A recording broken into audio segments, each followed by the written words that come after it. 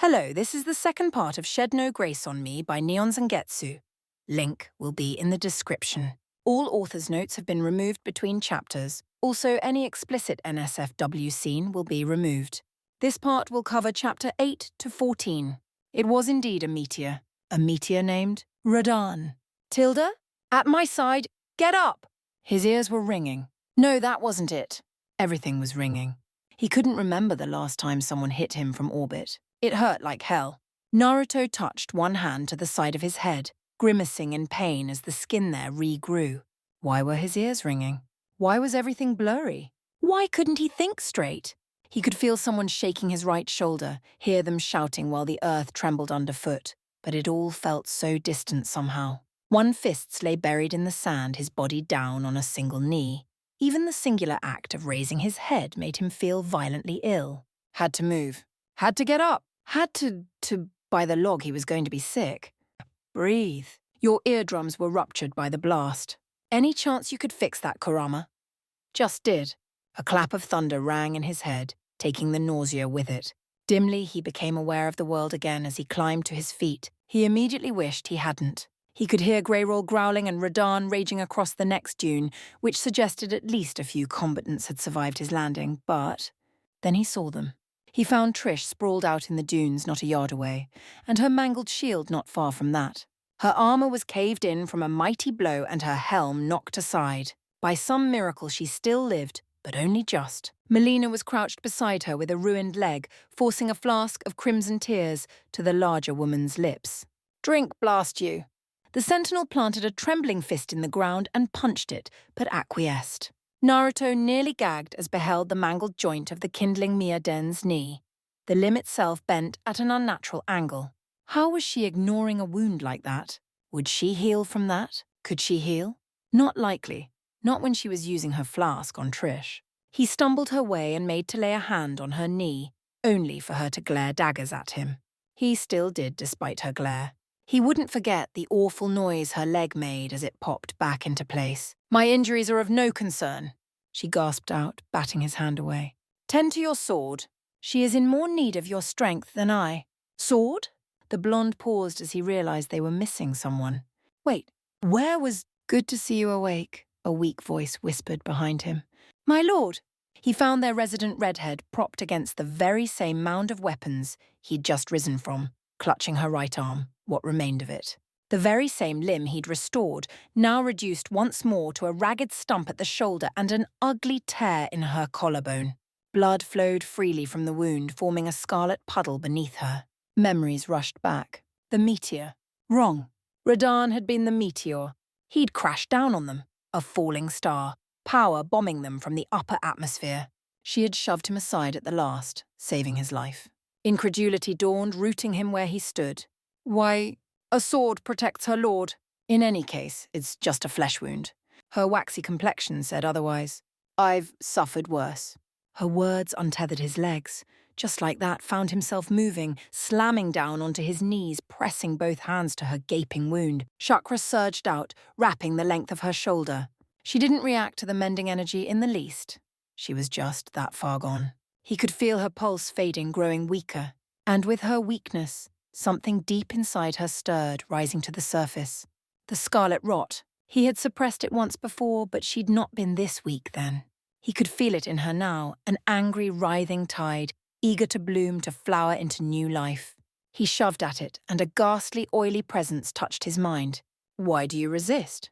A low contralto, a woman's voice, whispered in his ear, sweeter than poisoned honey. She already belongs to me. She is mine, just as her sisters are mine, as millennia is mine, as this world will be mine. It reminded him of Kaguya, but worse. So much worse. Why struggle fruitlessly?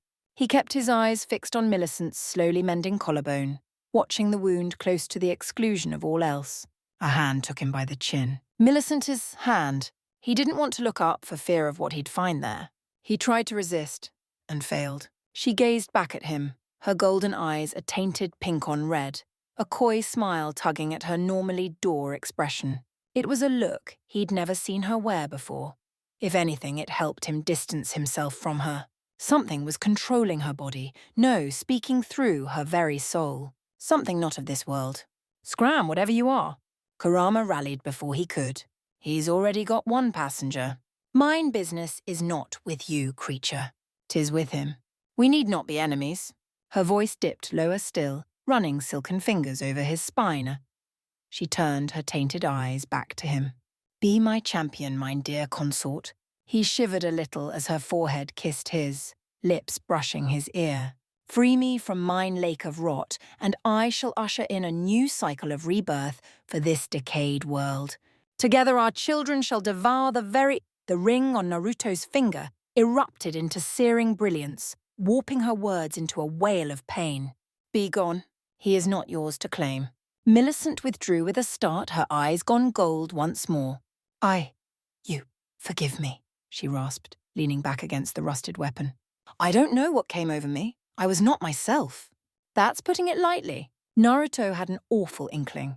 That she wasn't aware of it only confirmed his suspicions. That thing, whatever was inside her, it couldn't be set free. Greyroll's scream echoed across the wailing dunes. Radahn roared back. She fell silent. They need you. Millicent's head lolled to the side. Leave me. Dread dawned and he shouted her down. Quiet, you. In that moment, Naruto felt like screaming himself. He shoved more chakra into her, and this time she gasped. The rot receded with a snarl. He took that as a good sign. He couldn't regrow her arm in time. In his current state, he was struggling just to stop the bleeding and close the gaping wound. Every second he wasted was another in which someone might die. Even now their survival wasn't a sure thing. Radahn howled and another cry of pain pierced the air. Panic clouded his mind, tangling his already tattered thoughts into ugly red knots. Maybe send a swarm of shadow clone? But that would mean taking his hands off Millicent, and if he did that, she'd keep losing blood, and if she lost too much, she'd— Allow me. Someone knelt beside him. A gentle golden glow suffused Millicent's body. Naruto's head snapped to the side, taking in the newcomer at a glance. Except, she wasn't a newcomer at all. It was the woman from the plaza. The one in the robes who'd bowed to him back then. A faint golden sheen stemmed from her hands as she brought them forward against Millicent, brow writ with concentration.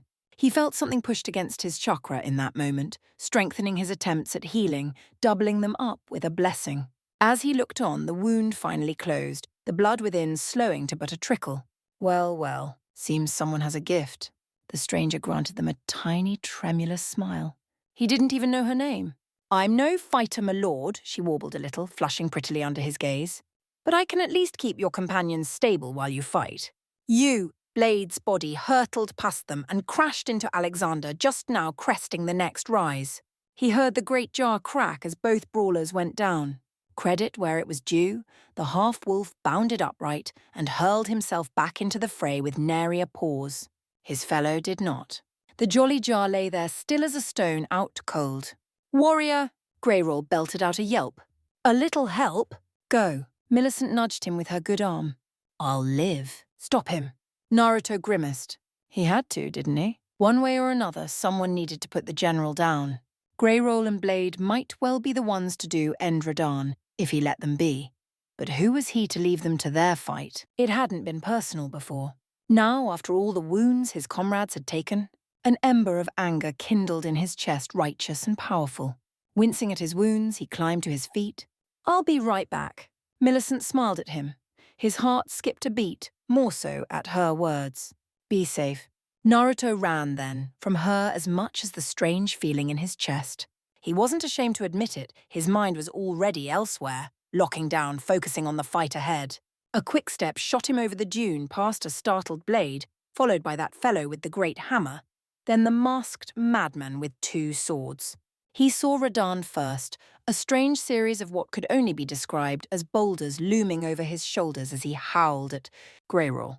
That had to be Greyroll. He scarcely recognized her covered in blood as she was, hair matted, dress in tatters. In her desperation, she had nearly reverted to her draconic self. Now she seemed some strange amalgamation caught between human and dragon. Even from here the changes became apparent. Her human form stood proud and unbowed despite her wounds. Was it his imagination? Or had she grown? No, she looked to be a good head taller than he remembered. More than that. She was nearly half the general's size now, if not his equal in sheer tenacity. I won't die here, she snarled, fangs flashing in the moonlight. Not yet. Not to you. In that split second of inattention, Naruto stepped in. He whistled sharply. Hey, big guy! Radahn heard his challenge and rounded on him with a roar, brandishing his blades. Naruto let him raise them. They swung down in an overhead smash, one that became so much wind in his hair as he stepped into the good general's guard. Radahn grunted in surprise, a grunt that became a snarl as he reached up and grabbed the man's wrists. The demigod tried to pull away, of course. Tried, as in he did not succeed. Sorry, Naruto apologized to him as much as the withered horse currently staring him the face. But this is the end for you. The beast gave a low whinny and slammed against him to no avail. He didn't budge. It's all right, he whispered. I'll give you a long rest after this. Golden hands began to squeeze, buckling first Radahn's gauntlets and then the wrists beneath. He kept squeezing, hardening his heart to the cries of pain that followed. That plucky steed drove itself at him again and again in spite of it all, determined to protect its master. All for naught. Kurama. I've got him. A golden limb burst from his back and pinned the steed. It was the final straw. Radahn's arms spasmed and lost hold of his great swords at long last. They sheathed themselves in the sand at his feet, driven nearly to the hilts by their weight alone. How a man could carry those things, he'd no idea, let alone when they were enhanced with those rocky crag blades. Even then the general didn't give up. He reared back and brought his head smashing down in a vicious headbutt, all but flattening his poor mount against the sand to get at him. Stars flashed through his vision, but once more he held firm. Placid red orbs gazed into eyes of maddened gold, the gaze of a starving lion longing for an end. Still he searched for some sign of sanity within, some semblance of serenity. And against all odds, the general spoke. Well, more a roar, really. Millennia. Was it the eyes? Had to be the eyes. Sorry. Ain't her. You never asked for this, did you? He leaned his head against the general's and let his eyes drift shut. Maybe we could have been friends before all this. Radahn tried to headbutt him again for it. This time, he was ready for it. Still gripping the general's wrists, he released his mount, leaped up, and drove a golden knee into the man's midsection. Radahn doubled over. He didn't stop there. Abandoning his hold on the man's fractured wrists, he let momentum have its day. It carried him up and over and away, but not before he got a hold of the general's crimson mane. From there, gravity did the rest. With a cry of triumph, he slammed him down to the dunes, momentarily stunning him. From there, he pressed his marked palm to the giant demigod's forehead and focused. Golden chakra flowed forth, lulling the... Distantly, he became aware of Greyroll and the other combatants approaching. She was grinning at him, looking like a goddess of the battlefield. He waved her down with a smile and returned his attention back to his patient. Only had one shot at this. All right, big guy. If I healed a dragon, I can fix... What in the blue hell is this? He nearly recoiled what he found there. Radahn's insides were gone. His internals were a literal mass of rot soup. Nothing more, nothing less. Of his organs, precious little remained. He'd never regrown organs before.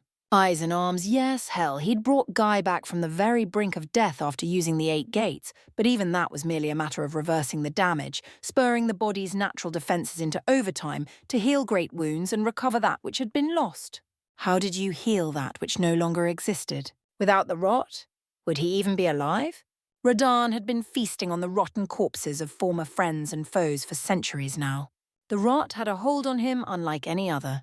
Of those who came before him, he had precious little of his wits left, let alone his sanity in any meaningful capacity. Millicent and Greyroll had been infected to be sure, but not even poor Exeeks had fermented with this much poison.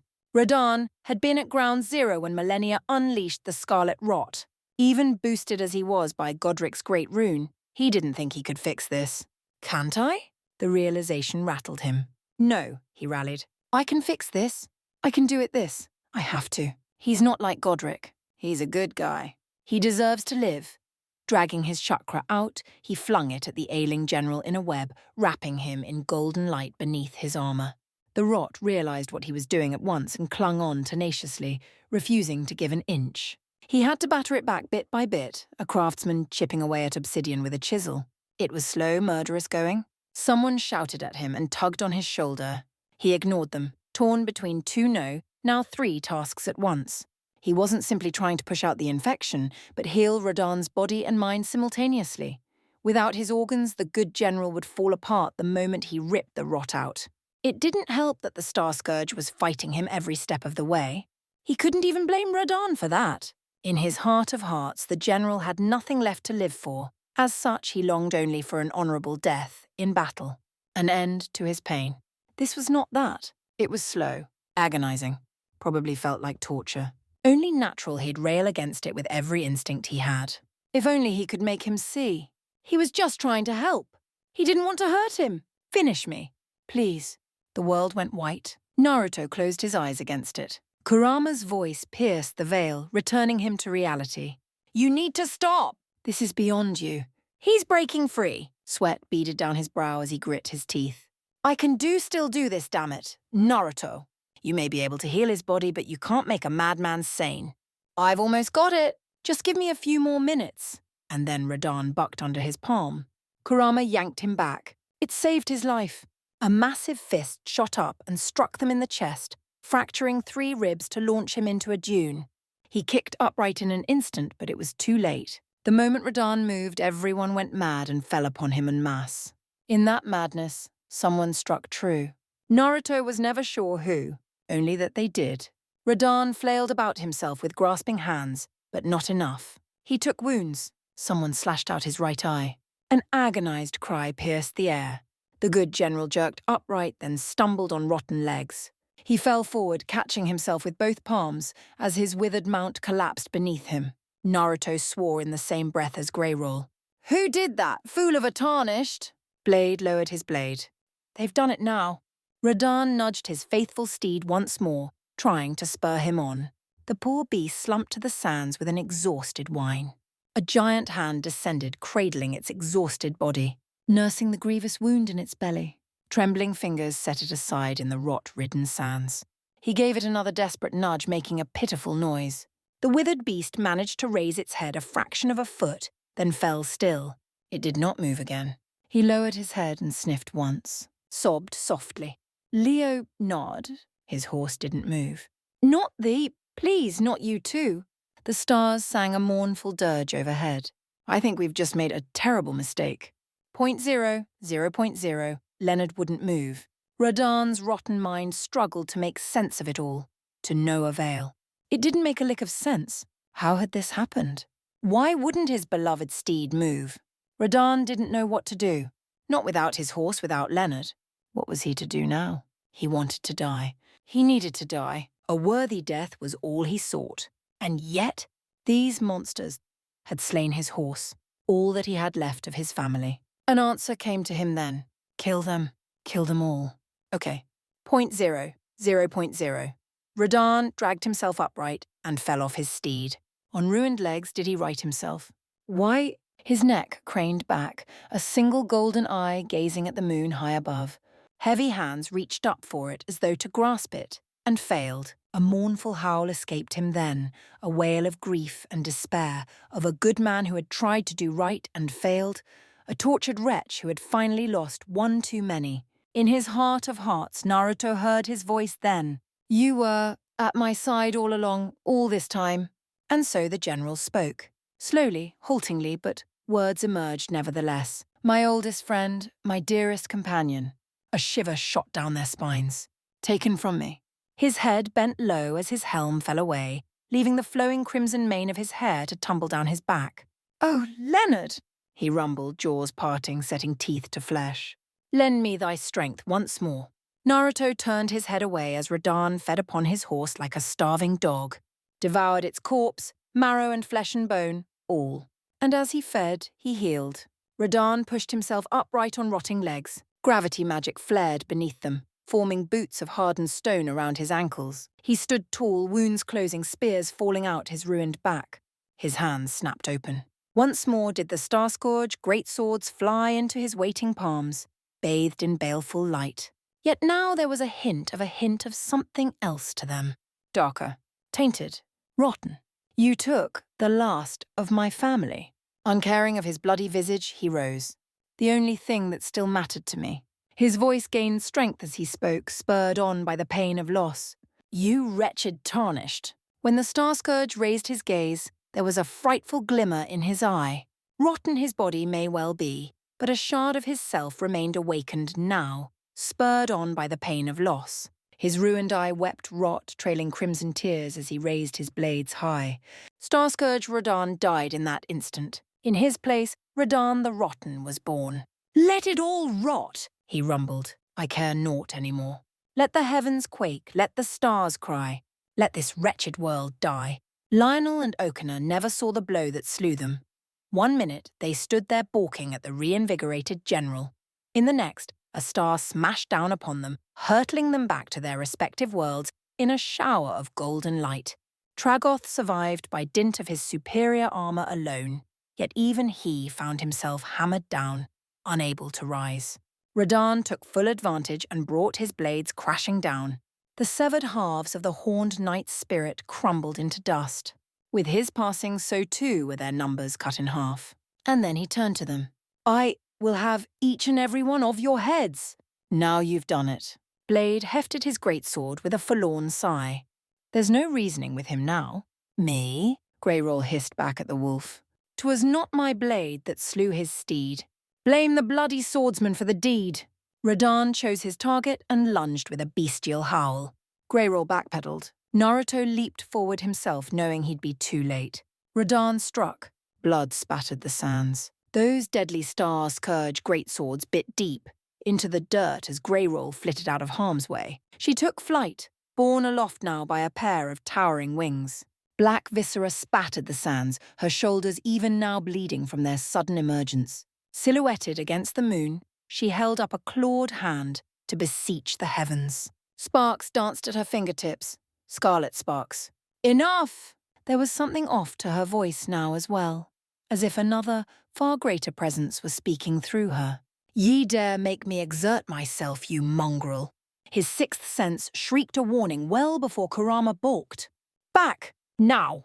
I am Greyroll. Mother of dragons! Child of the great Lord Placidusa, do you hear?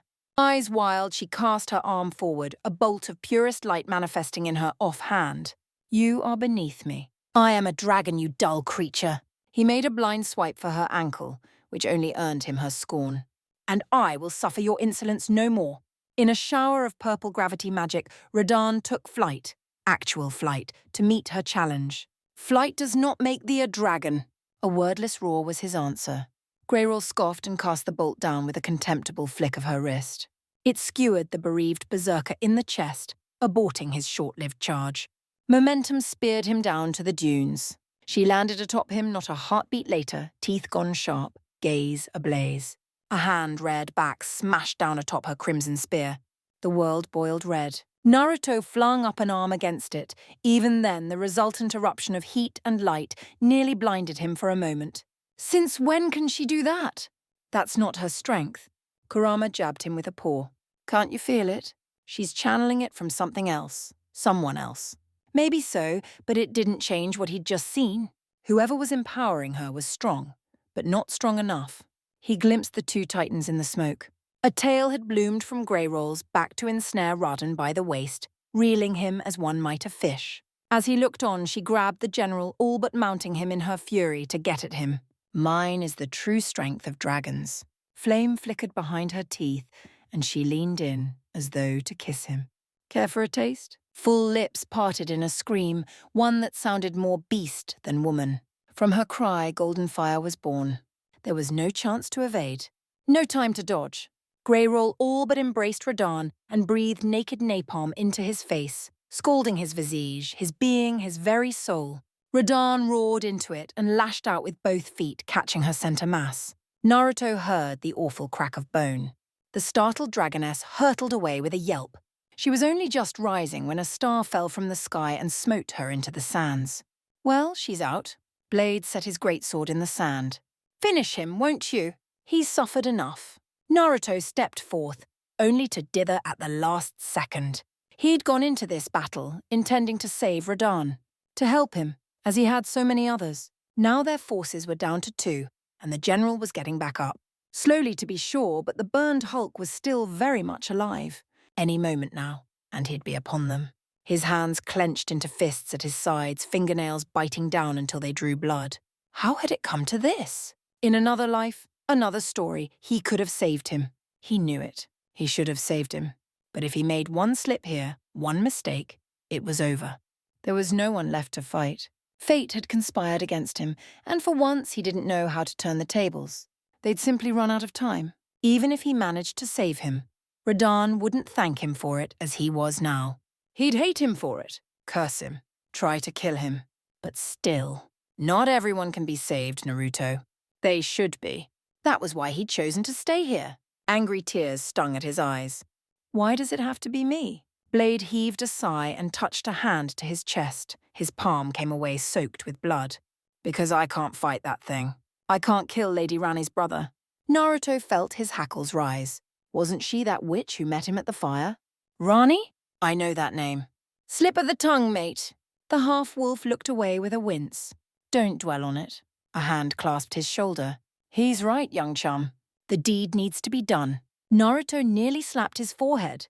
At this point, he didn't know if he wanted to laugh or cry. Why had the bloody Castellan joined the battle? No, of course he had.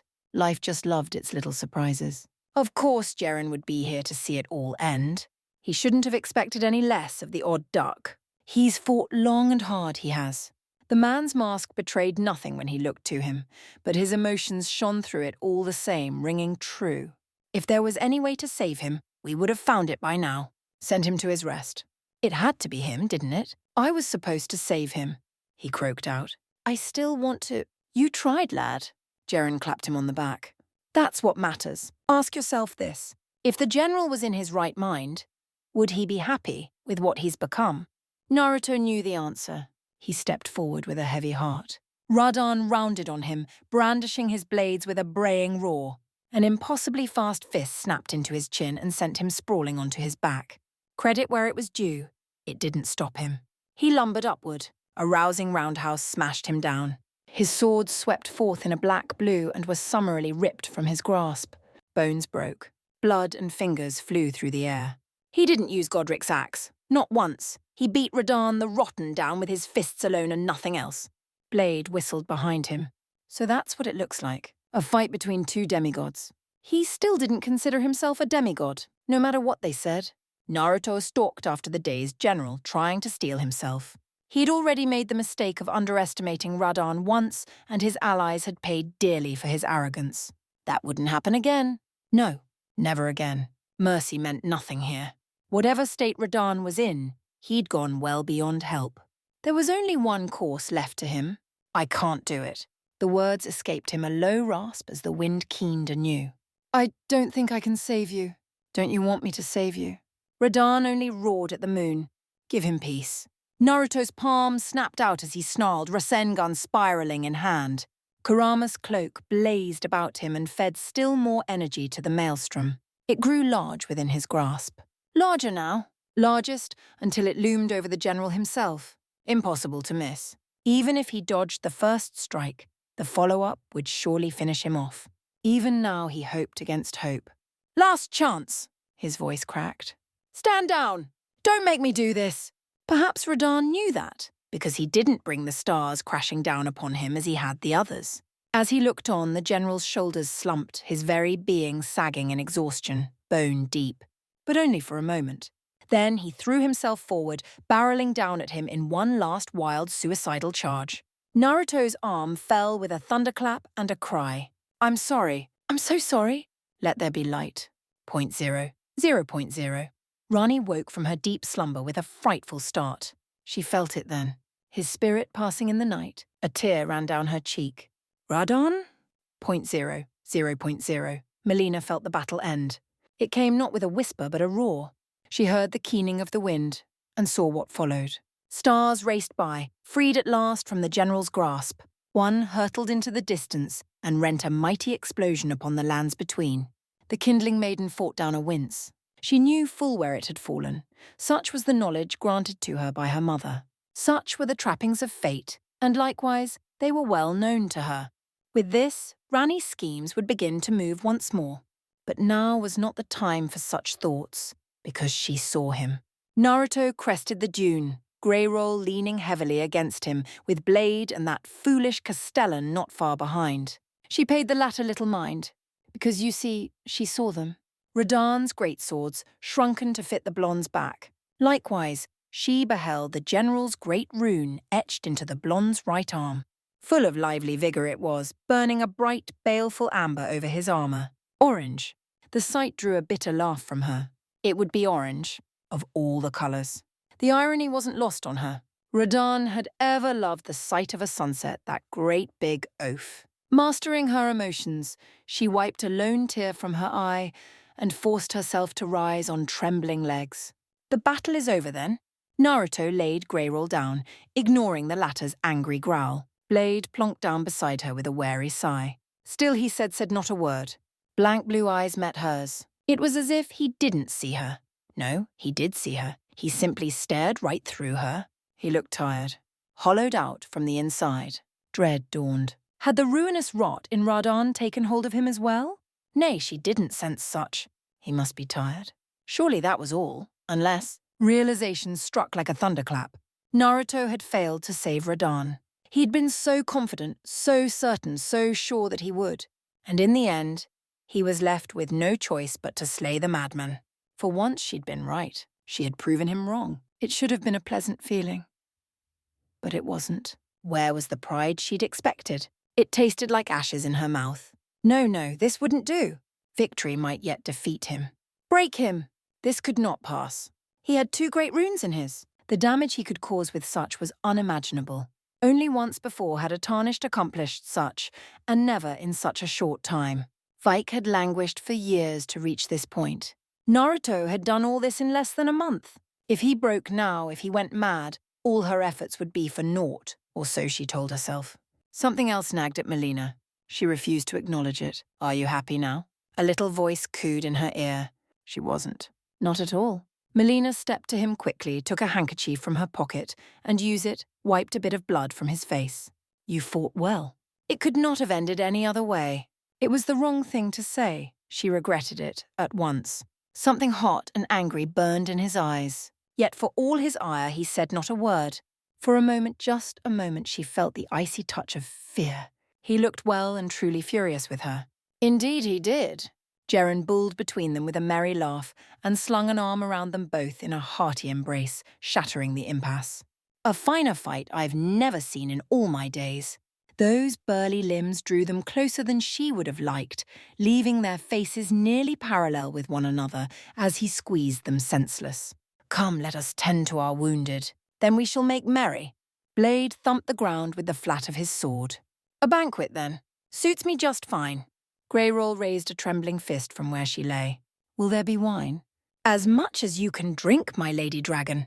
He dipped a hand to the flask at his belt, and the moment Melina took her chance to squirm free. It shall be a feast unlike any other. As she looked on, he poured it out on the sands. A toast for our new general. Trish and Blade barked a pained laugh where they lay. Naruto's head whipped around with an audible creak as he tore himself free of Jeren. Excuse you? You got blood in your ears, lad. The Castellan chortled behind his mask. You slew a demigod in honourable combat.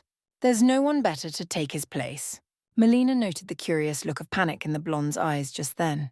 So too did Jeren, because he barreled onward before he could recover. If you truly wish to set things right with the rot, then the lads and I would be happy to have you. Still chuckling, he buckled the flask back to his belt and clapped him on the arm once more. Give it some thought. Much to Melina's relief, Naruto only made an irritated noise. I'll think about it. That's all I ask, his piece said. The Castellan sauntered away, waving as he did. It will take some time to prepare another festival, of course. I'll send word when we're ready. Feel free to stay at the castle for as long you please. In the meantime, Tilda. Greyroll tried to rise. Naruto yanked her back down. Her legs flailed in the air as she whined. But win, Tilda. You're already punch-drunk as is.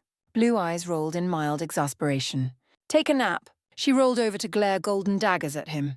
Who are you to command me? A blonde brow arched her way. She quivered under his stoic stare. Irk? Very well, I shall... Yes. I'll just rest, shall I? That's what I thought. When his gaze swung back to her, Melina couldn't help but squirm. He looked at her for a long moment, letting her shrivel under his sight like a naughty child. She forced herself to meet his stare. Pah! If he thought she'd roll over like that dragon woman, he had another thing coming. She would not be cowed by strength alone. "I've been thinking like a ninja," he said at last. "Time to start thinking like a tactician. Everyone almost died today because I rushed in." She felt the estranged need to comfort him. "They didn't. But they almost did." He clicked his tongue. "That's on me. I need to take responsibility for that." Melina blinked. Was that a flicker of pride she felt just now? No. Nay. Surely not. She shoved it down. It lingered still, smouldering as Naruto walked away. Exasperated and exhausted, she slumped back to the sand. Where was he off to now? 0.0, 0.0. Numb and drained, Naruto finally traipsed back to Millicent. He found her slumbering peacefully, mangled arm bound by a crimson tourniquet as the nameless maiden fussed over her. It was a far cry from the state he'd left her in. When he touched 2 fingers to her throat, he felt her pulse come through, steady and strong. Shame about her arm, though. He'd have to see his way to healing it again, or maybe finding her a prosthetic. Thoughts for later. Right now, her health mattered more. How is she? Stable. The nameless maiden bowed her head as he knelt beside her. That was a very brave thing she did. Yeah. Unbidden, he found himself reaching out, pushing a strand of red hair from Millicent's eyes. She's a stubborn one. Her nose wrinkled in sleep, and he released a breath he hadn't realized he'd been holding. Let her sleep. She's earned her rest. If she'd died because of him, no, he didn't want to think about that. There had been enough death this day. Beside him, the maiden took a breath, wriggled a little, then looked to him. Brave Tarnished, might I have a moment of your time? Naruto looked away and bristled when he saw Radan looming over her. His shoulders tensed. How? A blink, and the general was gone. He scrubbed her this eyes. Seeing things. Had to be. If it's a reward you're after, I don't have much on me. 'Tis not a reward I seek. When he looked back, the maiden was in the process of removing her bloodied mantle. Rich dark hair spilled out, complementing pale golden eyes. He'd never seen a more striking combination. It helped distract him from what he'd just seen. Right, don't think about it. Focus on her. That'll help. My name is Theralina. She stood and introduced herself properly with a polite bow. I believe you are the one that I have been searching for. He blinked, not quite comprehending. For me? What for? She dipped another skittish curtsy. Why, to be your maiden, of course. Eh? Blade howled out a laugh where he lay. Naruto could feel Melina glaring a hole between his shoulders, waiting for his answer. You want to be my maiden? A touch of disbelief must have bled through his words, because she seemed to shrink at his remark. You must be joking. Oh. Theralina hung her head. Gravity itself seemed to suck her down. I see. Yes, of course. It was foolish of me to say such a thing. Her shoulders shook and her chest convulsed once. I suppose you're right. After all, who would want a useless wretch like me? Bitter laughter tumbled past her lips. I'm no warrior. I can't even swing a sword. All I can do is heal. She looked so small and lost in that instant. Damn it. Don't you do it. He just couldn't help himself. Hey, hey! He waved his right hand furiously. I didn't say no. Why me? Theralina's head, snapped up red-rimmed eyes, regarded him, wet with unshed tears. You're having me on, aren't you? Not about this. You're the strongest warrior I've ever met. She sniffled a little, somewhat chagrined by his remark. Yet you lack the arrogance that often heralds such strength. Her hands came up, ringing themselves against one another as she rambled on. Not only that, you're the first Tarnished to hold 2 great runes since Vike himself. You seem fair without being foolish, kind without the naivete that plagues the most gentle souls. And she looked away, wrinkling her little button nose in naked embarrassment. You care for your companions. Her gaze raved over the motley crew of his allies, acknowledging them each, in turn. Even a wretch like me can see that. You'd gladly give your life for them. Any of them. Well, I would, but I'm pretty sure there are plenty of other fish in the sea. You're the one I want. She clasped her hands before her face. It has to be you. No one else will do. No one else? How in blazes did you argue with a remark like that? You didn't. Naruto looked left. Naruto looked right. No one came to his aid. Melina's gonna kill me. When he turned to look her way, he thought she just might. Her good eye met his in silent judgment. Her mouth opened, closed now, as she saw the resolve in his gaze. Rather than protest, she huffed and vanished in a swirl of blue mist. Her presence lingered nearby, a silent and sullen shadow sulking at his decision. There would be hell to pay for this later. He just knew it. And yet, all right? It was almost painful to see Theralina jump at that. If you want to follow me, yes! He was still speaking when Theralina hit his chest, an arrow loosed from a bow. Her arms locked tight around him and held on for dear life. He could have pried her off, shoved her away in an instant, he knew he could have, but it would have been like kicking a puppy. Couldn't do it. I finally have a purpose. Thank you. 1,000 thank yous, my lord. Bright golden eyes shone up at him, framed by a cherubic smile. You'll not regret this, I swear by the fingers. I'm sure we'll get along splendidly. Well, at least she had spirit. Still, for better or worse, Radahn was gone, which left him with another matter to deal with, one yet unresolved. Now where in blazes had his clones gotten off to in Caelid? 0.0, 0.0. A shadow clone had wandered too far. He knew he had, just as he knew the boss was going to be all sorts of angry once he finally dispelled himself. He'd seen a lot, done a lot too. In all likelihood, his memories were going to give the original a mighty migraine he'd not soon forget. It wasn't his fault. He'd been following orders, him and his brothers, trying to clean up Caelid as best they could with their limited resources. The boss had put him in charge of a sizable squad, even reinforced him with extra chakra to make sure he wouldn't pop in one hit like the rest of the lads. Not much, but enough. As a result of that generous patronage, it was smooth sailing for a while there. They'd torn through a great many beasties, nabbed a bit of loot, even managed to rescue the odd soldier here and there. Yes, sir, it was smooth sailing indeed, until they blundered into that rotten dragon. Things went downhill after that. They'd sent a runner back to the boss, of course, only for said dragon to take notice. He'd taken a hit covering for him. Instinct, really. They were just clones, doppelgangers, pale imitations of the genuine article. They didn't matter. He'd fully expected to pop like a balloon when all ugly swatted him with his tail. But he hadn't now, had he? Instead, he'd awoken in some god-forsaken rainy peninsula with nothing but a trail of bodies to follow. With a long-suffering sigh, he continued down the road. The boss is gonna kill me for this. 0.0, 0.0. Irina waited for her death. She knew it was coming, could feel it in her bones. How long had she been sitting her by the wayside, waiting for an end? Minutes? Hours? Days now. Her stomach was twisting something terrible, but she had exhausted her meager rations long ago. Her poor eyesight availed her naught, her sense even less so. The night was dark and cold, and the rain did precious little for the thin shift she wore. Yet where could she go? Fear held her in thrall. If she were to stand up and walk, she might well blunder into more trouble than she could handle. Without her guards to protect her, she would surely be slain. Yes, better to sit here where it was safe. All she could do was sit and wait for her end. Wait for father to come, even if that too terrified her. Wait? Was that? Sound like footsteps? Hello? She called out feebly into the rain. Is somebody there? The shuffling footsteps stopped. Oh, she hoped it wasn't another misbegotten. If so, she'd sealed her fate. No, wait. Now they were coming closer. Her heart skipped a single frantic beat. This was it, then. The end. She would die here, alone and forgotten, and father would never know. Thankfully, the voice that answered was delightedly human. What are you doing way out here? You'll catch a cold. Oh my. His hands were so very warm. She felt like as if she were melting away in his palms. No, nay, focus, Irina. Never mimmed that. Might I bend your ear for a moment, please? She stumbled over the words hastily before her composure could forsake her further.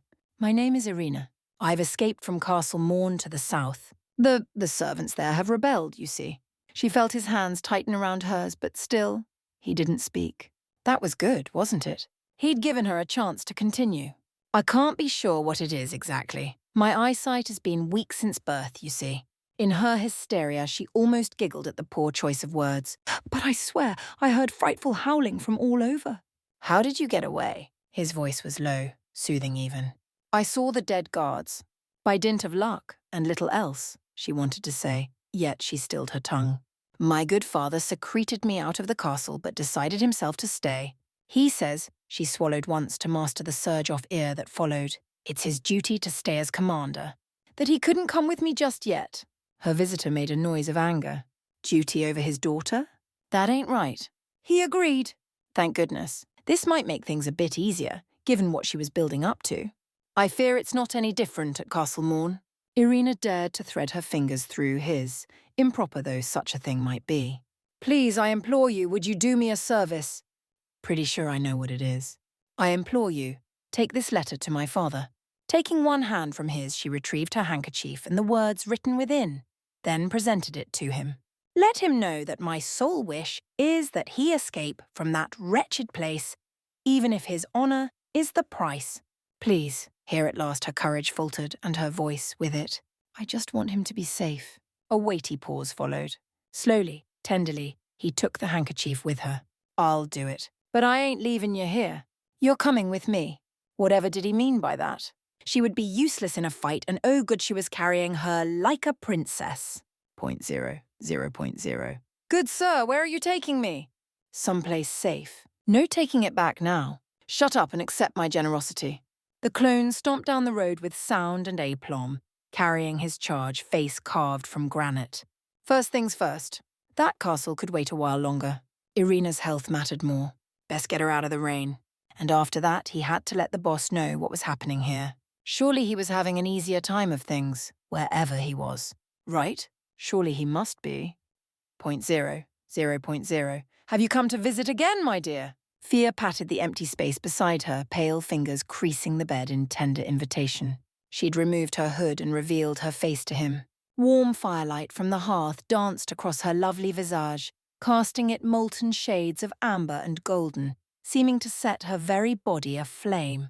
For some reason, that last thought terrified him. The idea of someone burning alive. Why was he even thinking about that?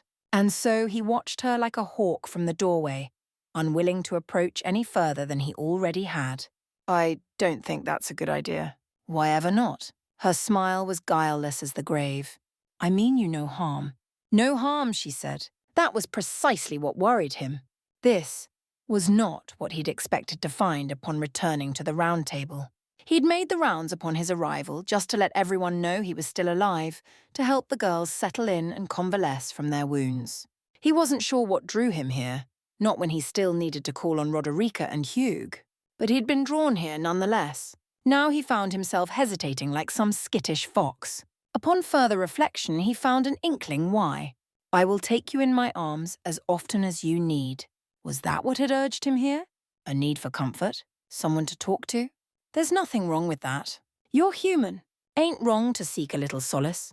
It was weak of him, gushing to a perfect strange. He walked Fia's way on leaden legs anyway. Sat beside her, leaned in. His head touched her shoulder. I killed someone today. The words tumbled out of him, and once he started, he couldn't top. Someone who didn't deserve it. Someone who should have lived. It's my fault. She touched a hand to his head. Did you try to save him? Not hard enough. Naruto looked up and saw Radan again. Smaller perhaps, but still every bit the great general he'd face. The man-spectre, he could only assume it was such, smiled at him. Why wasn't he angry? He should hate him. And yet his spectre only smiled. He looked calm, happy, at peace, despite all the suffering he'd endured. Hale and healthy, he gazed upon him without so much as an ounce of hate in his heart. His lips moved in his open helm, but no sound emerged. What was he saying? What was he trying to tell him? It was too much, the shame and the deed alike. Naruto couldn't bear it, and averted his eyes. I surmised as much. Fia's gaze travelled to Radan's rune, even now pulsing painlessly in his right arm. This act pained you, did it not? You are a gentle soul. You do not enjoy hurting others, nor do you kill for the sake of killing. True words, more than he dared admit. He bobbed his head, not trusting himself to speak. Just a moment. Fia waved her hand. The doors to her chamber eased shut, sealing off all sounds. Ordinarily, Naruto would have taken issue with that, but he was just so terribly weary. There is nothing wrong with kindness, my dear. When she turned, taking his face in her hands, he couldn't bring himself to resist. Empathy is what makes our kind strong. Her forehead touched his, imparting yet more words with her meager blessing. Never forget that. I am sure that you did all you could. If there had been a way to save him, surely you would have found it. There should have been, in a way. He glared down into her lap. If I'd just had more time. Time is something everyone craves, even we tarnished. Again with that moniker. It was the final straw. Naruto surged upright. I ain't a tarnished. His fist flashed back, obliterating a nearby bookshelf. I ain't a demigod either. He brought his arms crashing down again, splintering the floor. Fear didn't flinch even then. I'm trying so hard to fix things, and I thought I was doing a good job, but a good man died today because I wasn't strong enough. When he looked at his hands now, he couldn't help but see blood on them. So much blood. I almost lost Millicent and everyone. I can't. I understand. He rounded on her with wild eyes. How? I know what it is to lack strength when needed most. Fear met his gaze evenly, a hint of pained steel burning through her bright eyes. I know what it means to fail. Just as I know you aren't tarnished. Fear rose to meet him. As I have known from the moment I first embraced you. She met him halfway, took him by the hands, and tugged him back to her bed despite his outburst. Even so, I will hold you as long as need be. With that simple act of kindness, the dam broke. Naruto buckled against her with a sob. Fear's slim arms enfolded him, holding him close. And he wept. It's not fair.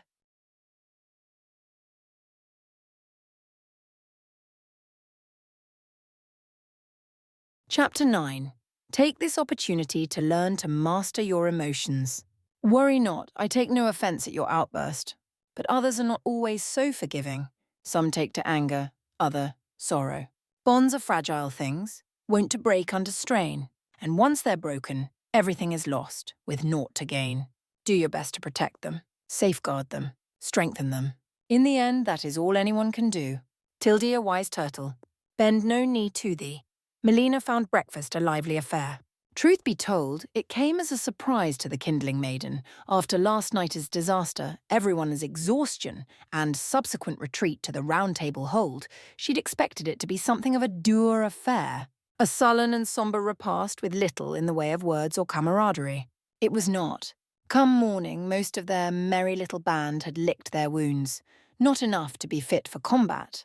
Not yet, but enough to move. Those that couldn't were carried to the great table by Naruto's clones, whether they liked it or not. Once there, all were greeted by a most startling sight. Come and get it! One of Naruto's clones banged a ladle against a cracked pot. We've got a bit of everything for you. The weapons had been plucked free from its surface and set aside, making way for a grand banquet, all while that large shard of grace hovered above. Melina couldn't help but balk at the sight. She didn't even recognize some of those dishes. Here she spied a rasher of bacon. There, bowls of porridge served with a side of eggs and some fruit besides, but that was where her admittedly limited expertise ended. There might have been a bit of mutton off to the side, and there were strange circular bits of what she assumed to be bread dripped in honey and syrup. She knew at once who was responsible for this. What she didn't know was when he did it. How could one man make such a feast in only a few hours? For all its bells and whistles, the Round Table Hold was still a place where champions gathered. Champions had to eat, and eat they did. Once word spread, Tarnished descended upon the table en masse. Dee even deigned to join them, removing his helmet for the first time in her living memory. Quite pale he was. Handsome, too. Who would have thought? And there was Sorcerer Rogier, lively as ever, limping only a little now that his legs had been tended to. And there was shy little Roderica, breaking away from her spirit tuning long enough to fetch a plate for Master Hugh. Theralina went with her, simple soul that she was. Others proved more lively. Greyroll descended upon the meat dishes with gusto. Alas, that brought her into conflict with Trish, the tree sentinel not at all keen on sharing. Millicent alone had yet to make an appearance, but she suspected the redhead would be roused soon enough by the ruckus. Truly, her Tarnished had a frightful penchant for attracting the most unlikely allies. Everyone tucked in, grateful for their meal. Those who weren't fond of such gatherings didn't linger over long. Corinne and Dialos took their portions and departed to their own corners of the hold to feast in private. Some, like the all-knowing, didn't deign to show their faces at all, and thus it fell to the ever-silent Ensha to fetch food for him. She even glimpsed the warrior woman Nephili for all of a moment. She snatched a plate and scurried away before anyone else could notice. But of Naruto himself, he was nowhere to be seen. Troubling. She could see his clones surely enough, flitting from one tarnished to another as they served foot, but the original wasn't among them. Her eye told her that much. And so she left the feast in search of him. The round table hold wasn't overly large. She was certain it would be an easy task. Indeed, it was imperative that she have words with him. She'd seen the pain in his eyes, muted, buried, but still present nonetheless. For better or worse, his failure with Radon had marked him. What manner of mar that would be remained to be seen. She would have to watch him carefully in the following days, lest he break. And if he does?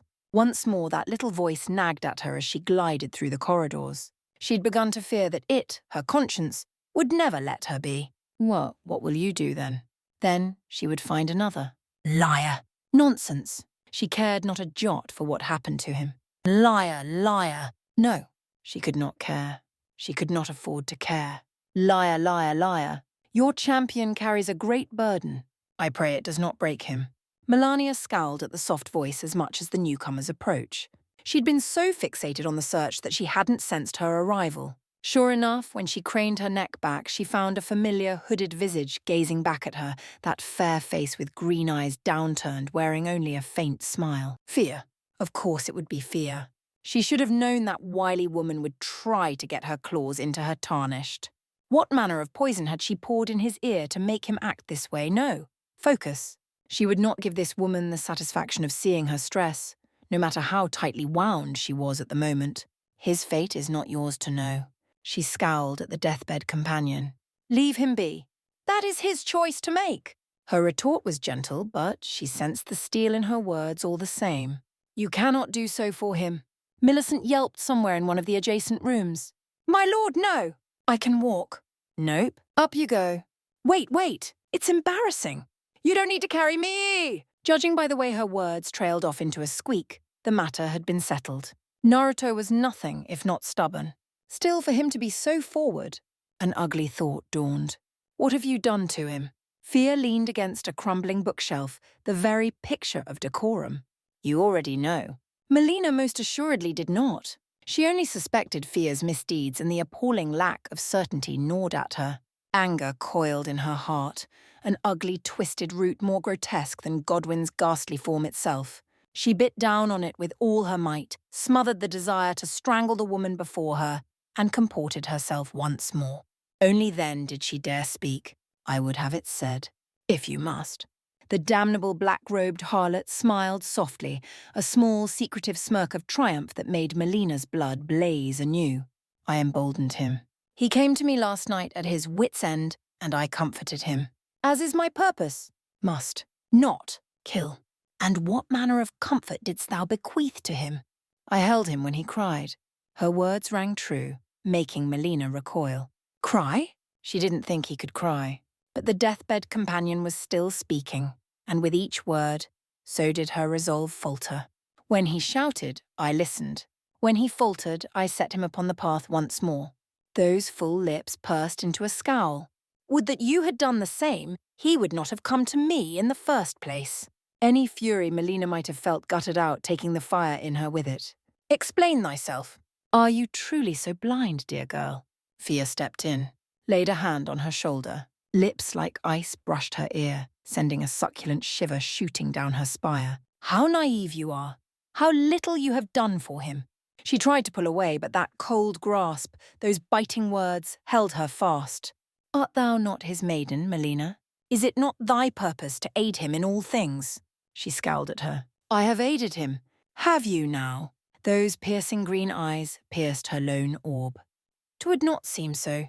And what do you know? Melina's temper slipped its leash. Quick as a flash, her hand flitted out, seizing the other woman's chin. While you hid away here, I have fought by his side in battle and guided him on the path to being a lord. Fear didn't waver. And yet you do not know his heart as I do. The words were a blade in her heart. Her peace said. Fear released her and sashayed away. Melina watched her go, wishing nothing more than to drive a dagger through her back. Alas, the hold prevented such gratifying violence. Even if it didn't, she knew such an act would ruin everything. Damn. Damn her. Damn that deathbed companion to the darkest pit, because her words rang true. He should have come to her. Why didn't he? Had she not tried to assuage his guilt after the battle with Radahn? She had.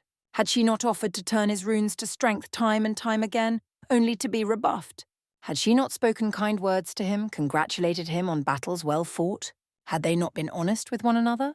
She'd done all these things and more, and yet it was not her counsel he sought. Naruto often went his own way of his own will. And to hell with the consequences. The best she could do was aim him in a given direction.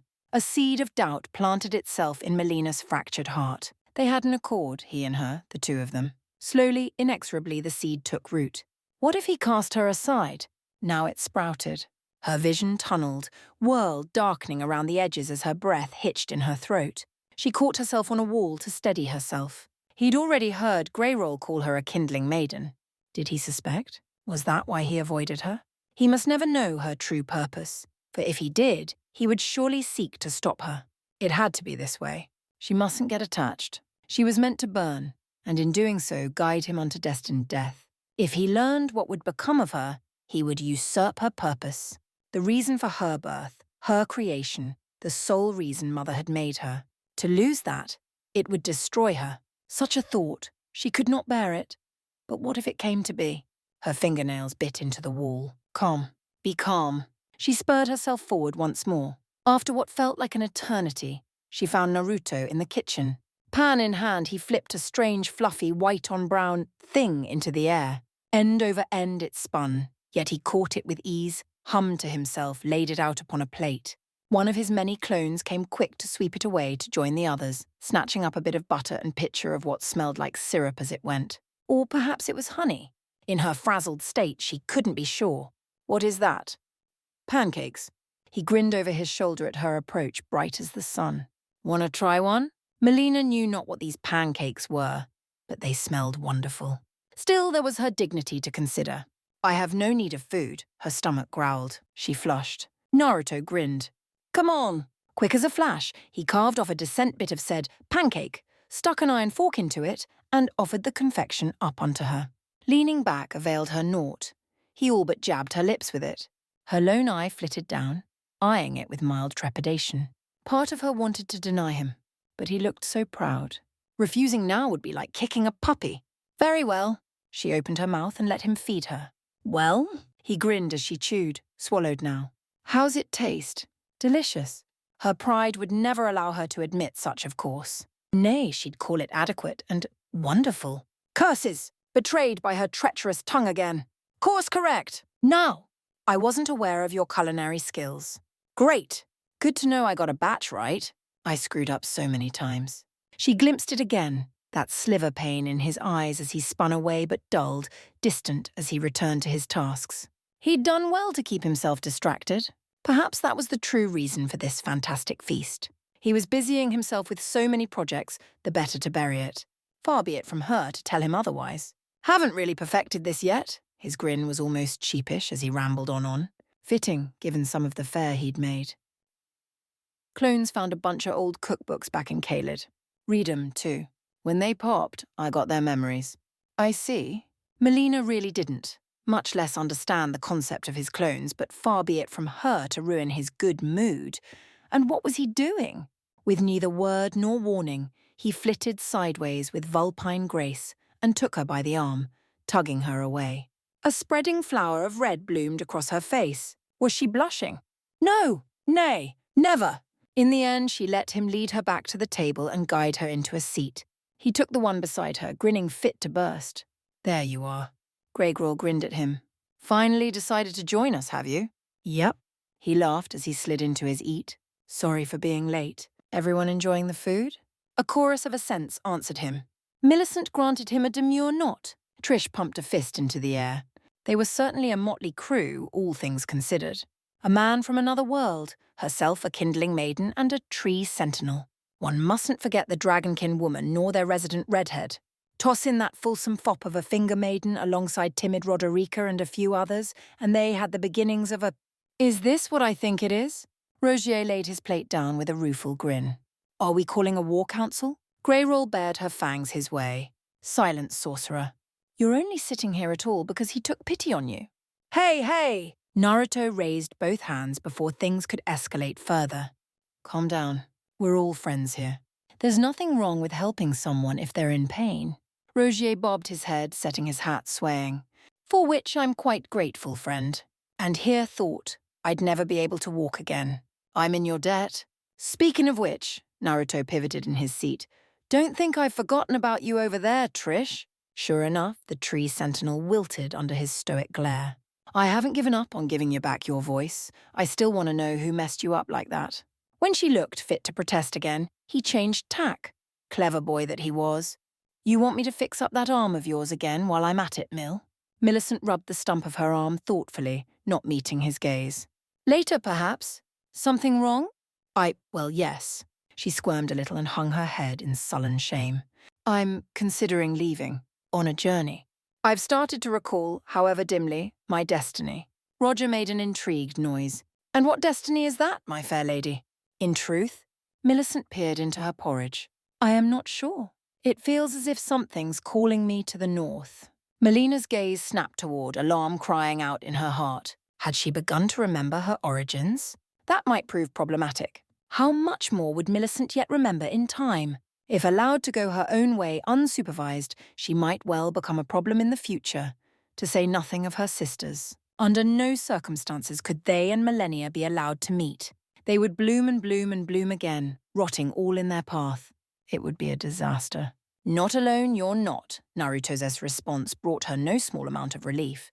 We can talk about that once we've finished here. Their resident redhead perked up. My lord?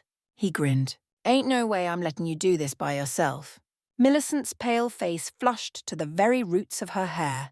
As you wish. Dee stood and tugged his helmet back on. My thanks for the meal, but I've no interest in a council. My path is my own. Fair enough. Naruto flicked a lazy wave his way. We'll be here if you change your mind. Good hunting. The hunter paused, then inclined his head. His gaze swiveled over then, alighting upon Trish. Melina thought she saw a spark of something there.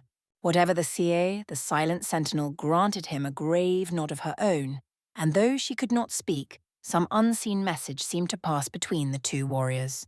To you as well, Dee said at last, and went his way. That's just the way he is. Rogier's affable laugh wiped the tension away like a warm summer's breeze. Still chuckling, he rose from the table and snatched up his cane. Once again, many thanks for the feast. He gave a polite bow as best his recovering legs would allow, then turned as though to hobble after his friend. I'll go have a word with him. Please, carry on without me in the meantime.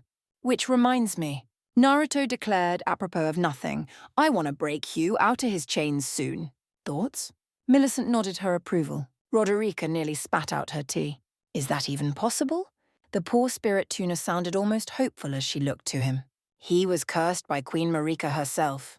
Melina knew he was going to try regardless. He had that look in his eye, the one that made the impossible quite possible. Sure enough, his fist thumped down on the table. Curse or not, it ain't right. I think you might be able to help. Roderica sputtered. Me? I'm just a spirit tuner, not even a very good one. Nonsense! You're great. Well, we do have 2 great runes. Theralina finally found enough courage to interject. Perhaps we could go to the capital right now and seek an audience with Queen Marika. No. Naruto all but bit off the word, plunging the room into silence. No? Theralina flinched, doe-like eyes gone wide. My lord, why ever not? Melina's spirits sank all the way down to her ankles. Whatever was he up to now? Not yet, at any rate. He wiped his mouth with a bit of silk cloth, polished off his drink and leaned back in his chair. His posture rather reminded Melina of someone she'd seen before, and the memory pricked her most painfully indeed. I want to help people, but Caelid was an eye-opener for me. We can't go in blind like that again. His gaze swept over each of them in turn. I don't want to see any of you get hurt. Millicent perked up. Greyroll and Trish looked away. Melina felt a curious pang in her heart. She tried to ignore it. Was it truly that bad? Roderica inquired. I know the demigods are terrifying. Still, their finger maiden tried to rally. But to become Elden Lord, you must seek the Erd Tree. And I will. Naruto reassured her. When I'm good and ready. He looked away, scratching his cheek. Okay, and when will that be? Melina cursed herself even as she spoke. Gods above, was she really siding with her? Of all people? This is not something you can put off forever. This world is in dire need of repair. And, he enunciated slowly, making his point clear. I'm going to do my best to fix it. You have my word. Trust me, I don't think we should rush this. Absently, he began to rub the rune ring on his finger, massaging the glowing trinket in careful strokes. I think something awful might happen if we do. We gotta be careful, you know? Melina stilled. He knew, or suspected something, at the very least.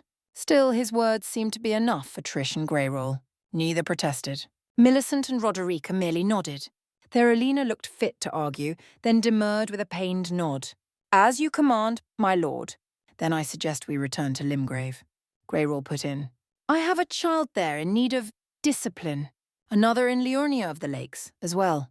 They would make for powerful allies. Wait, I thought you said you were leaving once we dealt with Raiden? She made an amused noise. I've decided to extend my stay. Naruto perked up. Sure, don't see why not. They all agreed one by one. Not a single one of them took her side. It was too much. Melina couldn't bear the way they looked at him. Even now. No, this was more than that. If he didn't go to the capital, if he did not seek the Erd Tree, then things would remain as they were.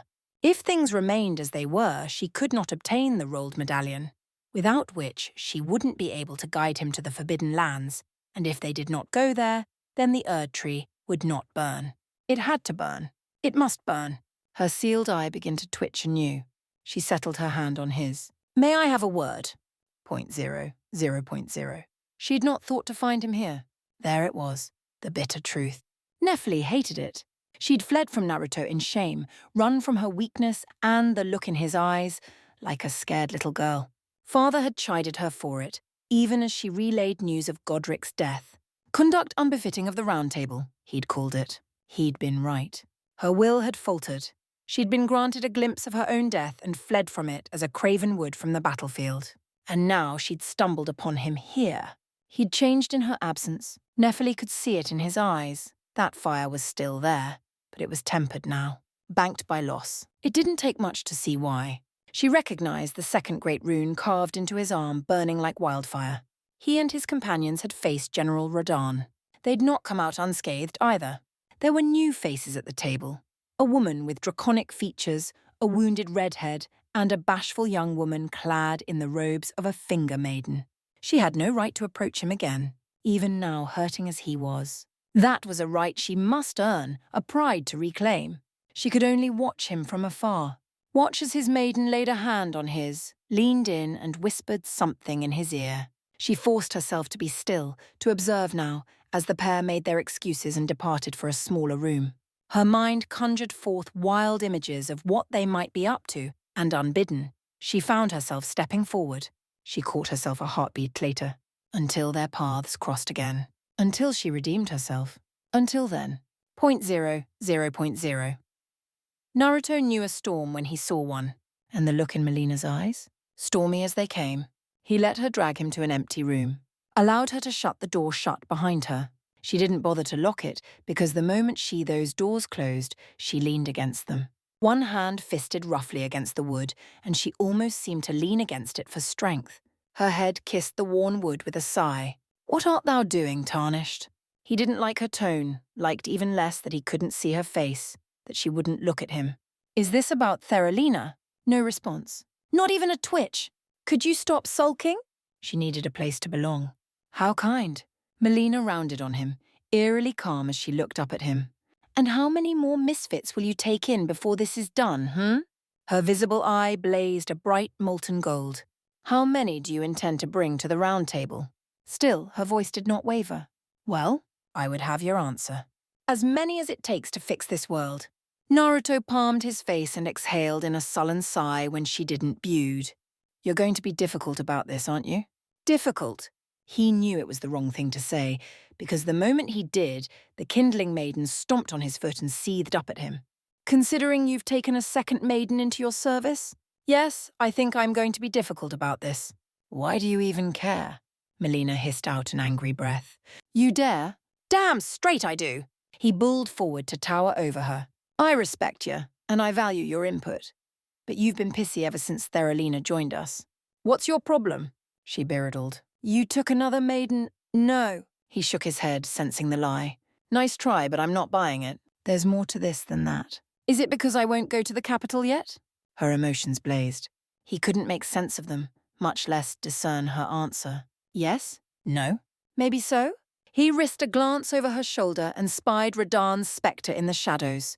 The dead demigod stared back and spoke again. He still couldn't hear the words. No. He was not seeing that. Another thought struck him then. Frantic for a distraction, he seized on it. Earlier, Greyroll called you a kindling maiden. What does that mean? Her jaw snapped shut, and with it his anger began to boil anew. So secretive, this one. He hated secrets. Not gonna tell me. Fine. I'll do this my way. He thumped a fist against his chest. I won't let anyone else die. So don't worry. Just as you didn't let Radahn die? Her words tore open the wound in his heart. Naruto's gaze snapped into scarlet slits. Beneath that smouldering stare, Melina flinched. He could see that she regretted what she'd said, but it didn't change the fact that she'd said it in the first place. She'd wanted to hurt him for a moment, and she had. Even now she tensed, expecting an outburst. He wanted to give her one, to rant and rave and rage at her as he'd had toward fear. No, I'm better than that. He closed his eyes, inhaled, exhaled now, breathing out his anger with it. When next they opened, those smouldering scarlet orbs were blue once more. Melina didn't budge an inch. So stubborn. Even scared out of her wits, she was just so damn determined. He didn't blame her. He was much the same. He stood his ground.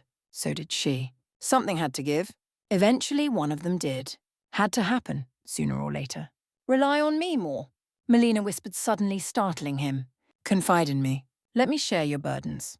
Her head snapped up. He glimpsed a flash of tears. Melina, wait a sec. She most certainly did not. She growled, shoved him against the wall and stepped in, blocking his body with hers. Scarred hands reached up, grabbed him by the face and yanked his lips down to hers.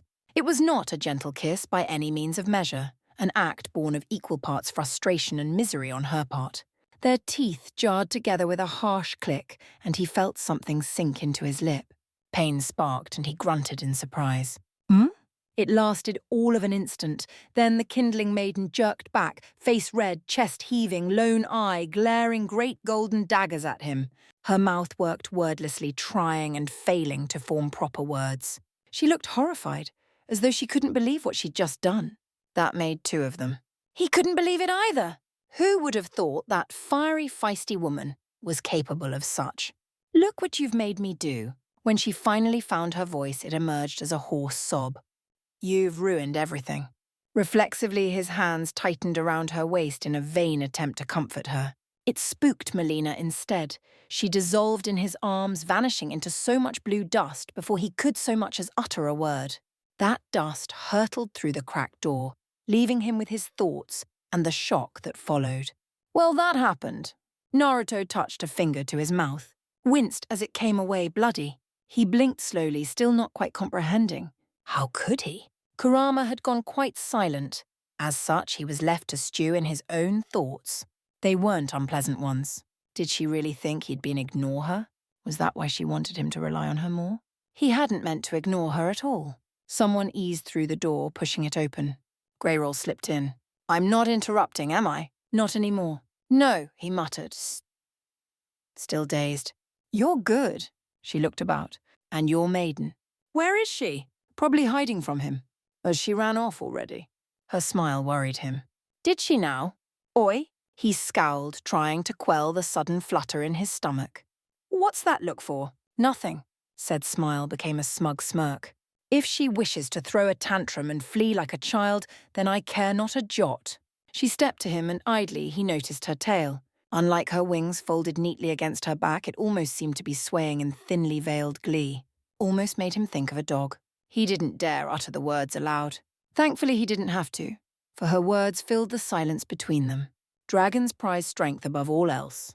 Another step now, her veil flicking out to slam the door shut behind her. Strength of character, strength of arms, strength of spirit. You've shown me all this and more. If she cannot see such, or rather if she refused to, then 'tis her loss. Is this going somewhere? It is. Greyroll stepped into him fully, linked both arms behind his neck, and pressed her forehead to his. Mate with me. Now, Naruto's jaw clicked open with an audible pop. One word came to mind. Buh? Chapter 10. Don't you see? That oaf is gathering an army to himself, without even trying. You ask me if I fear dragons? Nay. The answer is no. I do not fear dragons. I fear foxes. Tilda, here be dragons. This is where you began your journey. More or less. Naruto raised a hand to shade his eyes against the setting sun of Limgrave. Feels like a lifetime ago now. Longer still, for me.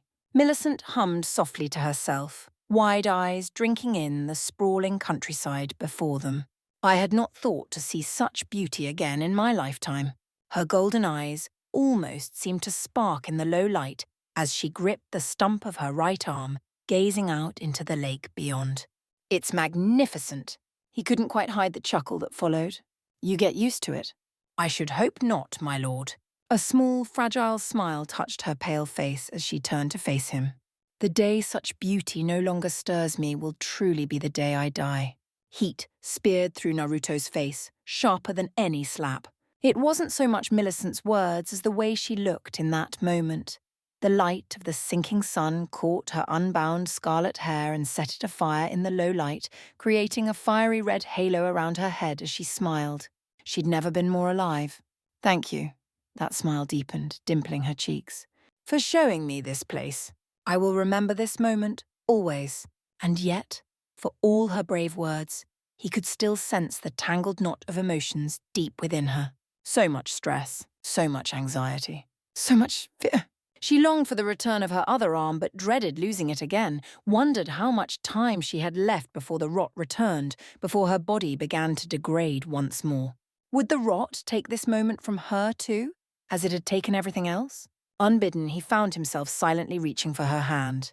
His fingers brushed hers and his sworn sword jolted in surprise. Credit where it was due, she recovered with admirable speed. Fingers gripping his, she raised their interlocked hands and pressed them to her forehead. The gesture seemed to strengthen her, if only because he felt her emotions calm. She closed her eyes with a sigh, exhaling her fears with it. My lord. Greyroll winged down behind them, and the moment died an ugly death. No sign of a keel. She gave herself a mighty shake, wings folding against her back as her tail swayed side to side. "'Twould seem my wayward child is most adept at hiding tonight." Those lively golden eyes narrowed upon seeing their interlocked hands. A faint smile played across her pale visage. Well, well, thou art a bold one indeed to seek that which would be mine. Millicent tugged her hand from his, breaking the spell completely. That was a rather short flight, Lady Dragon. Perhaps? Greyroll granted them a toothy grin. I would have continued yet longer, but I didn't wish to frighten the little mouse any more than I already had. I fear he's reached his limit. She lowered her arms and a tiny form scampered out of her grasp, clutching at the ground for dear life. After all, he did so dearly wish to fly. Never again. I feel sick. Naruto's gaze was drawn to the smallest member of their merry band. You all right there, BOC? Looking a little pale there. Just fine, my lord. The demi-human stumbled out, looking positively green. I think I'll lay here for a while. He gasped a little when Millicent knelt beside him and began to stroke his back in slow, tender circles. Many thanks, my lady, that helps. Greyroll grinned. You did well to survive your first flight, little mouse. I might make a dragon of thee yet. The poor lad whimpered. No, thank you, ma'am. They'd stumbled upon the friendly little seamster some hours ago. A demi-human cursed into tree of all things. Friendly little fellow. He'd been friendlier still since they'd found and fetched his sewing kit from that wretched cave. Many a skull had been cracked there. Still, he remained remarkably pure, despite the hardships he'd suffered, and that was a rare quality in the lands between. Such a precious being deserved protection. Greyroll had taken a liking to him. Wait. A thought occurred to him just then. Wasn't Theralina with you? Pretty sure you were carrying her, too. Greyroll looked away a little too quickly. The stubborn girl wished to investigate the lake. Something about retrieving runes for you. His brow furrowed. You didn't drop her, did you? She looked the other way. Not at all. Grey. I didn't. She huffed beneath his stoic stare, a rare flicker of flame escaping her lips in thinly veiled agitation. 'Tis no fault of mine if the foolish girl wishes to prove her worth. She promised to return by sundown. Send one of your clones if you worry for her so. Or would you rather I order X6 after her? No, leave him be. Exix, the Purified, the young seemed to enjoy his new title, was resting back in Caelid with Jeren and the rest of the Redmane Knights. As much as they might have enjoyed a leisurely ride on the Worm's back, he needed his rest. Greyroll could always call him if need be. Still, he clapped a hand to his forehead. I told that silly girl I didn't need the runes. Honestly, she'd been acting strange ever since he refused to go to the capital. He wasn't certain why. Was she angry with him? Did she want to prove herself while Melina hid away? It could have been any number of things, really, but he didn't think her the treacherous sort. He could sense her emotions only a league away, a dutiful presence filled with dogged determination. A frown creased his face. Theralina really did want to help, but this was dangerous, certainly for one with her limited skill set. We could use those runes, he scoffed. Why? We're strong enough already, says the man who grafted 2 great runes onto his body. How many more do you plan to claim? 2? 3? 4? 5? Fair enough, fine. If Theralina she really wanted to help that badly, he wouldn't deny her. Begging your pardon, my lord. Bock's voice plucked at his ear before he could dwell on it. But why are we here? When he didn't answer right away, the little demi-human cowered. I'm sorry, I know it's not my place to ask such things. He saw no reason to lie. Hunting dragons. Don't suppose you saw any before we found you? Dragons? The poor seamster squeaked. The large kind? Greyroll grinned. Smaller than me, but larger than thee, Tilda. Millicent shot her a scathing look. Don't be crass. Pah! You coddle the little mouse, let him be. Naruto let his thoughts turn inward as the duo squabbled. As per Greyroll's request, they'd come back to Limbridge, in search of dragons. Fire Dragon Akil and Glintstone Dragon Smaragd, to be precise. Supposedly, the former was hiding somewhere around the lakes, while the latter lurked in Liurna, the next stop on their grand journey. One that seemed more and more likely, given that Agheel hadn't shown himself all day. That said, it felt strange returning to Limgrave after all this time. As if he'd taken 3 steps forward, then a step back, that sort of thing, you know. He didn't much like it. Least of all the way nearly every enemy fled before him. In their lord's absence, the soldiers of Godric were all but routed. Most fled at the sight of him. The few knights who put up a fight were summarily trounced by his companions. He suspected he had the oath's great rune to thank for that. Even now it pulsed in his chest, a steady beat to match the heat hammering from his right arm. Radahn's rune still burned there, a pleasant cherry red that kept the coming chill of the night from creeping into his bones. The last time he'd been here, he'd had an entirely different party at his back. Trish had been with him then. Now she was convalescing from the last of her wounds back in the Round Table. Melina, meanwhile, remained hidden in her astral form, refusing to show her face after their last spat, and the fierce kiss she'd given him.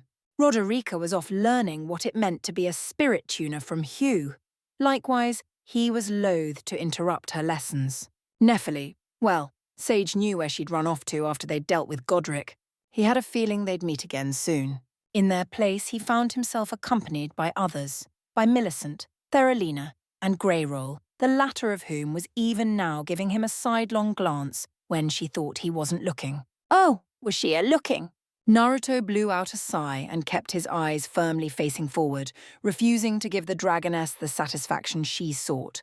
If he looked at her now, she'd make it her mission to nail him to the wall again, and he just might let her in his current mood.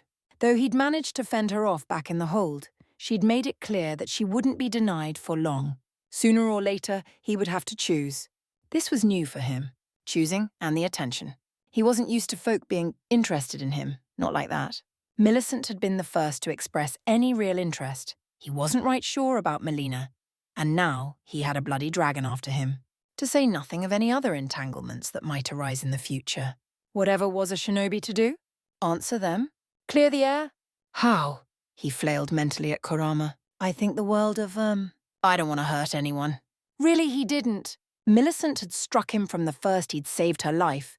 She'd sworn herself to his service in return and repaid the favour thrice over since. No doubt she would keep repaying it, despite any objections he raised for her sake. Until she found her way. Until the rot was cleansed from her once and for all. By contrast, Melina was a flight one, her motives her own. Still, she'd given him good guidance, even if he hadn't listened to half of it. He wanted to understand her, make things right with her, and ferret out the secrets she clung to so desperately. He knew she was hiding something from him, something terrible, but he feared prying might well break her in two. Greyroll, well, she was another beast. He'd thought he understood her initially, that he had the measure of the stubborn dragonness who initially refused to so much as give him the time of day. Not at all. He'd gone and impressed her, and now she seemed determined to have him one way or another. Fia, Roderica, Nefeli, the list went on without end. He cared about them dearly. Each had helped him on his journey in their own way. Even Theralina, new to their party though she was, had wriggled her way into his heart before he realized it.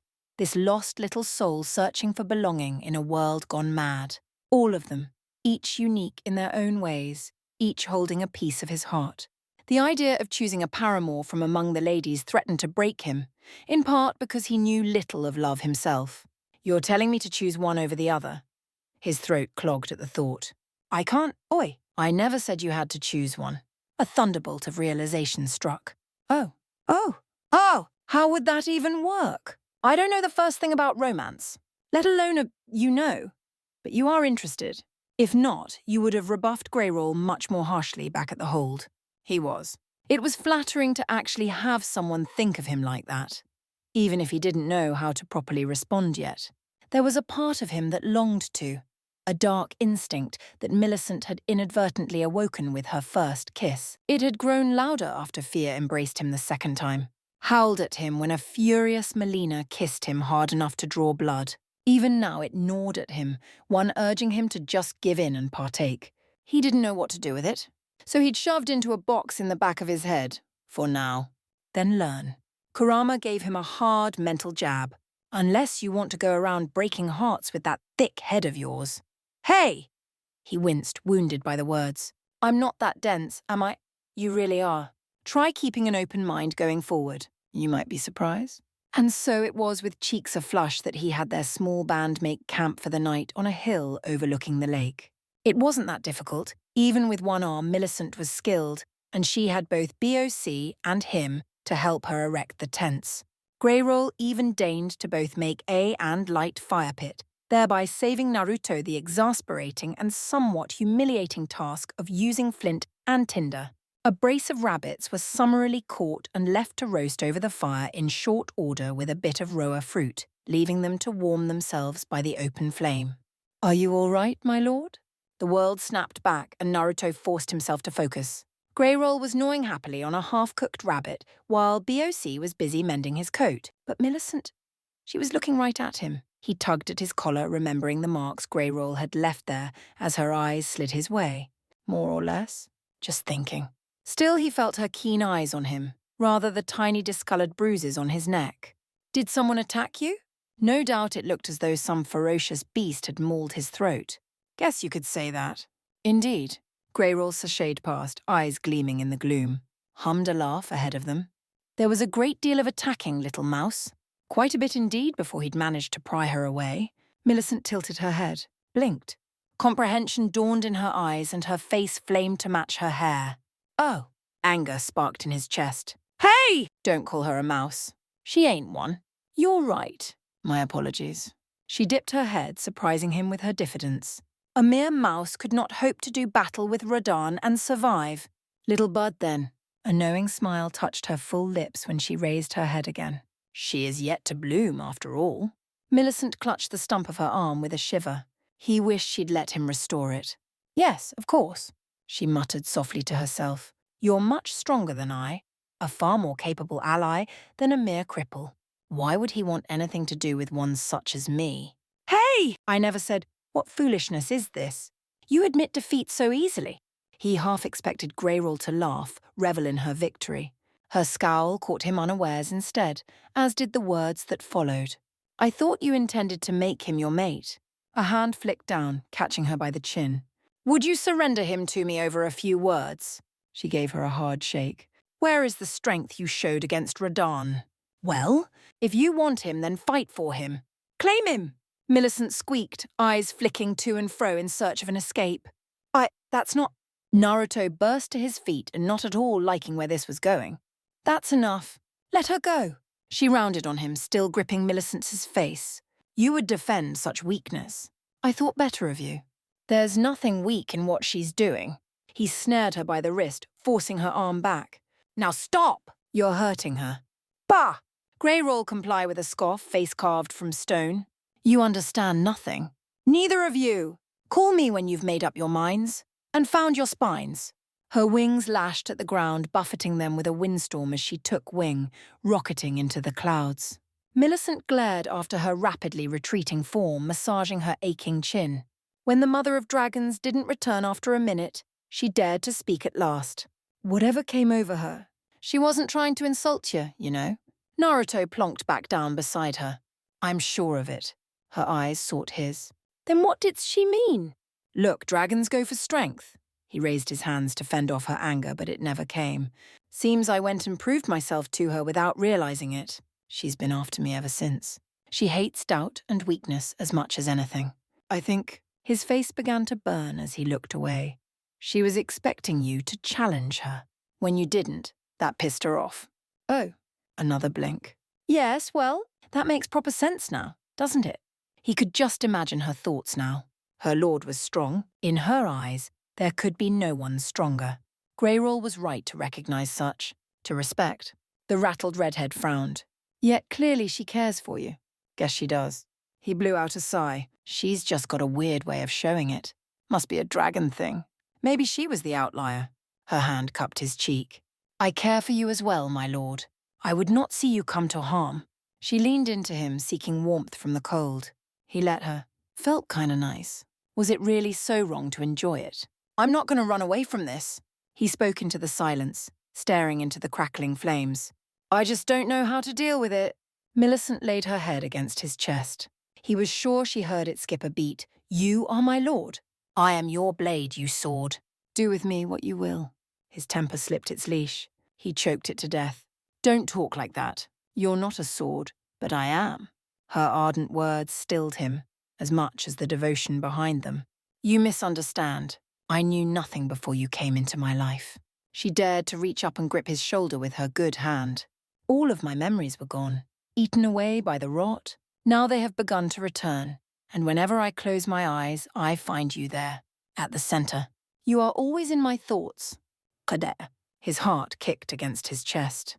Golden eyes flicked up to meet his, half-lidded with desire. Allow me to express that once more, and please forgive my presumptuousness again.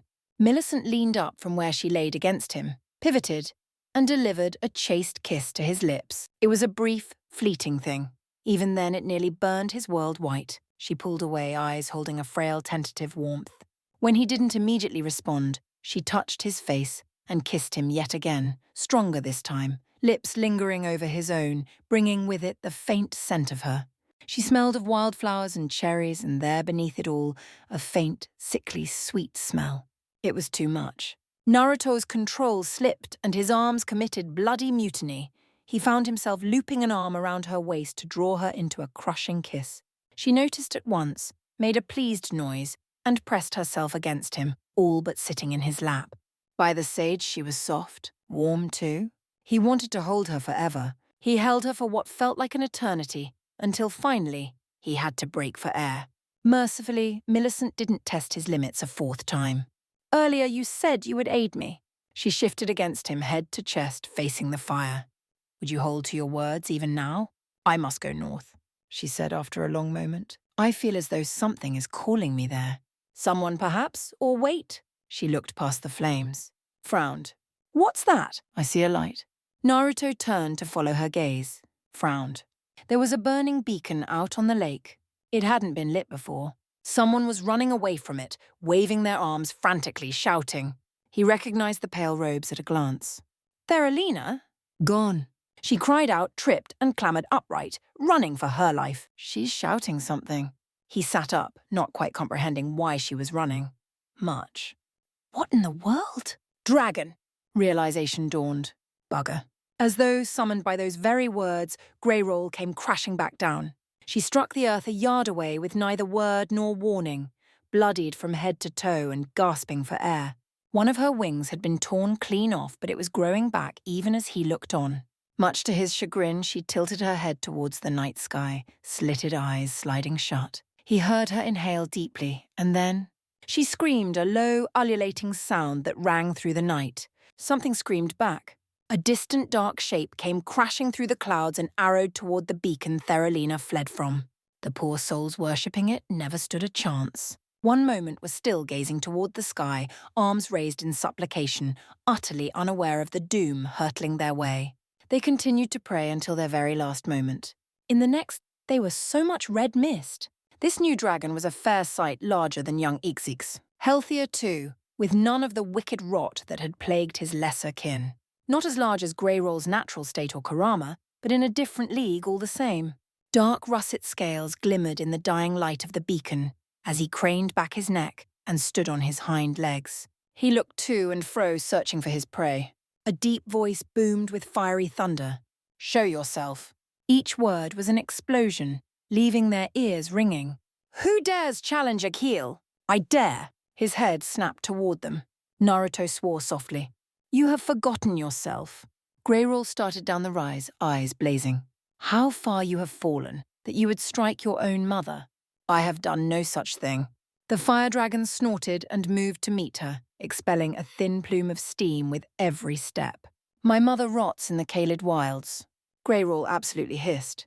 "You ungrateful little—" "If I could transform, you would see the error of your ways." Naruto edged forward, grabbed her by the shoulder and hauled her back. "Let me try." A giant pupil fixated upon him.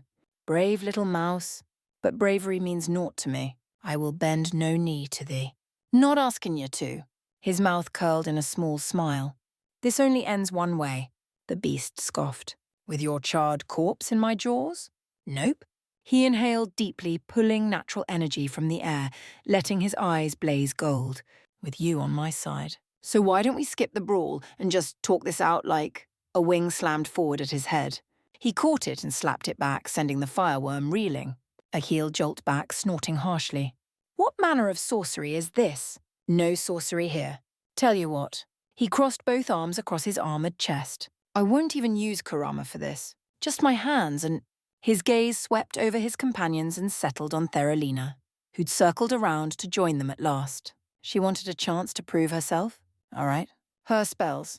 Credit where it was due, the maiden reacted quickly and scrambled to his side. One hand touched his back, fingers splayed. With the other raised, she whispered a rapid incantation.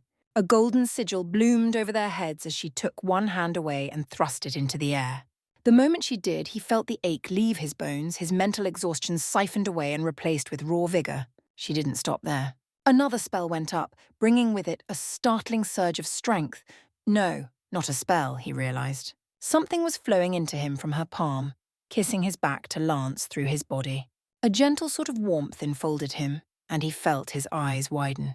Godric and Radahn's runes burned ever brighter on his body, baffling him yet further. Agil snorted, but made no move to intervene, proud dragon that he was. Theralina took the opportunity to lean closer, all but pressing herself against his back. "Does this please you, my lord?" "What the hell are you doing?" She smiled tentatively. "Merely turning your runes to strength." It was then that Naruto finally understood. He'd collected thousands of runes during his journey thus, not knowing how to use them, not caring to. Theralina wasn't able to reach them all, fledgling maiden that she was, but she found enough, and those that she touched ignited, burning in his blood. It felt wonderful. Strength surged through him, adding to his already expansive prowess. Could Melina do this? Why hadn't she? He felt like he could leap into the clouds, vault mountains, tear down the moon itself. Akil scoffed, wholly unaware of what had just transpired. A little mouse and his maiden. Hardly a worthy meal of one such as I. "Well, I'm fighting a mighty dragon after all," Naruto grinned, appealing to the Wormsea's pride. "I need all the help I can get." BOC blinked. "But my lord, can't you just—" Greyroll clamped a hand over the demi-human's mouth and hid a laugh behind her palm with the other. Millicent looked on with a rare smile. Sure enough, the sarcasm went right over Akil's horned head. "Very well then. To battle!" Naruto planted his feet and beckoned. "You first." The dragon lunged! 0.00.0. This was madness. Melina nearly burst from cover when Aghil lunged, nearly leaped forward and shoved Naruto aside from those gaping jaws. Fear and self-loathing that held her back kept her hidden in astral form for a second too long, a moment too late. a sliver of eternity that seemed to stretch on, dragging onto eternity. She saw that mighty maw open wide, ready to bite. Bad enough that fledgling maiden turned some of his runes to strength, her task, and no others, thus leaving her feeling even more inadequate than before. But now this. Dodge, she hissed at him, willing him to move, to do something, anything at all. Move aside, Naruto did no such thing. Instead, he turned, looking at her, right at her. He just smiled. Then that fanged maw closed around her, tarnished, and he vanished from view as those great gaping jaws caught him. Aghiel's body ploughed forward to kick up a mighty cloud of dust, a mighty impact that threw Theralina to safety, even as her tarnished was swallowed whole. Melina's heart lapped into her throat and she choked off a sob. That was it. He was dead then. All her work and sorrow for nothing. Why wasn't there any blood? All at once the smoke cleared, defying her expectation. Naruto stood fast within, holding the dragon's jaws apart with his bare hands. He looked up, strengthened his stance, and took a step forward. My turn. With a roar, he reared up, gripping the dragon by its head, lifted him clear off the ground with naught but his bare hands, and brought him crashing down. Aghiel howled his rage and bathed him in napalm in recompense for his temerity. Too little, too late. The blonde took it head-on, still shimmering in the odd aura Theralina had given him. His mouth twisted in a wide, toothy grin. Is that all? Aghiel's tail whipped out over his head, seeking to smash his prey down while he stood still. Rather than retreat, the whiskered warrior released the beast's jaws and opened his arms wide. The towering tail that was once meant to smite him found itself caught instead, held tight against his chest. Aghiel had all of a mere moment to realize his folly, then he found himself yanked backward and spun about. Once, twice, thrice now. On the third revolution, Naruto finally let go and flung him away into the air. Greyroll's kin howled in surprise as he righted himself in the air. Flame flickered behind his jaws. You dare? He was still howling when Naruto appeared on his back. Alighting between the worm's shoulders, he raised an arm high. A keening azure sphere hissed in his open palm. With each passing moment, it grew larger, casting the dragon in its shadow. Aghiel saw it and bellowed his rage, trying to roll to no avail. The blonde held tight, feeding more and more power to the snarling spiraling with each moment. Dishonorable human! You said you wouldn't use any spells. Wrong, came the answering cry. I said I'd only use my hands. With a laugh, Naruto brought it crashing down, and so too did the dragon crumple to the ground. Aghiel did not have a good time after that, Melina found. He had a very bad time indeed. Chapter 11. Ain't nothing like a family, you know. Family? How are we a family? Because we're still alive. Tilda. Long live the queens. See, Tilda? I told you we'd be friends. Please forgive my rudeness. Nothing to forgive. Naruto couldn't help but preen a little when he said that. Why wouldn't he? Victory was his. A thoroughly beaten and bruised Aghiel limped after their party, head bowed in defeat. He knew he'd been beat. All well and good in his book. He wasn't willing to take another life if he could avoid it, and the surly had put up quite the fight near the end. Would have been a shame to put him down after all that, you know? Would have broke Greyroll's heart too. Also something to be avoided. Now if she would just stop smirking like the cat that caught the canary. Have you learned your lesson now, my son? Sure enough, Grey couldn't resist ribbing her progeny. If you wish to go another round with my mate, I would not protest. BOC tilted his head. Mate? Millicent and Theralina bridled in unison. Naruto rolled his eyes. Here we go again. Mate? Aghiel all but thundered. With a human? Why ever not? Although he couldn't see her from this angle, Naruto just knew her smile was nothing short of sly. Mine current form is human where it counts. Don't read into it. Rather than rise to the bait, he clasped both hands behind his head and kept walking. She hasn't sealed the deal yet, no matter what she might say. Greyroll huffed. So cold. Still, that's what I like about thee. He rolled his eyes anew and kept walking. You all right there? Kurama sensed his mood at once. That's a bit cold, even for you? No, he wasn't all right. Not at all. He could feel someone watching them, stalking them. An unseen presence just out of sight, but not out of mind. It wasn't Melina. She must have sensed it as well in her astral form, because he could feel her floating close to his shoulder, closer than she had been when Aghiel attacked. He couldn't even determine its intent. It didn't feel hostile or malevolent quite yet, just curious. But curiosity wasn't always a good thing now, was it? The rune on his finger hummed. Be wary. Don't gotta tell me twice. In the end, their voyeur didn't show. And thankfully, it didn't take much to convince Agheel to follow them deeper into the lands between. His kind respected strength after all, and he'd shown his own in spades. He wasn't quite sure what he intended to do with all these dragons he seemed to be collecting, but surely something would come to him sooner or later. He'd figure something out after they rounded up Smaragd and sacked the academy. At least Liurnia of the Lakes lived up to its name. Once a lovely valley, it had long since flooded during the shattering.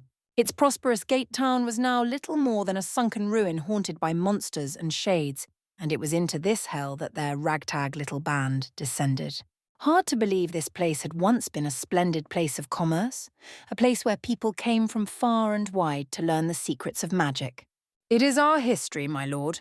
Millicent really knew her stuff, it seemed. When asked as much, she'd flushed only a little under his gaze. We must endeavour to remember it. If not us, then who? Under his bemused stare, her pale face had turned a pretty shade of pink. Forgive me. I wanted to be of use to you. I've also done a fair bit of reading in the Round Table Hold on the subject. And didn't he just hate that place? He disliked the idea of leaving a recovering Trish anywhere near Gideon. Guy gave him bad vibes. But that pesky pact on the hold prevented him from inflicting any sort of harm upon the so-called all-knowing. He'd have to trust in his friends and Roger to see her safe until he returned. And he would be, just as soon as they concluded their business here. And there was still much work to do, both within their group and without. That's putting it mildly. You've attracted quite the eclectic band of rogues, haven't you? He cast a quick glance back at the others. Greyroll had chosen to ride atop Aghiel's head when he wasn't looking. Now the former conversed with Millicent and a fretful BOC. The latter was trying to look anywhere but at the great beast, a fact that both dragons seemed to find infinitely amusing. But where was... It's a lovely day, isn't it, my lord? The ghost of a smile touched his face. Guess it is. He knew the remark hadn't come from his seamster, but Therolan. She was practically beaming beside him, the silly girl, all but gleaming with glee. Well, I suppose she's got a right to be happy. If she hadn't had one before, the fledgling maiden had undoubtedly cemented her place in their group. She'd done her part against Agheel, and while he still would have won the battle even without her aid, the boost she'd given him was not insubstantial. Even now he could feel himself brimming with power, strength left unspent during his fight. If this was the power of runes, why hadn't Melina unlocked his before? Theralina hadn't even reached all of them, yet he felt like he cold wrestle a mountain and win. My lord? She was still staring at him now, as if he were her whole world. It may be presumptuous to ask, but he knew what she craved and turned a smile on her. You did good back there. Real good. Her eyes lit up. I did. Without a doubt. He nudged her shoulder as they weaved their way around a fallen tree. Couldn't have done that without you. Truly? Not a lie, really. He wouldn't be this strong without her. Had he broken his limits? Was it possible to go even further? The possibilities seemed endless. No, he chastised himself. Don't get too excited. It would all too easy to get drunk on a power like this. Best tread carefully. Unfortunately, Theralina mistook his silence for anger and squirmed under his gaze. I'll get better, I promise. So, a blink. Naruto didn't like the sudden pang of negativity he felt from her just then. So please, those bright eyes met his. Don't throw me away. Throw away? His emotions slipped their leash. You need to stop that. He pivoted, grasping her by both shoulders so hard that she yelped. No more sulking. No more disparaging yourself. I'm not going to get rid of you. Not ever. Do you understand? I like helping people. You're not the first, and you won't be the last. I'm going to do my damnedest and help everyone I come across. He began to count off on his fingers before he, further hammering his point home.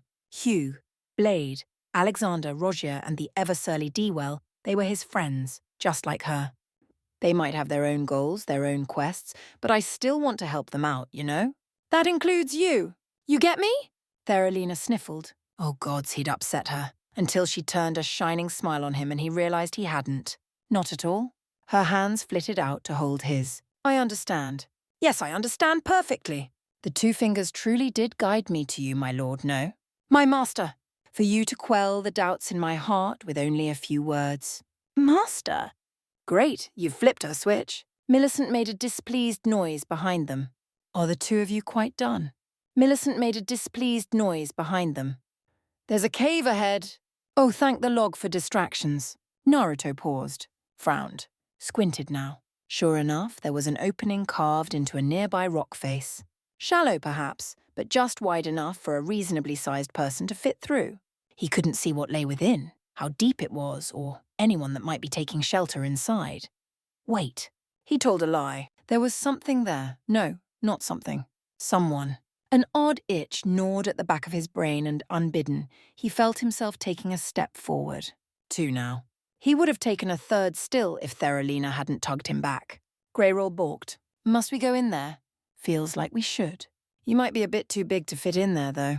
Greyroll made angry Greyroll noises. Naruto quirked a brow at her. It's just a cave. Nothing worry about. Who's worried? She tore her gaze aside, tail twitching behind her. Not I. A faint smile touched his lips. It was almost too good to be true. Don't tell me you're scared. Nonsense. The dragoness's reared back puffed out her chest. I am a dragon, not some hapless fool who fears the duh! A wolf's howl echoed within, rendering her haughty response a string of gibberish as she sought shelter behind him. Well, she tried. One couldn't exactly hide when she was that damn tall. Naruto felt a grin tear across his face.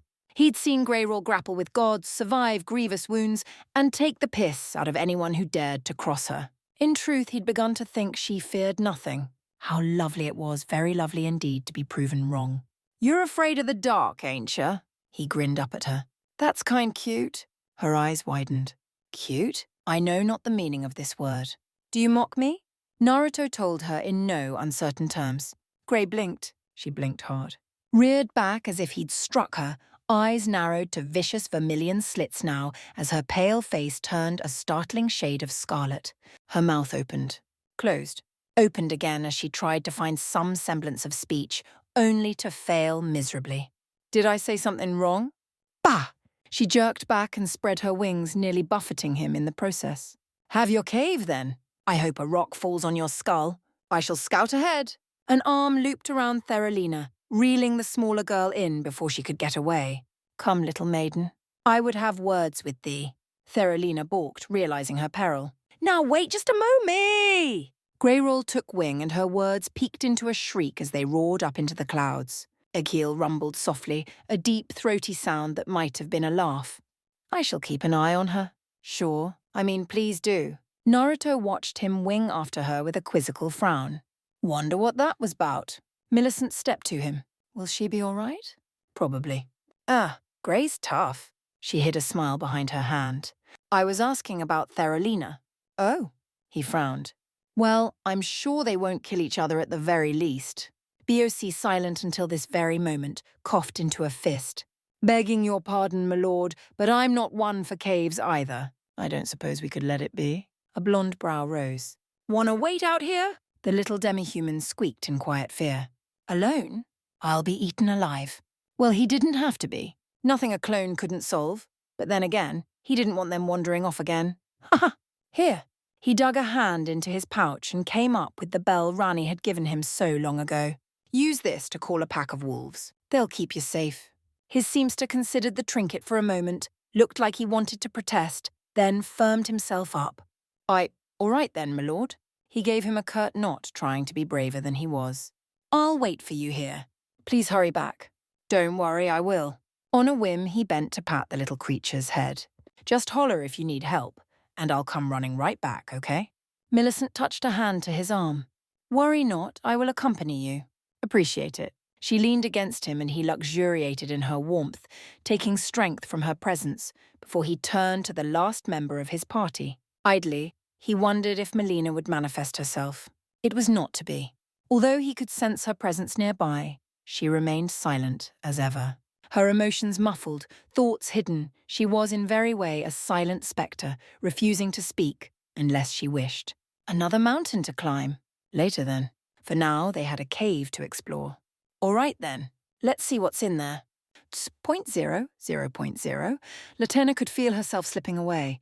As if she were clinging to a slippery slope with both hands, so too could she feel herself falling, sliding into the black. How long had she lay here? How long had she suffered? Poison in her veins stemming from the foul arrow piercing her thigh. The toxins within were eating at her. She was not long for this world. Truly, it was a miracle she'd managed to make it through the cave at all. But here at last, dear Lobo had collapsed, spilling her onto the cold, uncaring grass. Even now his great form shuddered with weaker and weaker breaths. If she was on death's doorstep, her dear wolf was crossing the threshold. She would die here, and her dear partner with her. It wasn't fair. She mustn't perish. No, nay, not yet. There was still so much to do. She needed to go back, return to the village, avenge the others. Wait, that noise! She heard footsteps. Fear kicked against her chest. Another one of them, most likely, another brute, in service to the all-knowing. See? She heard the voices soon thereafter. Told you there was an exit. Here. Oh, Millicent, watch the exit. I'll be right back. Latenna saw Boots enter her field of vision and feared a kick. It never came. They just stood there. She scowled where she lay, still scarcely able to move. Who goes there? Have you come to kill me? Her wolf growled. Even on death's door, Lobo shifted his great bulk to defend her. And yet her tormentor did not speak. Foul tarnished. The very words boiled in her blood, much like the toxins slowly killing her. What do you want? I told the all-hearing brute that I do not possess the medallion he seeks. It still lay with old Albus, a secret she would take to her grave. My answers to his questions remain the same. I will divulge nothing more. What questions? Her lips thinned in a taut, angry line. Would that her legs weren't so weak? Would that she could stand and fight? Would that she could flee? Alas, she lacked the strength to do anything more than scowl. Have you come to take more from me, tarnished? More than the all-hearing brute already took? A faint shudder passed through Lobo's body behind her, and she fought down a sob. Was my other half not enough? Leave me be! The voice didn't waver. I'm not going to hurt you. A hand reached for her. In a fit of pique, Latenna slapped it away. Not going to hurt her? Lies! Lurid and false, just like the rest. They'd welcomed Gideon's men in good faith, fallen for his silver tongue, even held a feast to honour the protection that all-hearing brute had promised them. And then that man, monster, had brought the slayers, the omen killers, the butchers. Her family had been slaughtered. He mother her brothers and her sisters, even the little ones. Easy there. The newcomer dropped down to his haunches and knelt before her. You've lost an awful lot of blood, you know. Rage gave her the strength to raise her head. I said, leave me. Words caught in her throat, strangling a curse. His hair shone like the sun and his body more so, all burning glowing gold etched with black marks. Stranger still, his eyes were of pure amber, slitted like those of a cat with another line running lengthwise through them. They were perhaps the most unnatural eyes she'd ever lay eye. Pardon the pun. What was he? Man? Monster? Something between? I'm sorry I couldn't come sooner, he said. Relax. I'm here. It's going to be all right now. For all his fearsome appearance, he smiled at her. Reached past now, laid hands not on Latenna herself, but upon her wolf. Light suffused his palms, a gentle guiding glow. Lobo shook beneath it, less a gasp and more of a tremor. Wounds mended at his touch. A missing leg regrew. His once-laboured breaths began to even out. She heard his heartbeat grow stronger with each passing moment until, good boy. The light faded as the stranger leaned back. See? Friendly Blair? He yelped as Lobo sprang to his feet. Watch the tongue, not the face. Down, down. Latenna balked. Her other half hadn't been long for this world. Yet here he was, spry as a pup, and twice as enthusiastic. The Golden Man, she couldn't think of anything else to call him, fended off his enthusiasm with one hand, bracing himself on the ground with another as he laughed. What are you? Whiskered cheeks dimpled in a merry smile. Someone who wants to help, you know. Her brow furrowed. Your name? Naruto. He gave it gladly. A most curious name indeed. Latenna looked at him again then. Truly looked at him as she hadn't before. Drank every inch of him in. Her gaze alighted upon his chest and right arm, noting the markings there. Each glowered with eerie light, one gold, the other red. He seemed stronger for it somehow. sharper in her mind's eye. And why wouldn't he be? He'd slain 2 shard-bearers. Latenna had never seen the like before, but she knew the make of a great rune. Everyone did, which meant this tarnished. He just might be 2 great runes, as I live and breathe, or escaped her with a whisper. It would seem I've underestimated you. And you. His smile faded as he noticed the black arrow still jutting from her thigh. Here, let me see your leg, said Smile stilled as he lifted her thigh. That's in there, pretty deep. Here, eyes bulged. He wouldn't dare. Easy! He drawled the first word to calm her and fished a clean run from his pouch. Here, bite down on this. Might hurt a little. Nut. Look, I can't heal you if that thing's still in there. His voice was warm as honey, yet not patronizing. Is it poisoned? That seems to be a thing around these parts. Latenna glared bloody red daggers at him, but nodded all the same. Had he been anyone else, she would have told him what he could do with that rag, that he could bugger right off. But he'd healed her dear friend, helped her other half. Besides, Lobo did seem to like him. Her mount nosed her hand, urging her on. Lobo had ever been a good judge of character. He'd been wary of the all-hearing brute and his men from the first, even when she'd blindly trusted them. Surely if he believed in this one. With a sigh, she took the cloth from the golden man and bit into it. Right then. The man's head went down, brow furrowing. On 3. 1. 2 pain! Her world went red when the bastard pulled early. Her body bucked as she screamed into the cloth. Strong hands came down on her shoulders. In a moment of weakness, she allowed herself to curl up against them. But only for a moment. Because now those hands were moving past her, coming to rest on the wound of her ruined leg. She was in far too much pain to protest. Easy fix, don't you worry. She heard him mutter over the ringing in her ears. I've healed worse than this. You'll be right as rain in no time. Just breathe.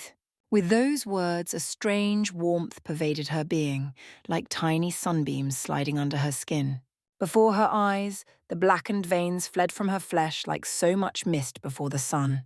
In no time at all, the wound was all but closed. She ran a hand over it, marveling at the unmarked skin. How he didn't stop there. Not done yet. Seems like there's something wrong with your legs. Shame darkened her features. We Albinorics have weak legs, she hastened to explain. Once we reach adolescence, we are unable to walk. That is why I have Lobo-A. Latenna tried to speak further, only for a fresh convulsion to rack her body from head to toe. Little bolts of lightning raced through her veins, shattering her tenuous self-control. She thrashed backward. A hand caught her by the head and lowered her gingerly to the ground. She felt something pop in her back, then her hips, followed now by her femur and tibia. Last of all came her ankles, little motes of golden light dancing over her feet. Made her think of butterflies, it did. Now if only they didn't feel so strange. Lobo plonked down beside her and nosed at her shoulder. Worry not, she managed to touch his snout with a trembling hand. I feel fine, oh. A startled cry fled from her lips as another jolt seized her body. Very fine indeed, if she was being honest. This felt good. Very good. Perfectly pleasant, really. Almost like something she would rather not speak of. Her beloved partner whined once and curled around her. Latenna wasn't sure how much time passed after that. Seconds? Minutes? Or perhaps an hour? At last, her unusual ally took his hands away, wiped a bead of sweat from his brow, and sat down beside her. The unusual golden glow fled from his body. She looked on curiously as those smouldering red eyes lost their cross-shaped pupils and receded into gentle, shimmering blue. Oh dear. Now that he wasn't shining like the sun, he actually looked rather... So? Their owner asked of her, "How do you feel?" Latenna's mind fizzled. Buh! Whiskered cheeks dimpled in a surprisingly boyish grin. Not the answer I expected, but given you haven't tried to skewer me yet, I'll take that as a good sign. Ahem! She coughed into a fist, flushing fiercely. I feel better. My thanks you have for your timely aid. Don't worry about it. He climbed to his feet. Here, stand up. She frowned at his words. You know that I cannot. You can now. His hand didn't waver. What did she have to lose? Her hand clasped his wrist, if only to prove a point. She whistled to Lobo first, however. Her other half moved in, ready to catch her if when she inevitably fell. But she didn't fall. It took her several seconds to realize it. She was standing, her hand in his, one of his arms looped around her waist to hold her steady as she looked up at him. At any other time, Latenna might have flushed. Such thoughts were far from her IND because she could stand. Her legs trembled, yes, but not from weakness. She simply hadn't used them in some time. See? He grinned. Told you. She drew back a little, wriggling out his arm while still holding to his hand. Lobo nudged up behind her for support, and she unconsciously leaned against her beloved lupine friend. Did this man enjoy shattering her worldview so? Whenever she thought something was impossible, he blazed right past it, or through it. First her dear Lobo, then her wound, now her legs. Madness. Utter madness. Still, it was a good madness. She could get used to this. No. Focus! She had a mission to complete. Let's try again, shall we? Mustering the tattered threads of her dignity, she sat up. I am Latenna, an albinoric, as you can see. Her head bowed a little when he nodded in return. My apologies for my coarse words earlier. I presumed the worst, seeing that you were a tarnished and whatnot, much like that brute. Please forgive me. For a moment it looked like he might protest the title of tarnished, but with a sigh, he shrugged. Nothing to forgive. I'm just glad you're all right. All right? She was more than all right. He'd given her legs again. Still, if he was willing to go so far for her once, perhaps he might yet again. Sod it. Nothing ventured, nothing gained, as the saying went. If it pleases you, tarnished, would you consider doing me another service? Sure. His face hid no lie. If it's more arrows you're after, I know a guy. Hugh can fix you right up. More ammunition? My, but he was certainly going out of his way to tempt her to his side. And succeeding. Well then, heat speared the back of her neck even as her face flushed with colour. Bold, this one.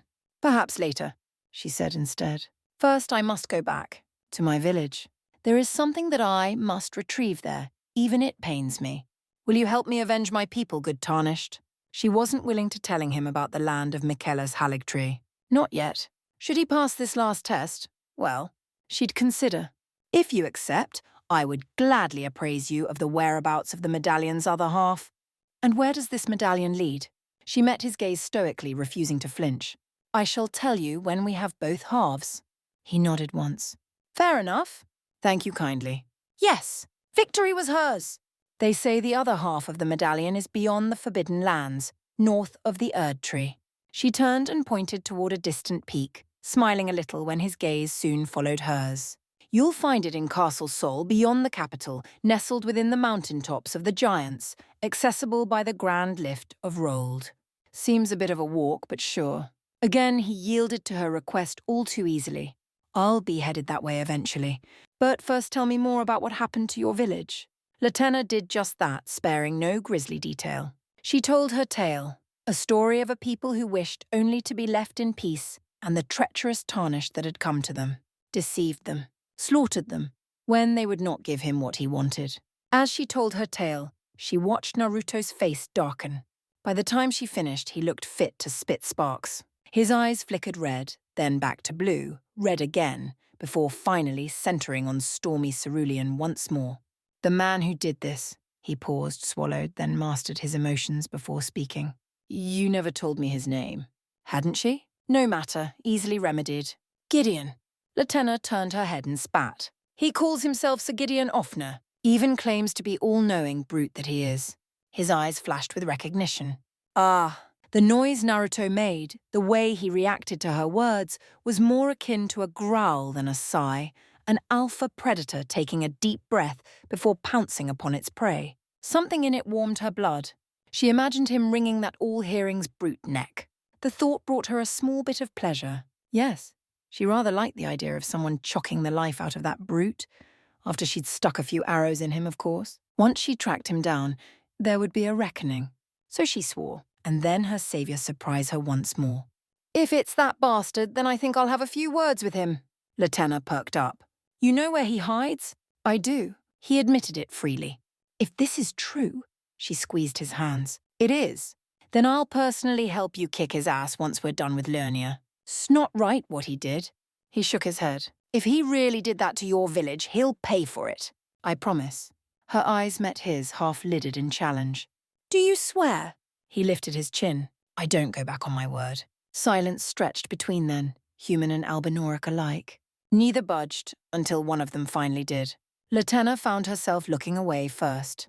Is that so? If this man, he who looked upon the Albinorics so kindly, were to become Elden Lord, there just might be a future for her people.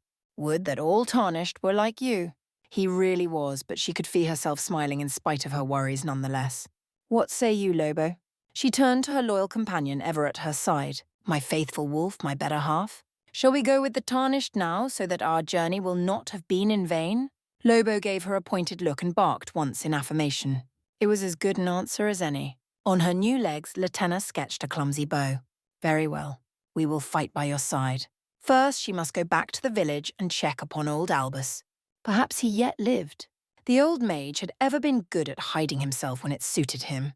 Unbidden, her mind recalled happier times, times when she was but a child, a little girl with no cares in the world.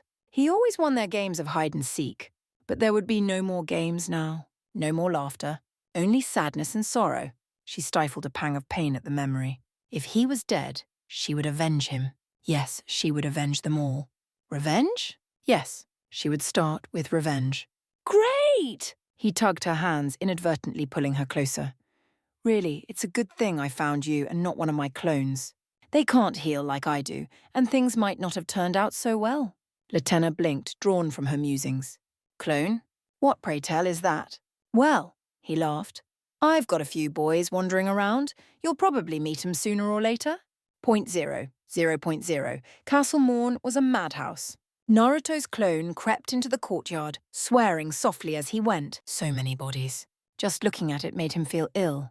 Piles upon piles of corpses stacked upon another, cooked and burned, while the misbegotten howled their victory. He almost envied Irina her blindness. She'd never have to see this. But he had. He'd never forget it. Neither would the boss, once he dispelled himself. The sight was already seared into his soul. It made his very blood boil. He had to look away from it all, just to keep himself from flying into a blind rage. You all right back there? I am, sir. He frowned. Told you not to call me that. Irina dared a tentative nod, turning her sightless eyes in his direction. He couldn't see the entirety of her face thanks to the blindfold, but her lips were pursed into a thin white line. Poor girl. She couldn't see anything, but she could hear those monsters howling. Even she knew better than to speak above a whisper here. Doing so would just draw them down onto her. He'd not let that happen, even if it cost him this meager life of his. He dared to pat her head. Remember, stay put. He gave her a nudge. If you hear footsteps come your way, you take the lift back down. Even if they come after you, the fall should kill them. She nodded once. And what of you? He chose an easy answer. Gonna kill 'em. Irina balked, bless her sweet soul. All of them? By yourself? Yep. His piece said. He marched to meet death. The original could heal Irina, give her back her eyes, be there for all the important stuff. The messy bits fell to him. And he was fine with that, really, he was. He was just a clone after all. Really, it was a miracle he'd survived this long with what little chakra he had left. He had no way to reliably supply himself with more. He was running on fumes as it was. Best to go out with a bang and all, you know. The boss would get all his memories and emotions once he died anyway. He tilted his head back with a sigh. What a lovely day. The plan was simple. Clear out the enemies, take the little miss to her old man, get them to the round table, then wipe out the rest if he still had the chakra for it. He liked simple. Simple was as simple does. Just like him. Easier that way. He'd never been one for complex plans outside of combat. Oi! He raised his voice. Over here! An angry misbegotten lunged at him. His fist scythed out, bisecting the cruel creature like wheat from so much chaff. Much to his surprise, it dropped in a single hit. Seriously? He considered his bloody fist with a frown. You're that weak? Huh. Maybe this'll be easier than I thought then. He patted his cheeks gently, careful not to dispel himself. Doing so would leave Irina a sitting duck. I can do this. Worry not. The rune on his finger sang, startling him. I shall see thee sustained until thy deed is done, until the girl is safe. The clone grinned. Thanks. Think naught of it. Now kill these beast. Rip and tear. Happily. For once he actually agreed with the disembodied voice. Whoever she was, at least she had good taste. He unslung Godric's axe from his back and bellowed a war cry. All eyes turned toward him. The rest rushed him, just as planed. Too slow. His arm was already winding up, hoisting the weapon high. Now, how had that old fart done it again? Something along the lines of, "Ha!" Shifting his grip on the haft, he whirled and brought it crashing down. It struck with impossible force, splitting the earth. Once, twice, thrice. Bodies flew through the air. He caught one by the tail as it sailed past and whipped it into another, rendering them both bloody stains on the wall. And startled wail went up from the others, but he didn't give them the chance to regret their actions. A quick leap and he was among them, repeating the process again. No mercy for you bastards, they couldn't touch him. Nothing could. Just as well, too, because he couldn't bring himself to stop. His blood was well and truly up now, consequences be damned. His armor proved a boon in that regard, allowing him to conserve what little chakra he had left and wade in. Tank hits that, as a clone, he might have otherwise avoided. Misbegotten, mad dogs, an odd creature with a metal head, none came close, and likewise, none of them were spared. These were crazed beasts, not people. Not like the boss or even good old Hugh. He showed them no mercy. Rip and tear until it is done. 0.0, 0.0. Such senseless slaughter. Nephili couldn't bear the sight of it. Just looking upon the piled corpses made her sick. This village had not been slain. Slaying implied at least some small semblance of dignity that the opposing party might have died with honour. But there was no honour here, was there? These harmless Albinorics had been slaughtered nearly to a man. What wretches remained? Poor creatures dragging themselves across the ground could barely be called sane. She'd seen such a slaughter before, back in the Badlands. It brought back unpleasant memories of her childhood. And all this for what? What possible purpose could compel such madness? She didn't know, no, she didn't want to know, lest the same insanity take her as it had whoever had committed this heinous crime. These people had no weapons, no means of defending themselves. They were civilians, for God's sake. They'd clearly tried to run crawl away before someone had set them ablaze. Fury frothed in her heart. Who would do such a thing?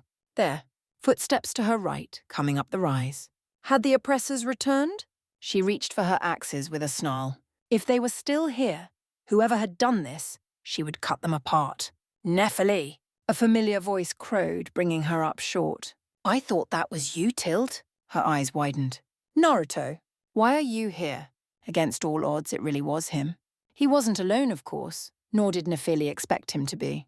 New companions with him this time, a one-armed redhead she didn't recognize, and, oh dear, that was most assuredly an Albinoric beside him, sitting astride a great direwolf.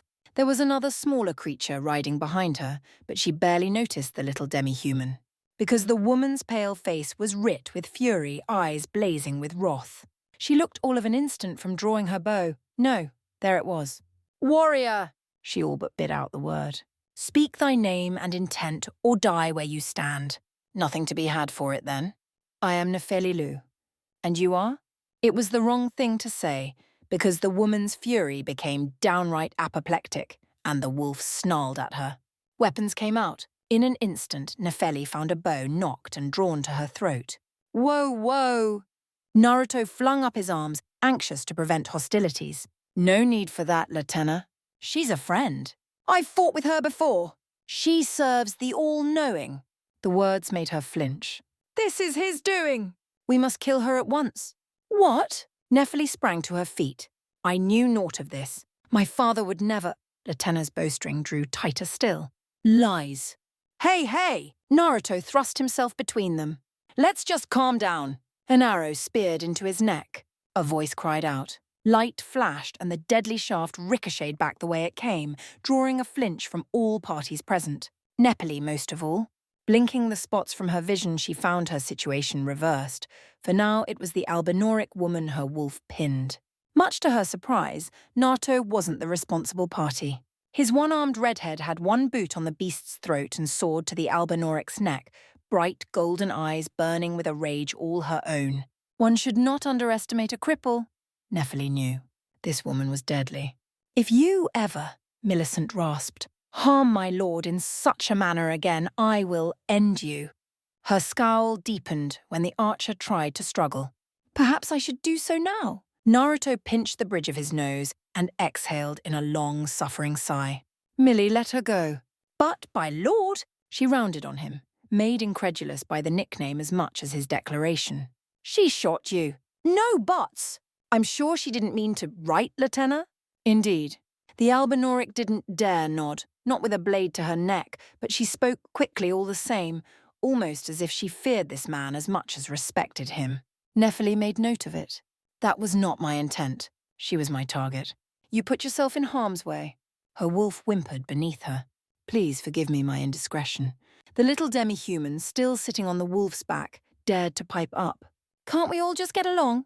Quiet, BOC. Millicent, Naruto tutted. But be nice. Millicent looked like she'd rather take Latenna's head, but subsided under a withering look. There we go. We're all on the same side here.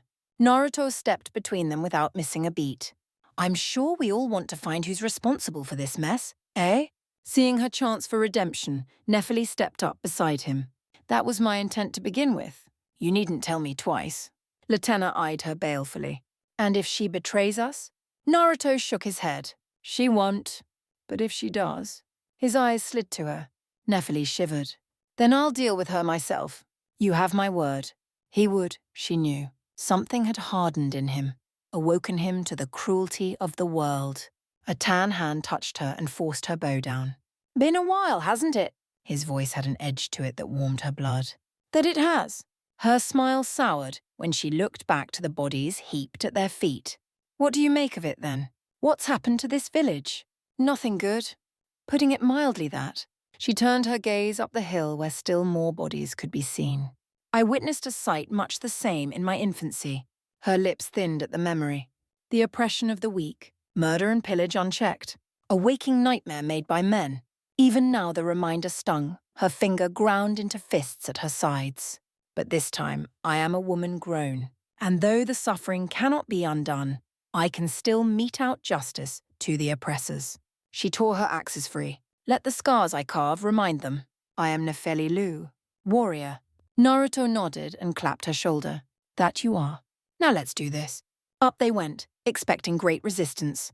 What few souls they encountered were gibbering idiots, mindless albinorics broken by pain and torture. These, at least, they put out of their misery with decisive blows, but of the invaders, there was no sign. They finally found it in the form of depraved perfumer, a mad lunatic spewing a cloud of flame at them. Latenna's drilled it through both eyes before Nephili could hope to reach it. The creature fell with nary a sound. No one else dared to challenge them. Wait! Naruto cocked his head to one side, listening to a voice only he could hear. There's something here. Before she could think to have him elaborate, the whiskered warrior turned and walked back the way they'd come, trotting over the perfumer's corpse. Nephili followed, frowning now when the bemused blonde reached a heavy-looking pot. He leaned over it, considering it with a keen eye. Then his fist swung up and came crashing down. A startled yelp answered him halfway, and quite suddenly there wasn't a pot there at all, but a person. With a shimmer of light, an illusion fell away to reveal a hunched old man. No, an old albinoric clutching both hands to his chest. His head bowed, all but scraping the floor in fear. Ah! Please, no. Dear me, haven't a clue! Words flowed forth from him in a terrified wheeze. No secrets lie with me, not a one. Leave me be. The younger albinoric nudged her mount forward. Albus? Latenna? But who is this with you? Wait then, you're not one of them. Well, what a relief. A rasping cough shook his frail form. Oh, goodness me. I am Albus. An albinoric, as you can see. We're finished. The whole village is finished. The cursemongers have destroyed everything. No one that remains has their wits about them. Nephili drew back, feeling an intruder here in this moment, a witness to something terribly personal indeed. But she couldn't bring herself to plug her ears. She might not catch Naruto and Latenna's whispers, but she heard the old man's words. She heard them all. I beg you, the dying man held up a strange half-disc for Naruto and Latenna to see. Would you look after this medallion? You must keep it out of the cursemonger's hands. I fear I am not long for this world myself. Ah! Cack! Another rattling cough shook his wiry frame. A chosen land awaits us albinorics. The medallion is the key that leads to the city. It's only a quaint treasure for we who cannot make the journey. No, no, Latenna. Do not speak. You do this old man proud. Fulfill your purpose. My legs will soon fade, and with them, my life. Alas, this is the immovable fate of all Albinorics. I'm so glad you escaped it. Latenna came back, tears in her eyes, clutching half a medallion to her chest. No words were needed. Across the bridge they went, dispatching the mad souls in their path. Nephili could feel Millicent's steely gaze blazing into her back the whole way, until they saw it. A great bonfire burned beneath a twisted tree piled high with fresh corsepeas. Dozens of bodies, men, women, children, all heaped atop one another. Fuel for the fire. There was something here. Something else. She saw it at last, a masked figure standing before a raging flame. Omen Killer. This was no mere human. It was a beast in the shape of a man, an emotionless husk that lived for but one purpose: to kill and kill and kill. To slaughter all those who might stand in the way of the Golden Order. Omens, for one, were their favourite prey. But there were no omens here, were there? Someone must have lured it here, and she knew whom. Latenna hollered in heartbreak. Fiend! The abomination turned to face them and brandished its twisted cleavers with a roar. Naruto didn't roar back. Far from it. He started swearing. She heard naught but 3 words within. Rotten piece of... The Omen Killer bounded forward. Naruto reached up to his back and drew 2 paired black greatswords. Wait, black greatswords? Were those? To call what followed a fight would have been generous. Nephili didn't just see them collide. She heard it, felt it rattle her very teeth. The impact rooted her where she stood. A glowing hail of arrows skewered the Omen Killer's right knee, causing it to buckle. Naruto stepped in and smashed a boot into its chest, flinging it back. The mad creature went berserk, laying about with its wretched cleavers, flaying the very ground around it, only to be summarily rebuffed as those twin black blades came crashing down.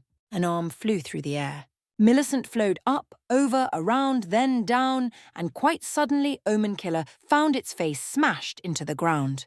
Latenna's bow sang and a hail of arrows sprouted from the beast's chest. Naruto raced in on its heels, drawing its attention with a wary cry.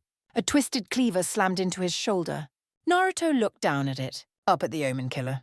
Down again. I'm sorry, he frowned. Was that supposed to do something? Clenched knuckles roared up at speed. His attacker rocketed into the air, struck a twisted tree and slumped down atop a pile of corpses. Anyone else would have died from the impact. And yet this fiend struggled upright, bones twisted, body mangled, seeking its next victim. Nephili didn't give it that chance. Even as it staggered upright, she stepped in and slashed down with her axes. The Omen Killer took the wound without so much as a word. Less so when Millicent appeared beside her and drove her Shamsha blade through the beast's ribs. Caught unawares, the emotionless monstrosity staggered, which in turn gave Naruto time to reach them. Radahn's greatsword sang a mournful dirge in his hands and carved into the towering abomination, driving it down on a ruined knee. It was a foregone conclusion after that. The 3 of them ripped and tore, slashed and hewed, fought as they were meant to. It was over in a matter of moments. Naruto stood tall over the cruel creature's corpse. His eyes were wild, chest heaving from adrenaline. Their eyes met, and Nephili felt something stir in her. Her blood quickened, singing in her veins. She took a step forward. Latenna beat her to it, all but leaping off her wolf and into his arms. Naruto caught her with a grunt. She flung herself against him, not to embrace him, but to cry, burying her head in his chest. Any desire Nephili might have felt cooled in that moment, tamped down to fading embers. It's over. The poor Albinaruic murmured into his shoulder. It's finally over. They've been avenged. Well, now didn't she feel the fool? No matter. So the Albinoric warrior was keen on him, was she? Well, she was a warrior herself, daughter to Huara Lu. She wouldn't give up that easily. A warrior fought for what they wanted, no matter the obstacles they might encounter, no matter the competition they might face. She would stand by him, even if she had not yet earned that right. No, not yet, she hadn't. But she was determined to try. 0.0. Arena loathed her blindness. Her lack of vision had ever been a constant companion to her since she was a child, an accursed, inescapable handicap that hounded her every step.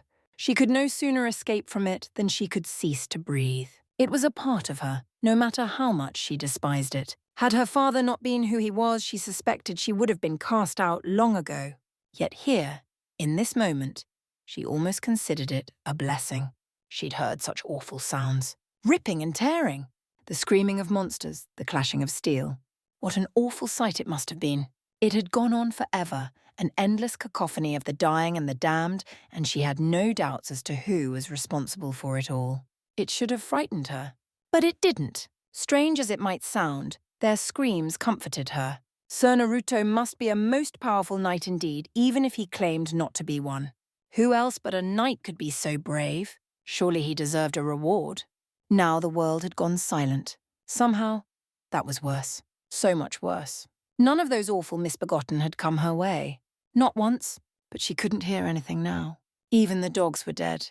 He must have wiped out the courtyard, then gone up to the parapets to cleanse the rest of the castle. He must have. Surely he was still alive. He wouldn't leave her. Not after all this. Surely. Hello? She dared to call out into the silence. Good sir, are you there?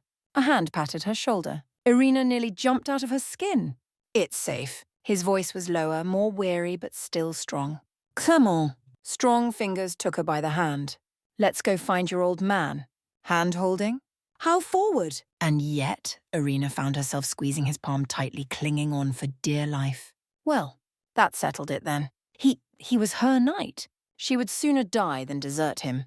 0.0, they reached the academy in silence. It was there that Naruto received a most unpleasant bit of news. Wait.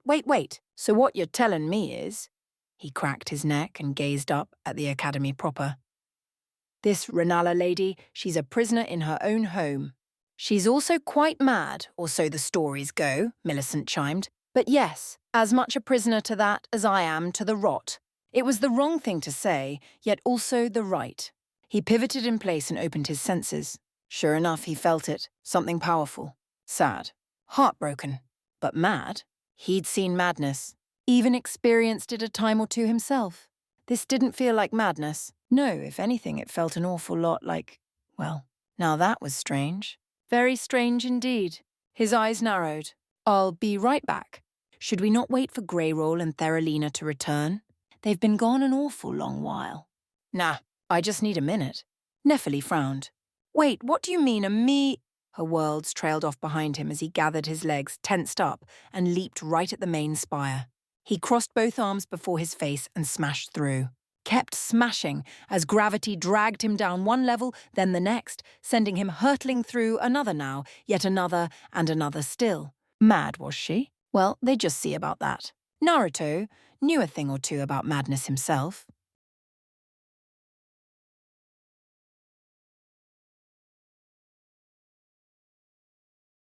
.0. Renala was not mad. Madness implied a lack of sanity, that she was no longer capable of rational thought. Many might think her such. Indeed, perhaps to them, she was. The world believed her to be a broken woman past her prime and out of her mind. Beyond her ken, unable to cope with heartbreak and the tragedy that had befallen her family in the wake of the shattering. It was not true, of course. She was quite sane. She had simply ceased to care about the outside world, just as it had ceased to care about her. Why should she care, for that matter? What did it matter who fought or ruled past these walls? Most had betrayed her, and those who hadn't were even now suffering fates worse than death. They were, all of them, forsaken. Such was their lot in life. So would it remain until the sun ceased to burn in the sky, and so too would she remain here, in isolation with her sweetings, until the day she died. Geronimo Tilda. Thus it came as something of a surprise. Yes, a very great surprise indeed, when the ceiling ruptured overhead and a golden meteor came hurtling through. He crashed through. For a wild moment she thought he was going to crash into her, but no. He changed course in mid-air and landed in a pointed crouch, one hand flung forward in a fist to catch himself. Her precious sweetings tumbled backward, stunned but unharmed. Ha! She heard him chuckle as he stood. Always wanted to try a superhero landing, you know. It really is hell on the knees. From there he straightened, took a good long look at her and kept staring. Desolate though she was, Renala was still queen of the full moon. She had her dignity, if nothing else. If he didn't stop at this instant, she would sick her sweetings on him. Geez, you're a real tall lady, ain't ya? You'd make Greyroll look small. Renala frowned. She frowned hard. Oops! He balked after a moment, only to surprise her by bowing at the waist. Sorry about your ceiling. I was kinda in a hurry. Who was this bold blonde braggart barging into her home? Clearly he did not seek rebirth. Yet though he was armed and armoured for battle, he made no move to attack her, nor to draw his weapons. And, oh dear. She saw his swords then, truly saw the black blades nestled against his back, as she hadn't before. Smaller, perhaps, but she recognised the make of them all the same. Her heart hitched against her chest, kicking painfully between her breasts. It could not be. It should not be. It must not be, yet it was. Radahn. The young man flinched. How do you know that name? His swords. She barely choked the words out. How do you have those weapons? Speak! Renala leaned forward, looming large over him. Where did you find those blades? Didst thou grant my son his rest? Speak true, or I shall smite ye where you stand. The man in dragon armour was silent for a moment, his face twisted in momentary anguish. Not of her. He did not fear her. No, she knew he was recalling a more recent pain. Did it involve her son? What had he done to him? His stoicism did little to soothe her already ragged nerves. Why wouldn't he speak? At length he did. You're his mother, aren't you? I'm so sorry. A lone tear rolled down her cheek. I tried to save him. Really, I did. The blonde hastened to explain, face darkening with shame. But he wouldn't let me. So, yeah. He looked away, scratching at the back of his head.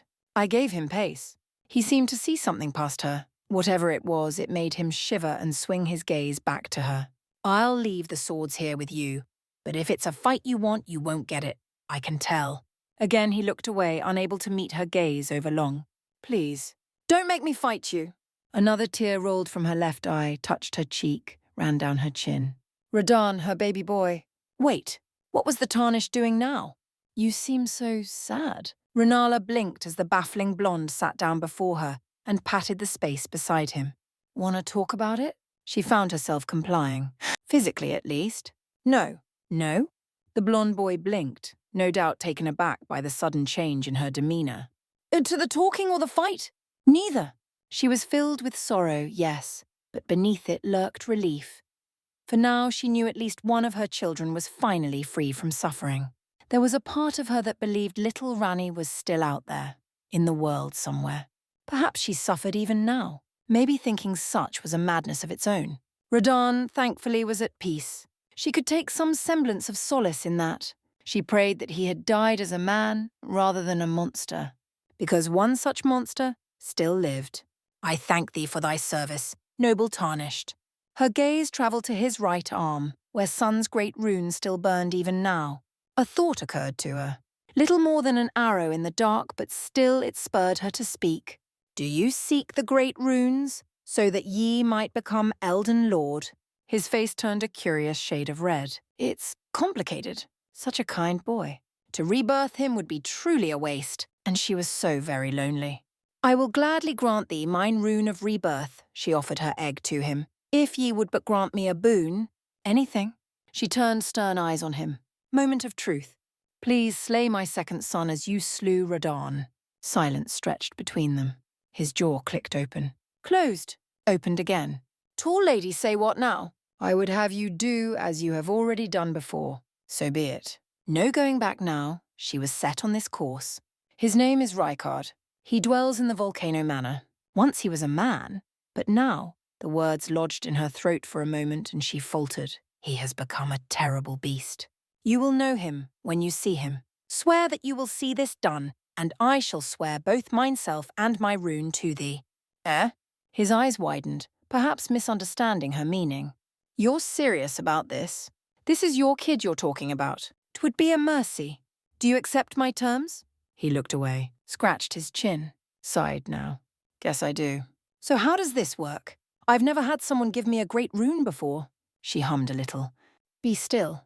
He did not flinch as she took the rune from the egg, nor did he speak when branded it against the side of his throat. Not once did he cry out.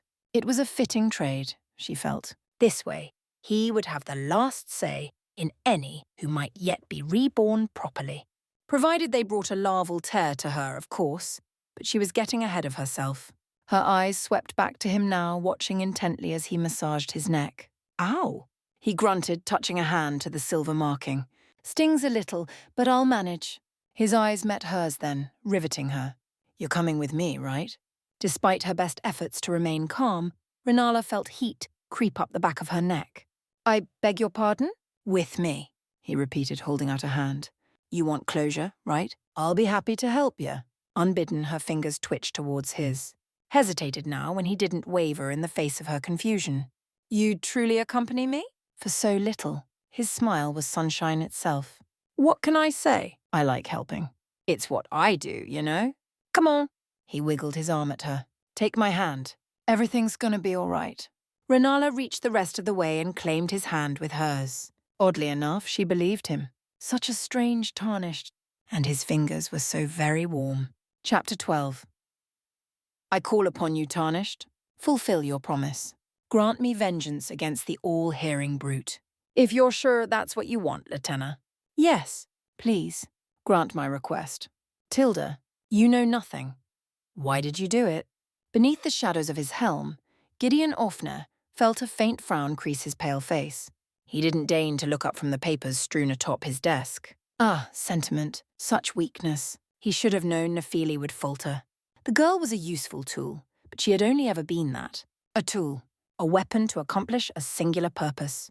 He had always known time and experience would blunt her edge sooner or later. Still, he'd hoped to get more use out of her before she finally succumbed. Father, please! Answer me, mewling whelp. Whining on like that. Who did she take him for? You ask me why? Here at last he raised his gaze to look her in the eye. She glared back at him, palms spread upon the table, face mere inches from his own. You know full well the reason. No, don't make that face. He silenced her with a wave of his hand when she made to protest. I will not hear of it. The Elden Ring is all that matters. Anything else is a secondary concern at best. Another lie, alas. None must take the throne. All knowledge must be his, all in order to prevent such a terrible occurrence. Including the medallion. Secondary. The whelp reared back as if she'd been struck. Even me? A curious twinge hit his heart. He strangled it. Even you. But why? She demanded to know. Why hurt those poor people? For the medallion? Where does it lead? And to what? To a land beyond the mountains, he answered in kind. I came to them in good faith. They refused to grant my request. I asked only the medallion of them. No more. They were the ones who forced that fight. They were helpless. She didn't believe it, neither him nor the half-truth he dangled before her. A pity. My men weren't. The words hung between them. And you butchered them, she snarled at him, as they butchered those innocents. Gideon tried to leash his temper. It slipped free. Innocence, she said. Dolores had been innocent, and he knew full well what happened to her. A good woman, slain. Made a puppet by Seluvis, once his friend-turned rival, that slimy snake. And this whelp dared to speak of such to him. There are no innocents. He thumped a fist down on the table. Not anymore. There was a time when you understood this. When she didn't answer, another suspicion reared its ugly head in his heart. That blonde oaf's gotten to you, hasn't he? You were to observe him. Not spread your legs for him. Her face flushed further. Father, no! That's not what this is about. It was. He knew much, and he realized what she did not. Fool of a girl. She was useless now. Isn't it? He shook his head. If you cannot see the necessity of what I do, then I have no further use for you. She flinched. What are you saying? Go. Get out of my sight. I've no need of your services any longer. Bright eyes darkened beneath his rebuke. He wondered if she might cry. No. Ignore that. Sentiment would only weigh him down. He couldn't afford such fleeting feelings. Go serve that oaf if he pleases you so. Nephili pushed her hands off the table and loomed over him, shoulders trembling. Her hands twitched at her sides, clenching into fists. For a moment Gideon thought she might actually try to strike him. Bah! As if she could do such a thing. The pact remained sacrosanct. Even now those most ancient magics prevented any such violence in the Round Table hold. She knew not how to pierce it, and he'd not tell her in any case. My, she did look furious, though. He is a better man than you. Her words stirred old, dark anger in him. Watch your tongue, girl, or I'll have Ensha pluck it out. You needn't worry about that. Something curious played across her face. I've said my piece, and heard enough. Her piece said, she stalked out. Gideon watched her go. Shook his head as she slammed the door behind her. Blast it. Such a willful lass. He would commend her spirit, but none would take the throne. Certainly not her. All knowledge would flow unto him, and with it the power to prevent foolish upstarts like her from upsetting the status quo. Everything would remain as it was.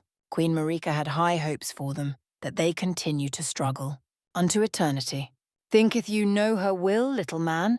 What in blazes? Gideon paused, craned his neck about, but there was no one in the room.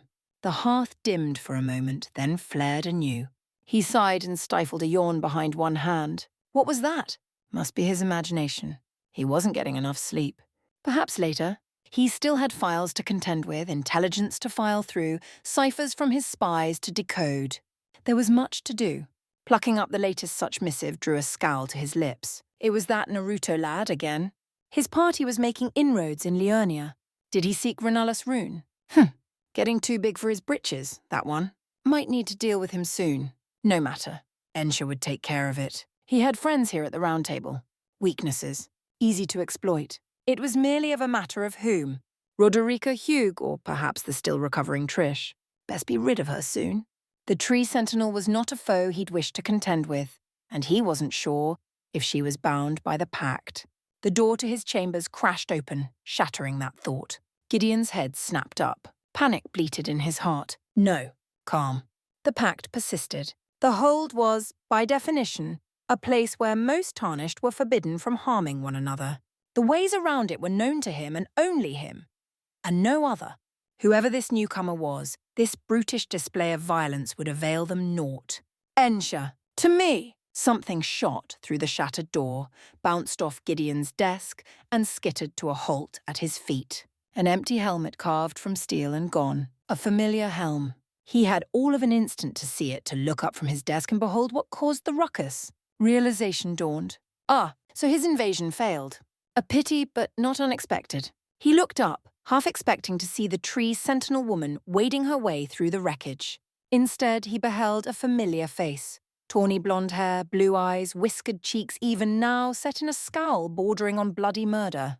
He saw the 3 great runes etched into his flesh. 3. He'd worn 2 only a few days before. Bollocks. Seemed the little fool had been busy since he'd seen him last. Must have felled Renala and taken her great rune for himself. How many more runes would he claim? Would his lust for power never be satisfied? Hello, Gideon. But none of that mattered now, because those blazing blue eyes met his across the desk, and he was speaking to him. Let's have a chat. Gideon lifted his chin in stoic defiance. Talked with the girl, did you? Among other things. Naruto didn't lean over the desk as Nephili had. There was no need for that. His presence alone commanded enough weight. You could stand to be a bit nicer to her, you know? She's your daughter. Foster daughter, he corrected reflexively. The blonde hummed. It was a dangerous sound. I'm aware. You've already heard? Indeed, it seemed the whelp harboured suspicions. So I had no further use for her. He didn't miss the way those gloved hands curled into fists. Honestly, what's a man to do? There could be no mistaking it now, the faint twitch of the blonde's jaw. A determined plebeian is more wicked than an omen horn, quite frankly. I suspect that's just what the Queen wants. A dose of ambition to incite the tarnished. You'd know a thing or two about that, wouldn't you? Gideon frowned. I beg your pardon? Ambition. Naruto picked up a book and turned away, humming thoughtfully to himself as he thumbed through its pages. A log crackled in the hearth. Shadow and flame flickered across the young man's downturned face. You know it well. A blue eye glanced back at him, and for a moment, a fleeting sliver of a second, it almost sounded as if someone, was speaking with him. How can you not? You always were the grasping sort, ever reaching above your station, clamouring for more than your hands could hold. Small wonder she pitied you. A strange feeling twisted in Gideon's chest. He'd heard those words once before, but not from this man. Radan. Nonsense. Radan was dead and gone. Naruto bore his great rune. But it is in man's very nature to grasp, isn't it? Now he almost sounded like Godric. The key is knowledge. No, he realized. Not Godric, sharper somehow. We tried it your way, Nephili. Godwin. Knowing when to stop and be happy with what you have. Some know when to be satisfied. Others are greedy. Those words felt like a slight against his very soul. Are you greedy, Gideon? Enough! He would not be baited by this brash boy. I do what I must, as do we all. We certainly do, don't we? The retort was delivered calmly, as though they were discussing the weather and not a potential maiming. All of us, each of us, do what we deem necessary. Satisfied with the tome he had selected, the blonde stowed it into his pack and picked up another, idly leafing through it. 3 seconds passed. 6 now. 9. Gideon waited for the other shoe to drop, and it surely did. But the way you butchered those poor Albinorics? Blue eyes rose over the book to stare into his soul. Was that necessary? For the sake of the Elden Ring? Cut the crap! A fist thumped down and the words died in his throat, his confidence faltering in the face of those now gold eyes. I'll warn you this once. You better have a damn good reason for what you did. Because if you didn't, if you killed those people just because it was easier... As if he would be intimidated by such a remark. My reasons are my own. I hardly need explain myself to a whelp like you. Naruto's shadow twisted behind him, taking on the likeness of a gring fox. Thought you might say that. Clearly we have nothing more to discuss. He looked back to his papers. You may leave now. Wrong response. Those azure orbs narrowed to cerulean slits. Trish, take him. Something impossibly large and terribly fast barreled through the remnants of the ruined door, vaulted the desk, and seized Gideon by both shoulders. Overpowered him despite his struggles. Not enough to hurt or harm, but easily able to wrestle him out from behind cover all the same. In short order, he found himself driven to the floor, head pressed into a dusty pallet. A knee slammed down into his back, forcing him lower still. His joints creaked ominously. Even then, Gideon felt no fear. He craned his neck back, beheld the gilded golden armor of his captor, and knew who had him. Ah, the blasted sentinel woman. You can't kill me, he sneered at her. You wouldn't dare. Your oath won't allow it. Her scarred face twisted in a silent scowl. She tightened her grip on him. His helmet began to buckle around his head. Hold, little one. A soft, unfamiliar voice spoke somewhere over their heads, giving her pause. If we break the pact of the Round Table, if you butcher him here, the hold will no longer be a place of peace. Tarnished will slaughter one another wholesale. Your precious spirit tuner will not be safe, to say nothing of the smith. Gideon smirked silently in his helm. The bloody blonde didn't. What do you propose? Why, that's simple. He still couldn't see the speaker, but he heard the smile in their voice. Take him elsewhere. That sounds grand. Yet another voice hummed. Trish, keep him still. Horror broke like the dawn in his mind. Take him out the hold. No, they couldn't. They wouldn't. His back arched beneath the blonde's knee, body bucking violently. Too little, too late. Firm fingers tightened on the back of his head. Golden grace flashed. The world folded in on itself, taking his stomach with it and bringing on a profound pang of nausea. He must have blacked out for a moment, for when he came to, the hard floor was gone, replaced by a carpet of soft grass. A cursory glance confirmed his suspicions. This wasn't the hold at all. He didn't know where this was. Somewhere in Liurna, perhaps? He could see the Academy of Rhea Lucaria in the distance, and the light of the Erd tree besides, but beyond that the waning light of the setting sun cast everything in shadow. He liked it not. He'd never liked the dark. An all-too familiar voice dragged him back to reality. Must we do this? We tried it your way, Nefeli. Now it's her turn. Here at last, dread seized Gideon. They'd dragged him out the hold. Such shouldn't be possible. Not without consent. Such required ancient magic, spells long since lost in the shattering. He tried to move, but that stupid sentinel had an iron grip on him, and her master was glaring bloody red daggers at him. There were others with him. A redhead he vaguely recognized from the hold, and... Oh, he saw Nefeli with them. And there, behind her, the Albinoric woman, her eyes sharp and posture tense, standing on her own 2 feet, wolf at her side. So this was how it was to be, then? He'd been had. Trish grabbed his helm and tore it free, exposing his face to the waning light. He squinted against it with a snarl. Gideon Offner. The Albinoric woman, he'd never bothered to learn him name, stepped forward and drew her bow. You stand accused of genocide against my people. How do you plead? He knew nothing he said would convince her of the necessity of it all. In her eyes, he was already damned. What a sad state of affairs this is. So he sneered at her instead. So you've slipped into his good graces too, then? What did this one promise you? Salvation for your people. Killing me won't bring them back. You know this. Whatever miracle has been bestowed upon you will die with you. A peal of laughter, short and sharp, silenced him. You'd like to think that, wouldn't you? She reached down and seized him by the chin, pinching his face. But you're wrong, oh all-hearing brute. So very wrong. Someday, a new generation of Albinoric shall live through me. She touched a free hand to her flat stomach. Happy, healthy, and free of your kind's interference. This is the moment everything changes. He didn't miss the way the blonde buffoon flushed. Was he sweet on the woman? Didn't matter. His gaze sought out Naruto's allies, from the steadfast swordswoman to the timid seamster. Each glared at him in silent anger. He found no footholds there. There was another with them, standing in the shadows over the trees, but he couldn't see them. In a fit of rage, he squirmed against the sentinel holding him and glared her way. And you then? He cast a black look at Nefeli. You would turn your coat for a man such as this? You must realize he'll fail. Nefeli held his gaze and looked away. I tried to reason with you, father. This is for the best, he hissed. Your birth father never loved you. Horalu cast you aside out of shame. Nefeli flinched. That's a lie, Naruto chimed in. Nice try. And what of you? Gideon glared his way, spiteful now that he knew these to be his final moments. Do you think you'll be any different than those who came before you? You won't succeed. You'll falter, boy. Poison crept into his words, bubbling with venom, just like Vike, Bernal, and all the rest. And even if by some miracle you survive, even if you make it all the way there, your work will be for naught.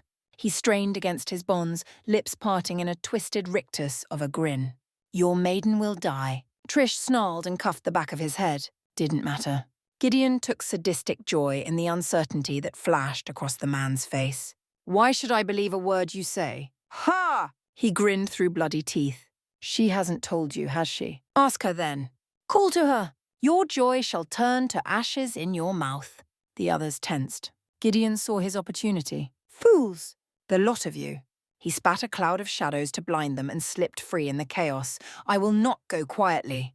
You shall rue the day you're crossed. Moonlight pierced the darkness and struck him low in the chest. Physically blasted through him in the chest, tearing a hole through his ribs. Blood burst from his lips as he slumped to his knees. A quivering hand cupped at his wound. He mumbled a healing incantation, but the injury refused to close. Another came and went, to no avail. Death! This was death! He could feel his life force slipping away. He fumbled for his flask, only for another to rip it from his grasp. Little Gideon, a familiar voice crooned from the waning mists. Did you forget who it was that taught you such spells all those years ago? He forced himself upright on trembling limbs and looked upon his killer. No. Nay. Never.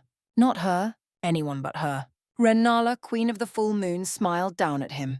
'Twas not a pleasant smile by any means or measure. She was just as he remembered her. Worse, she looked perfectly sane. Had his spies been wrong after all? This was not a woman past her prime. Not by any means or measure. He could feel the power thrumming within her, see that strange egg of her slung over her shoulder in a strange satchel. Wretched madwoman! He flung up a barrier and hurled a comet spell her way. You should have stayed in the academy. Mad? The taller woman laughed, a rich, husky sound that filled him with dread. I am rusty, dear, not mad. Her brow furrowed, promising pain. And you have forgotten your place. Her staff tapped down and his spell evaporated, ripping his barrier away with it. You call yourself the all-knowing. Poor boy.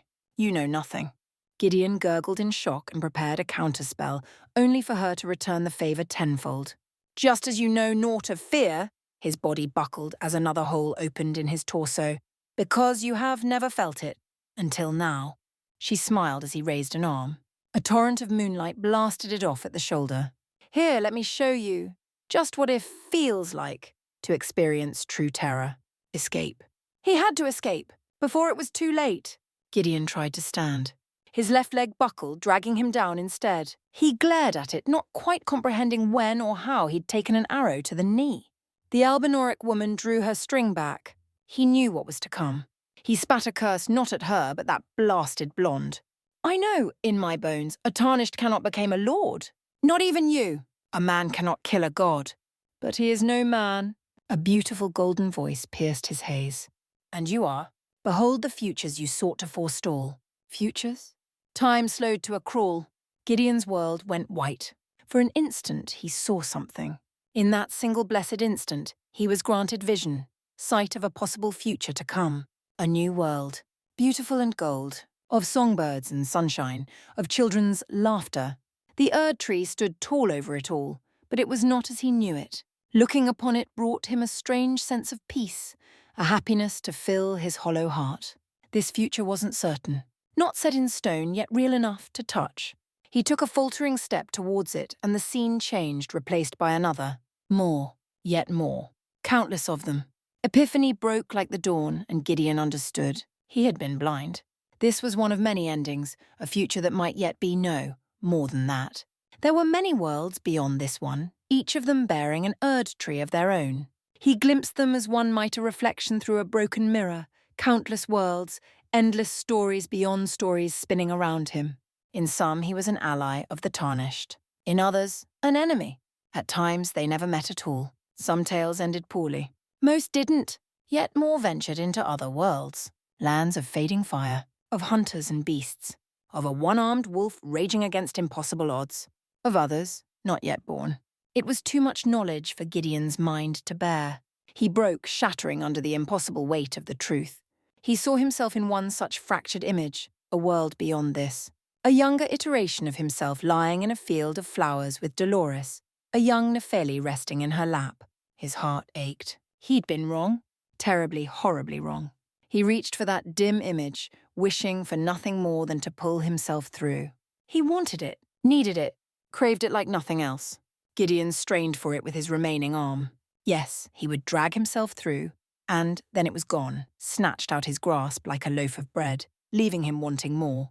Reality rushed back in, and Gideon was left to stare death in the face, the slender shaft even now hurtling toward him. No! Come back! Give it back! He gibbered, grasping for the grace he could no longer see. I want to see it. I have to see it. Let me see it again. Nay, the voice denied him.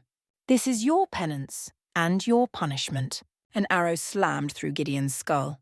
His head snapped back. Blood flew through the air. Pain blossomed, but death did not come. Not quickly. He slumped over, thoughts lingering as darkness swarmed in. The Albinoric woman drew a long hunting knife from her belt and raised it high over his neck. He knew what she intended. She would take his head as a trophy, parade it around the lands between like some grisly prize. Such was his fate. It was the least he deserved. The sun set. Her blade screamed down. It was the last thing Gideon saw. 0.0, 0.0. Nepheli traipsed away from his corpse. She had to. Rather, she must, for to stare over long at far Gideon's headless body any longer would surely make her sick. She couldn't bear to watch her allies strip him of his valuables. Everything was taken from the all-knowing, both possessions and runes divvied up among the lot of them. Latenna took his head and helmet. Renala laid claim to his staff. Millicent fused over the notes he'd had on him, and now she turned a weather eye to his boots, for her own were in sore need of repair. Even little Bok was taking place in the looting, fussing over the man's cape and boots. Naruto alone stood apart from it all, and so it was to him she went. He faced away from her, eyes set upon the lakes and the ruined gate down below it. Melina stood by him in a rare moment of solidarity, but the words they shared were not kind. "Aren't you telling me?" He hissed at her as she drew near. "There's nothing to tell, Tarnished," she murmured. "Nothing has changed. The purpose I was born for is to die!" He rounded on her and Nepheli froze, not liking the look on his face. "Look me in the eye. Tell me it isn't true." Melina couldn't. Nepheli pitied her for it. She shouldn't linger her, shouldn't listen. But she couldn't help herself. Ha! A bitter laugh welled up from Naruto. Sure enough, he was the first to look away. "So that's it then. You're just going to sacrifice yourself?" "When? After we reach the capital?" Nephi paused. Gideon's parting words rang in her mind. Had he spoken the truth? Regardless, Melina didn't speak.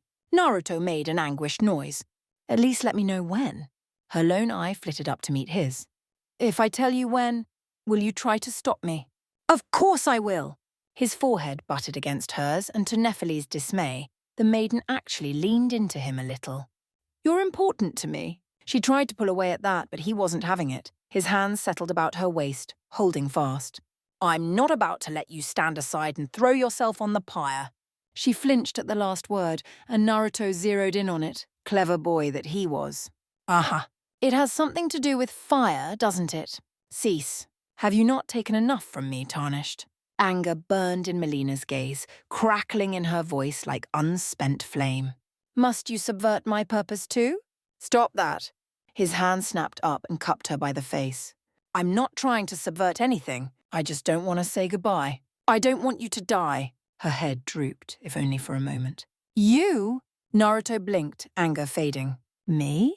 You infuriating man. Melina's face rose. Her palm went with it. Nephili winced, knowing full well what was about to happen. She was too far away to stop it. There wasn't a thing she could do. She needn't have. Naruto took one hand from Melina's cheek and caught her by the wrist. The annoyed noise he made said this was commonplace between the two of them. In the same seamless movement, he snatched up her other arm, blocked a furious kick with his left knee, pivoted, and slammed her back against the nearest tree. A shower of leaves rained down on their heads. Neither seemed to notice. Melina certainly didn't. Her composure shattered, and she flung herself at the Tarnished like a she-devil, hissing and kicking him with singular fury. Absolute oaf! She headbutted him. He took it with good grace and stopped a knee from planting itself in his groin. Sassy maiden. For a moment she thought the maiden might kiss him. She stomped on his foot instead. Self-sacrificing blonde buffoon. Says the one who wants to die. He hooked an ankle around hers to keep her from kicking him again, and they were off again, flinging insults at one another like a pair of children.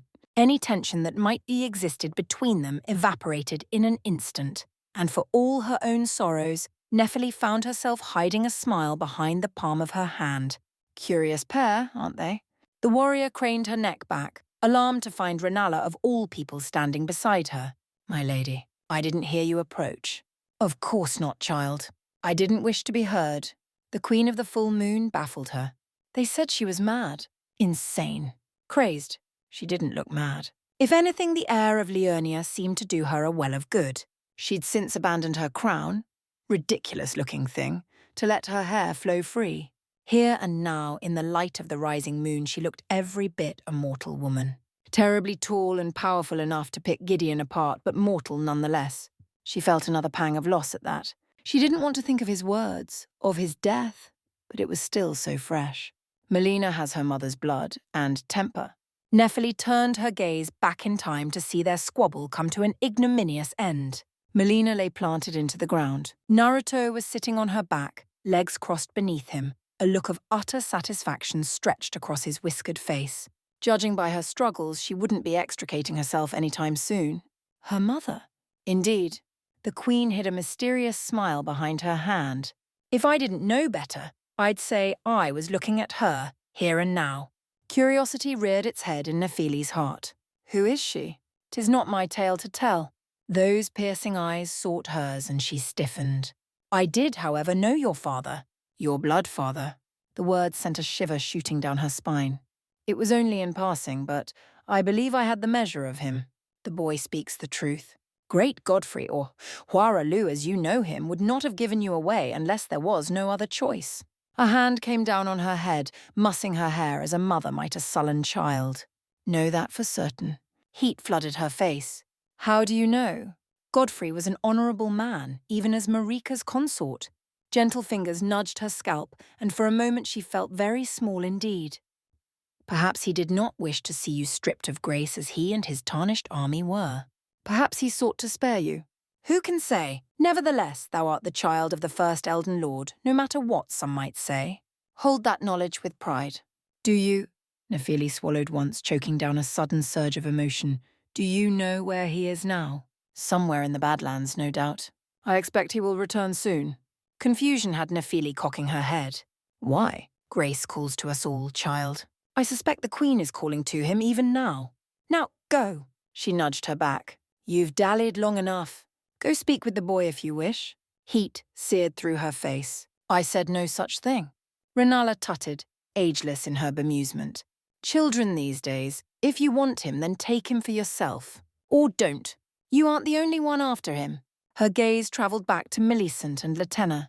the later already stuffing Gideon's head in a sealed bag for safekeeping, while the former helped BOC strip the last of the cloth from his armor. They will make their moves if you do not. Her throat closed. And you? Undecided. Came the answering hum. I shall make my decision after Rykard is dealt with. Now cease thine stalling and move. Nephili sputtered and tried to dig her heels in. The queen wasn't having it. Another nudge spurred her forward against her will, forcing her to walk or trip outright.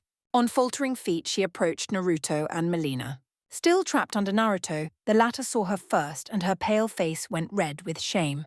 We shall speak of this later. She vanished into motes of blue light with those words. Run all you like! Naruto shook a fist after her fading form. This isn't over. Nephili coughed into a fist, drawing his gaze. He looked back her way with a chagrined smile.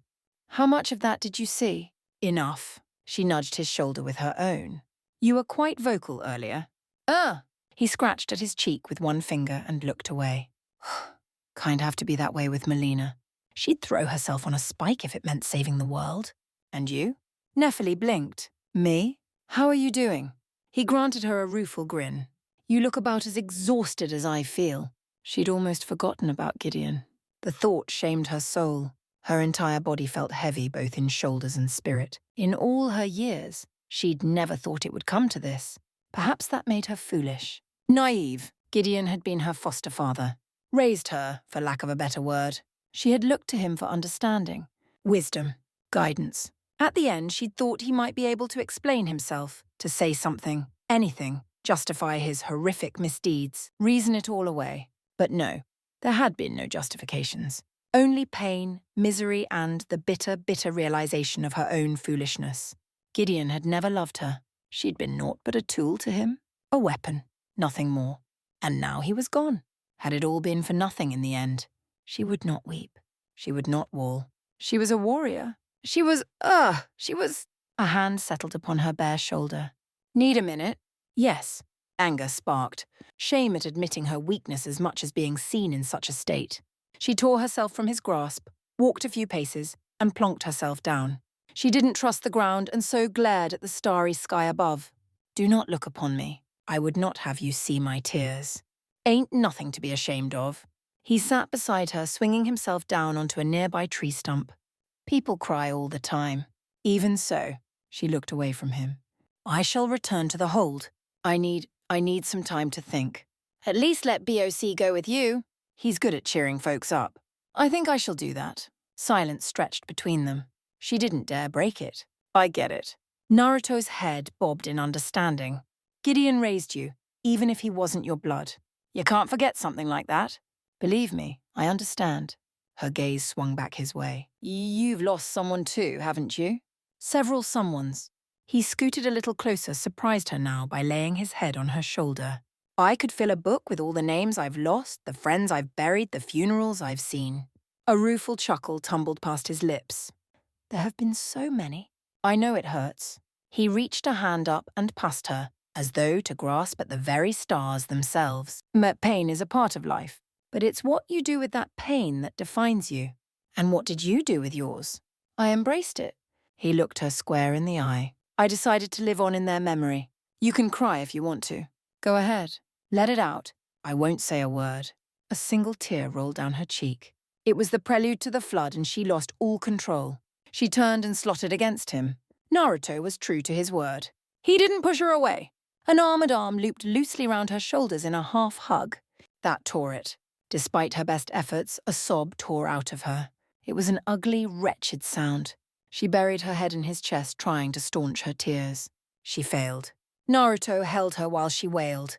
There you go. Let it all out. 0.0. Raya found herself in a bit of pickle.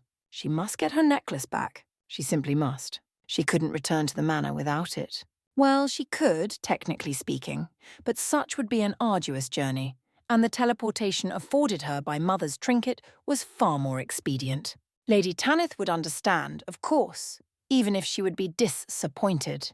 She couldn't bear the thought. But there was nothing that could be done. She'd already tried to retrieve the necklace and failed miserably for it. Just thinking of her failure made her flinch. Oh, the shame of it all. To lose her most treasured possession to that brute, and all for a bit of prawn. He'd tricked her, deceived her. How was she to know it was meant to be a trade? He'd never said such. She'd begged and pleaded with that blackguard, but alas, her cries had fallen on deaf ears. In the end, the heartless fiend had shouted and chased her away until she'd run here, to this tiny tower in the lake. She dare not leave it. The lakes were not safe. She could hear things out there, awful monsters that would happily grind her bones. She spied some movement out beyond the trees and ducked down behind the stones. Hopefully it wasn't more of those terrible albinorics with their clubs. She'd barely gotten away from the last bunch. Why must all the creatures here be so wretchedly hostile? Even those awful crustaceans wanted a piece of her. Really? What was a scout to do? She wasn't a fighter. Did she dare wait for night and ambush the braggart then? Such might be possible. She knew he had the necklace on his person. If she could but snatch it from him and bolt, she might be able to get away. Might. Or she might die pummeled to a pulp beneath those awful metal gauntlets of his. Her knees quivered at the thought. Look, I keep telling you. A man's voice came across the water, breaking through her maudlin musings. We need to find Greyroll first. Raya perked up. Her fist instinct was to hide. Curiosity suppressed it. She peeked out from cover, peering into the morning mists. Be that as it may, a woman's voice intoned, we know not where she went. She has Therolina and Agil with her, my lord. A third voice joined the second. She will be fine. Fine. I guess she'll be fine on her own a little while longer. Raya could resist no longer. This group didn't sound hostile, and she was in dire need of aid. She dared to lean out yet further. As though waiting for that very moment, the mists peeled away and revealed her quarry. They were not beasts, as she feared. On the contrary, they were a rather eclectic band, all things considered. A woman riding a wolf, a one-armed redhead, a tall lady in deep blue robes, and oh my! That tall fellow there, leading them, the one wearing drake-scale armor. She saw something etched into on his chest, arm, and neck. Closer inspection confirmed her suspicions. They were 3 great runes, each one shining like the sun, gods above. 3! Mother had never told her of a tarnished like this. Surely the manor would have known of such. She took him in at a glance, those bright blue eyes, tawny blonde hair, whiskered cheeks dimpling in a smile as he conversed with his companions. Strength poured from in waves. She could sense it, taste it on her tongue. This one would be a worthy champion indeed if she could convince him to join the manor. But how to go about it? Oh, she'd just had the most wonderful idea. What was the saying Mother always used? Kill 2 birds with 1 stone? Yes, that was it. Well, nothing ventured, nothing gained. Hello? She cupped both hands before her face and called out. You there? Might I have a moment of your time? The party paused. Its leader turned to approach her, ascending the steps at a clip. He looked at her. Really looked at her. Saw right through her somehow. A faint quirk of his lips had her heart quickening. And yet he said nothing. Silence stretched between them. It's, rather chilly here, isn't it? Raya piped up at the last, hoping to break the ice between them. I'm sorry me rambling, aren't I? My mistress sent me off on an errand, but I was accosted by a ruffian, and now I'm in a bit of a bind. Her palm itched anew, and she wrung them together, stifling the urge to scratch them. Could I ask you to lend a hand, perhaps? That thug made off with a precious necklace of mine. I need someone to retrieve it. Only... She gulped a little, worrying at the sudden sharpness in his eyes. Well, he too is a tarnished, she mumbled out. If you've any qualms confronting your own, I shall find another. I'll take care of it. Even his voice was soothing, most pleasant to the ear. Oh, thank you dearly. She couldn't keep the words from rushing out. What a blessing that we've met like this. Eager to make herself useful, she stepped past him and cast a finger in the direction she'd come. That thug should be resting at an abandoned home down the way. Please, I must have the necklace back. It means the world to me. Sure. The blonde seemed happy enough to grant her such. Renala, you mind watching her for a sec? The tall woman nodded once. Not at all. Renala? The Lady Renala? No, surely not. Perhaps it was someone who shared her name and appearance and manner of speech. Oh dear. She really did feel quite small in her presence. Raya reined in her emotions with an effort. She mustn't transform here. To do so would surely see her slain. Calm. Must be clam. Don't panic. Off the tarnished went without a word, and his 2 companions with him. That left the tall woman eyeing her most strangely. Have I offended you in some manner, milady? No, the woman hummed after a thoughtful moment's pause. You simply remind me of someone. Curious. A minute passed in silence. Then another. Yet another still. Raya just begun to lose hope when she heard it. A muffled explosion, followed by the faint sound of gibbering. Had they found the lout so quickly? Odd. It almost sounded as if he were apologizing. Begging for his life, even. Surely she imagined such a thing. He certainly hadn't said as much to her. And so she waited still. Another minute elapsed. Finally, she heard the footsteps. She wasn't surprised to see him again. Any tarnished who held 3 great runes was surely no pushover. Sorry to keep you waiting. The tarnished and his silent companions sauntered back, looking no worse for the wear. It was a bit of a misunderstanding. He won't do it again. Did you kill him? No, a hand waved. Thumped him upside the head once or twice. He's learned his lesson. And? He reached into his pouch, removing a familiar bauble. He coughed this up. Yes! Raya felt heart sore at the glimmer of gold, such that she nearly hissed with glee. That is indeed my necklace! Thank you kindly. Would you mind? Not at all. She turned her back to him, not once doubting his intent. He stepped to her silently. Nimble fingers danced across her collarbone as fiddled with the clasp of her necklace, reaching down and around, the better to fasten it to her neck. This close he smelled of fire and blood, smoke and sunshine mingling with a sickly sweet scent she couldn't quite identify, like overripe fruit on the verge of rotting. Such a curious contrast. It made her want to nuzzle him and wait. What was he doing now? He'd fixed his necklace, but now fingers were stroking her scalp, idly tousling her hair for reasons she couldn't quite comprehend. It felt nice. No. Focus! Raya straightened with a squeak, heat flashing through her pale face. Why are you patting my head?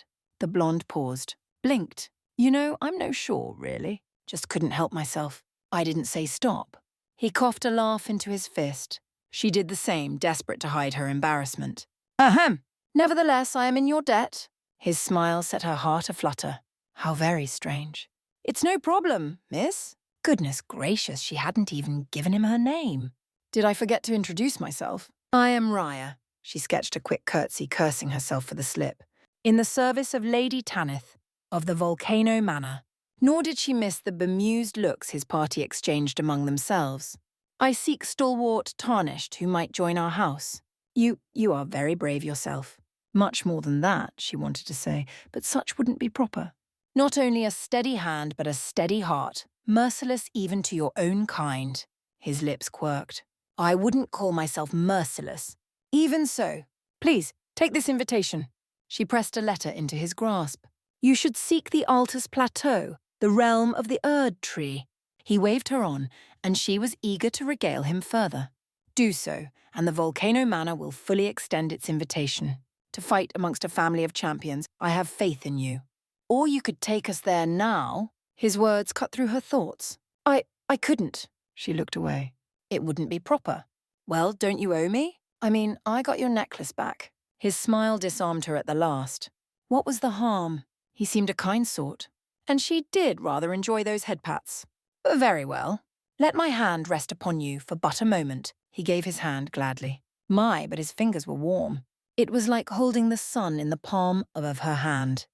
0.0, 0.0. Tanith saw the light. Excellent. Zorias had returned from her scouting mission. Much to her surprise, she'd brought champions. Plural, more than one. She spied a man in drakescale armor wearing 3 great runes. My, someone had been a busy boy. Another with lovely red hair, and a third sitting astride a great whirl. This tarnished and his companions she knew not, but that was a very large woman behind him. She sat a little straighter in her seat. No, nay, that couldn't be. It just couldn't. Oh dear. Hello, dear Tanith. Lady Renala, Queen of the Full Moon, smiled upon her. That smile was far too sharp for her liking. Might you know where my son is hiding? He's in sore need of a spanking. She tried to speak, but her lord's mother bulled right over her. And do take off that mask, girl. 'Tis unseemly to hide your face in such a manner. A stronger soul would have argued, railed against her demands. But for Tanith, there could be only response given. She complied with a whimper. 0.0, 0.0. Rykard opened his eyes. Who disturbs my slumber? Strange. He thought he'd heard a scream just now, but his cavern remained silent, filled with naught but corpses. Nonsense! Must have been his imagination again. Back to sleep he went. More fool he.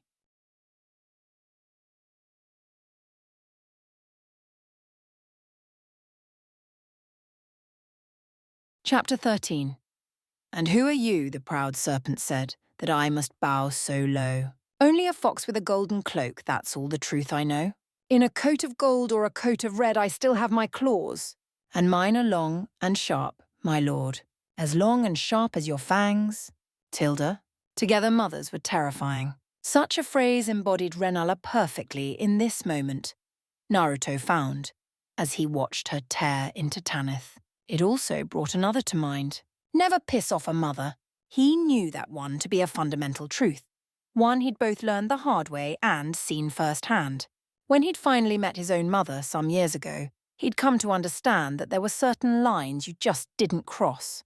Kushina was awesome and all, but he'd some come to dread the idea of ever making her angry. Nope. Nuh-uh. Don't do it. In conclusion, he'd learned 3 things. Moms were scary. Don't mess with a scary mother. Never come between a mother and her child. In a matter of minutes, Renala had browbeaten Tanith into both removing her mask and divulging Rykard's location. That she hadn't reduced the poor woman to a whimpering wreck at their feet was honestly something of a miracle, and one he'd chalked up to chance. If it weren't for Raya, he suspected she might have killed the lady of the manor outright, who, as luck would have it, turned out to be, was Renala's granddaughter. Small world? Again, he couldn't much blame her for that. In the end, it wasn't his concern. Even now he could feel Tanith glaring bloody daggers at him. How someone so beautiful could have such a twisted heart was beyond him. How could you serve Rykard knowing what he did? What he was? Maybe she had her own reasons. Everyone did. It shouldn't bother him. But it did. It really, truly, did. Naruto pivoted away from the door to look at her. All right, I'll bite. What's eaten you? Much to his surprise, Tanith complied. Huh. Neat. Why are you here? Thought that was obvious. He's going to help Lady Renala say Rykard. Millicent's voice called down from the main hall. He flicked her a quick glance. She looked a little weary from dispatching the sentries outside, but otherwise no worse for the wear, and Latenna was still with her. Good. Their party remained intact. Don't try to stop him. It won't end well for you. Tanith blanched, looping a strand of dark hair around her finger as she fussed over the words. When you say kill. Radahn was to be pitied. Latenna clicked her tongue in mild admonishment. That monster will not be. We shall see. Renala swept out from an adjacent room, smoothing down her robes. His fate remains to be seen. Death. Kurama chimed. It's going to be death. Nothing else will do. Naruto noticed the absence of their guide straight away. Where's Raya? I spelled the girl to sleep. For once, her smile seemed less strained. Realizing Raya was kin seemed to have done wonders for her mood. She need not be awake for this. His spirits sank. So they were really doing this then? No! Tanith must have realized it too, because she all but flung herself at him. You mustn't! He is our lord! I won't let you take him. Naruto caught her by the wrists and firmly wrestled the inconsolable woman back into her chair. Behind her, the Crucible Knight stiffened, but made no move to intervene. Just as well, too. He was ready to turn them inside out if they lifted their sword now. It didn't stop Tanith from flailing at him, wailing, weeping, cursing his very name, and he began to wonder if he would have to put her down for good. In the end, there was no need for either. Renala flicked her scepter in Tanith's direction. Sleep. The weary woman slumped with a woeful whimper, and after a moment, her Crucible Knight suffered the same. Even in slumber, the silent sentinel remained standing. He couldn't fathom the kind of dedication that took. If it weren't for its helm bobbing, he would have thought the creature unaffected. He stepped up and gave its breastplate poke. No response. Right, that settles it. That spell is overpowered. Indeed. The mistress of magic hummed. Alas, it only works on humanoids, half of which have proven their enemies. Still pretty damn useful, she preened. You have my thanks. Shall we go then? All right. Naruto pinched the bridge of his nose and heaved a sigh. Now came the hard part. Millicent, Latenna. Each perked up when he called their name, which made this all the more difficult for him. I need both of you to stay here and keep an eye on the manor. Millicent gave him a fearsome pout, bless her sweet, simple soul. My place is by your side, my lord. Latenna folded both arms before her chest. I concur. You shouldn't face such a beast alone. I won't be alone, he countered. Renala's coming with me. Millicent looked to her, golden eyes narrow. Why? The Queen favoured her with a small, sad smile. Because, dear girl, Rykard is my son. Understanding dawned in her gaze. Pity soon accompanied it. You have my condolences. Latenna still looked fit to argue the point. Eventually, she wilted under his stare. I'll allow it this once. There will not be a second time. Proud, proud little thing she was, unable to say how she really felt. In truth, he couldn't blame them, their protest, but he had good reason for this. He'd already killed Radahn, and truth be told, he didn't much like the idea of killing another soul who could be saved. Millicent had nearly died against Radahn. He wasn't about to risk her against something far worse. Latenna was skilled, make no mistake, but her arrows would be of no help against what they were to face. Better they stay here, where it was safe, and prevent any stray recusants from flanking them. Those they could handle. Rykard was another matter. He couldn't bear the thought of them coming to harm. Naruto patted her shoulder. Thank you. 0.00. Rani opened her good eye with a lingering frown. Strange. She'd experienced the most curious dream. She had dreamt of Mother. 'Twas nothing, surely. Wasn't it? 0.0. Naruto followed Renala down. Down, down, down they went, through the manor, through the prison town and all its horrors, through all the blasphemy that followed, into darkened shadows rife with corruption, abominations, and broken souls beyond any hope of redemption. None were spared. They were, all of them, put to the word. In truth, the fights that followed were a blur, for he didn't wish to recall the wretched creatures he fought, nor the ghastly abomination and beasts that took pride in their power. Man-serpents, crazed Albinaurics, even the odd omen killer and feral dog. All were slaughtered. Renala acquitted herself well throughout the chaos. He hadn't had a chance to see her fight before. What she'd done to Gideon had been an execution, not proper battle. But this was poetry in motion. Fluid grace personified. She was no god, or even a demigod at that, yet she had power all the same. Her spells knew no mercy, her summons even less so. Like watching a well-trained dancer sway atop her stage, so too did he find himself amazed. More than once he caught her smiling as her sorceries scythed down serpents, heard her bell-like laugh as swatted aside twisted wretches who crossed their path. Yet in the same vein she proved her mercy, gently putting maddened Albinaurics out their misery. Of course, that wasn't to say he let her do all the fighting. When they encountered a magma worm, he annihilated it with a Rasen shuriken. Likewise, Kurama's jaws made short work of the godskin noble they encountered in the Temple of Aegle. It was merely a matter of luring the massive oaf outside and then crunch. Honestly, nothing put up much of a fight. It gave him time to think. Millicent and Latenna weren't happy at being left behind with Raya, but he knew they'd understand in time. Someone was needed to keep Bernal and the rest from fleeing, for the ranks of the Recensants would surely break once Rykard was dealt with. They couldn't have killers like that out and about in the world. Rykard, he was their sin to bear. This was something he and Renala needed to do, alone. It was better this way. Had to be the two of them, you know. Someone else might have gotten it wrong. And then they found him. It wasn't a sudden thing by any means. The ground sloped suddenly past a lava flow, and they followed it. Soon enough, their path branched off into a cavern, and past that, massive chamber filled with calcified bodies. Poor souls froze in their final moments of horror. Their faces told him all he needed to know. They'd arrived. One such being clutched a massive spear in hand. Naruto snatched it up without thinking. Not a bad tool. Still has some power in it. He saw the beast before Renala did. A tangled mass of scales lurked in the center of the chamber, writhing over an ugly pool of magma. A grisly heartbeat thumped in his ears, a steady thud-thud-thud that threatened to swallow the very world. Just being near it threatened to deafen him. Still no sign of Rykard, though. He could sense something nearby, a vague, oily presence, slipping through his grasp when he tried to focus. But where? Renala's breath hitched in her throat. It brought him back to himself, and he turned to find her stepping back, one hand over her mouth. I thought I was ready, the words tumbled from her lips. But this is beyond what I imagined. He couldn't blame her. This place, no, that didn't do this den of depravity justice. This place was a grave.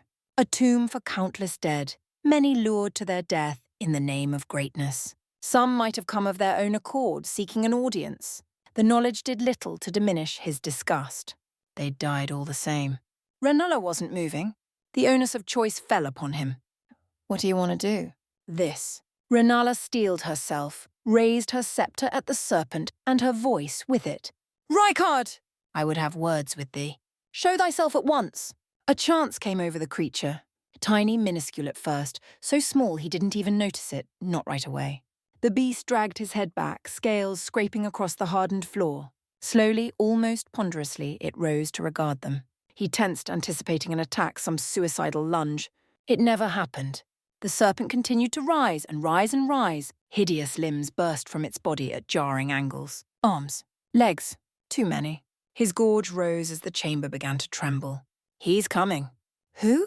What are you talking about? Naruto had his answer a heartbeat later. As he looked on aghast, the beast turned its head round to regard them, revealing something near what passed for the back of its skull. Were those scales? No, scales didn't look like that. A bruise of some sort? Whatever it was, the ghastly thing was moving. Opening their eyes. Not a bruise. Not at all. It took him a long moment to realize who he was looking at, but once he did, he immediately wished he hadn't. Renullah's words came to mind. He fed himself to the serpent. The face twitched, as though waking from a long slumber. Very well. A twisted limb stretched from the snake's skin and thrust itself into the serpent's gaping maw.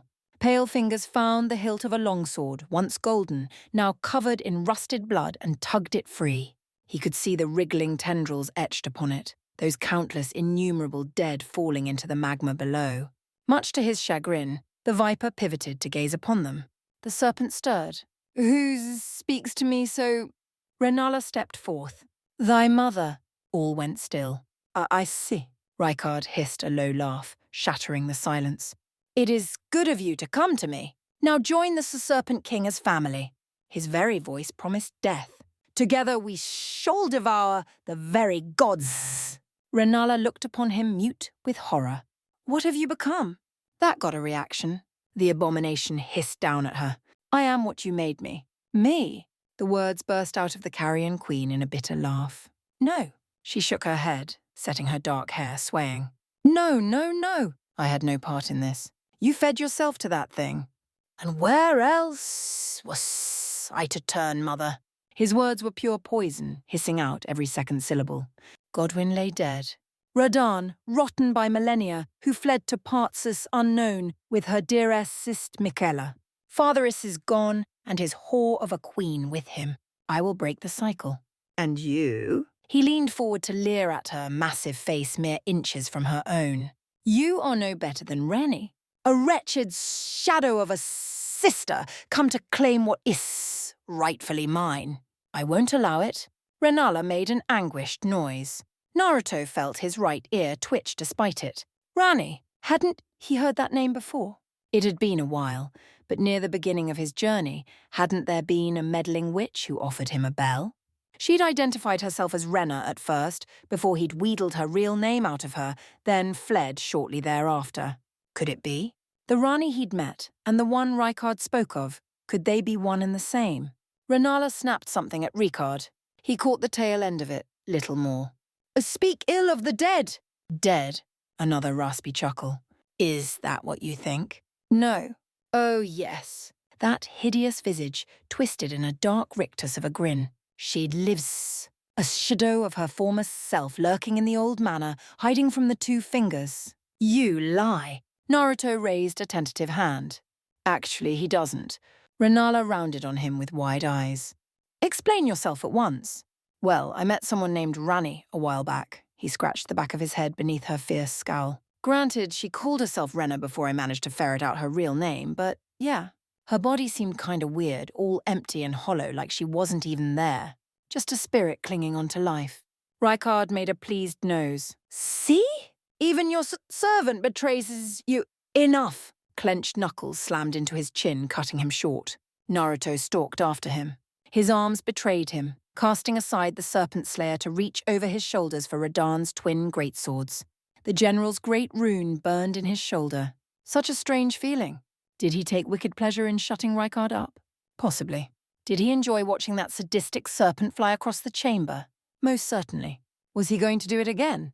Undoubtedly. Rykard coiled upright and rounded on him with a sibilant hiss. And what is this, then? You dare defy a god? Naruto opened his mouth to reply, closed it now as a firm hand settled on his shoulder. He jolted, startled to find Radahn's spectre standing beside him, face carved from stone. He glared at it. The rune wraith glared back at him. Guilt and regret reared their ugly heads in his heart. No, not now. Had he come to torment him once more?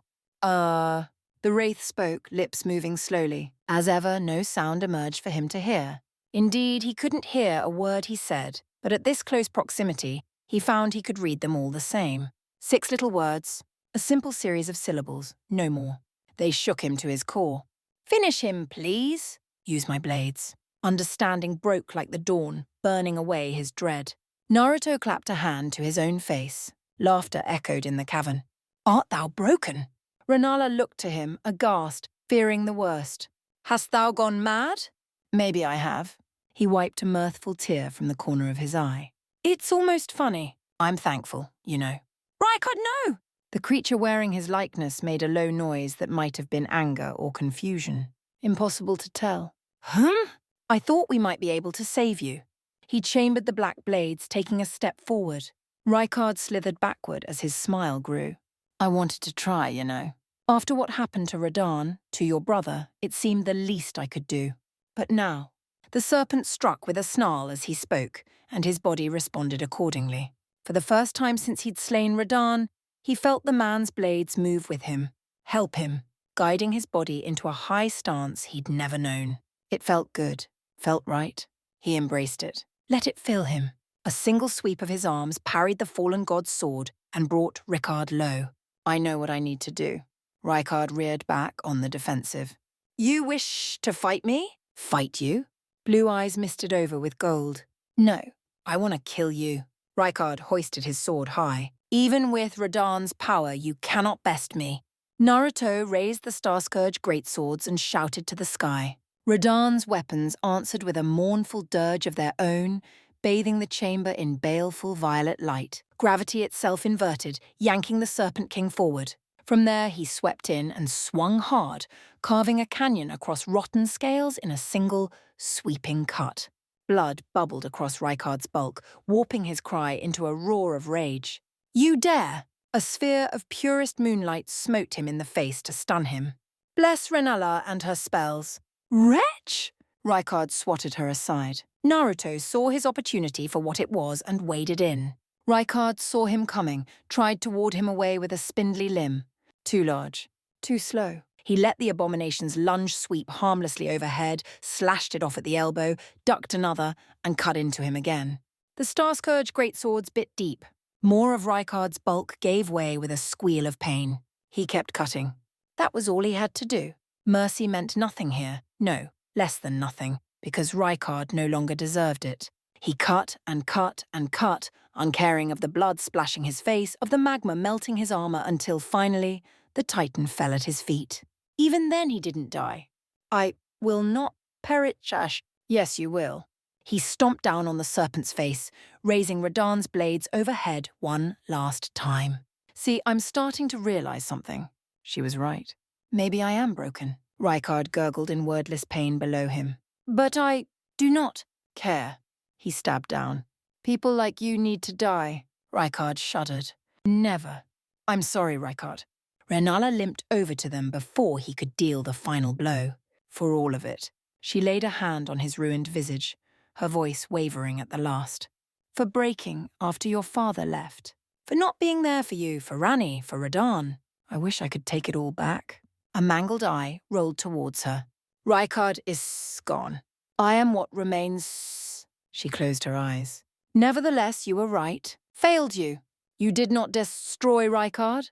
A flicker of sanity stirred in the depths of his eyes. I did. It died a moment later. The same way I will destroy you. Renala's face closed down. Then my son is truly dead. The beast spat magma in her face. For once in her life, Renala was hair too slow, but she didn't falter. She cried out and powered through. Even as he burned her, she swept in, twirled her weapon. Her staff scythed up and stabbed down, slamming into his skull. The glintstone bit deep into an already open wound. Blue light built behind his eyes, glimmered in his skin. Panic mounted within. The creature tried to plead. "Mother, wait!" "No, please." Renala snarled a sorcery, drowning his words out. Moonlight shone through Rykard's ruined body, penetrating his every orifice in an instant. He burst not into blood, but runes, the sheer magnitude of which struck each of him and Renala like a wave, forcing them to their knees. Yet there among them, gleaming brighter than the rest— "Gotcha!" Naruto grabbed Rykard's greater rune and slammed it into his left shoulder without hesitation. It seared itself into his flesh, glowing a cherry amber to match Radahn's on the right. Power coursed through him, vibrating his very veins with vicious vitality. He shuddered against it, taking a moment to center himself as pain spiked through his chest. And a voice trickled in his ear. "Fool! No one will hold me captive." Sure enough, Rykard snarled at him, defiant to the last. He'd anticipated such. "A spurnt never dies. Ice shall grow anew in your body and swallow the world." Blue eyes rolled. "No, you won't. You cannot stop me." Kurama, on it. Golden chakra burned through his veins and clamped down on the malignant tumor before it could truly root in him. What remained of Rykard's consciousness burned away with a sibilant shriek. His pleas withered away to whispers, and then, not even those. Only his power remained, fuel for the furnace. Still the pain lingered, causing his muscles to spasm. 4 great runes now. How many were left? Enough. We can handle it. Blech, he tasted foul. Naruto looked back to Renala and found her where he'd left her, sprawled down on her knees. She didn't budge. One hand idly stroked her burned face.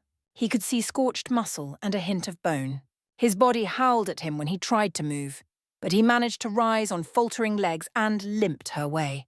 Wasn't fair to leave her like that. Not after what she'd been through. He saw it and winced. "No." She batted his hands away. "Let me be." "What are you on about? Hold still and let me heal ya." "I deserve this." Renala rounded on him, good eye-watering. "Look upon me." "A mother who slays her own son." She laughed bitterly at Rykard's still resolving remains. "Let the world see me for the monster I am." Indignation sparked in him. "Screw that! I've had enough of people refusing to be healed." He cupped her face in his hands again, firmly this time, wincing only a little when she hissed in pain. She'd lost an eye too. Easy fix, that. Ignoring the tremors still racking his body, he closed his eyes, mustered up his chakra, and gave it a nudge, directing it into her ruined face. Remarkably, Renala allowed it. He knew she could have broken his arms in 3 different places, skewered him with spells, yet she let him all the same. It spoke volumes of her trust in him. He didn't see her face heal, but he heard her little gasps all the same. A minute passed, another still. Without warning, he felt Renala shift against him, dragging his hands down. "Thank you," she said at last. "Open your eyes, please." Naruto let go and dared to do just that. Against his better judgment, he looked down. He had to, just to confirm his suspicions. Sure enough, Renala lay in his lap, fully healed, head resting between his legs. His own nearly went scarlet. No. Calm down. This was perfectly natural. She was just resting. Yeah, that was it. Nothing untoward here. Nothing at all, eh? A lone hand rose to cup one of his cheeks, stroking his whiskers with one thumb. "Thank you," she spoke softly, her words a naked whisper. "Thou art a true companion. I am unworthy of your loyalty. Allow me to repay you in some small measure." She raised her head from his lap and tugged his face down to hers with intent. Soft. That was his first thought, strange as it might sound. Renala's lips were soft, sweet, and infinitely yielding to him. Even now she tilted her head to get a better angle, one he found himself returning as he warmed to her, leaning into her arms. How could he not? She was a beautiful woman, and they'd just been through hell and back together. More than that, his blood was up. He couldn't stop himself if he wanted to.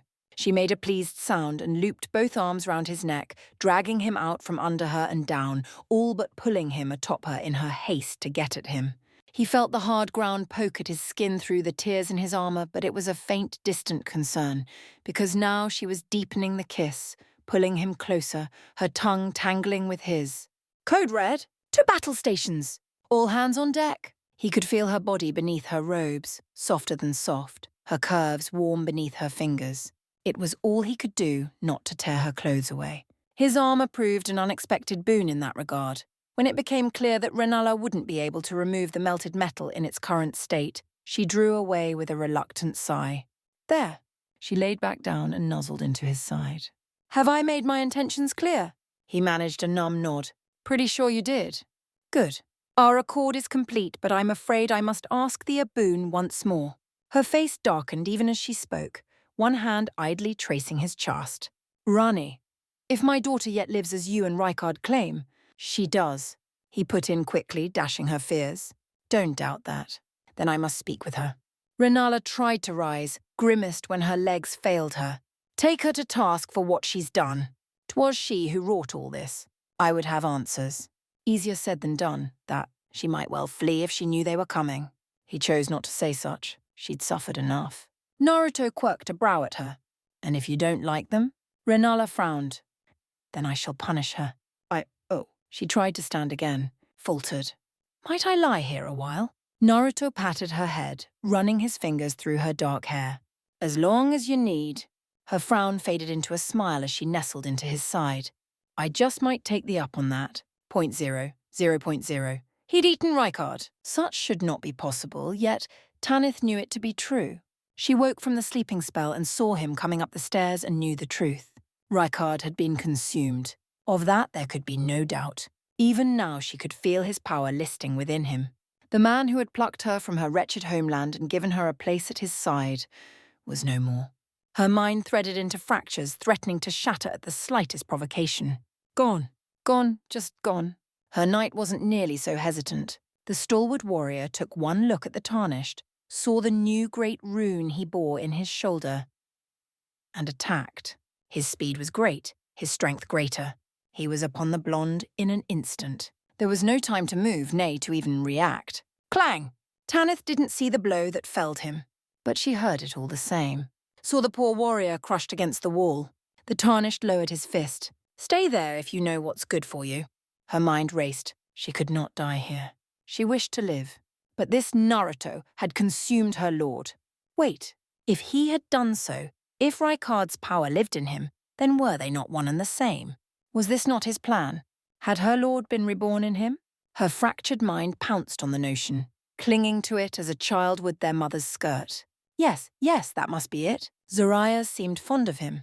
That, she knew, was her only chance. Appeal to his better nature.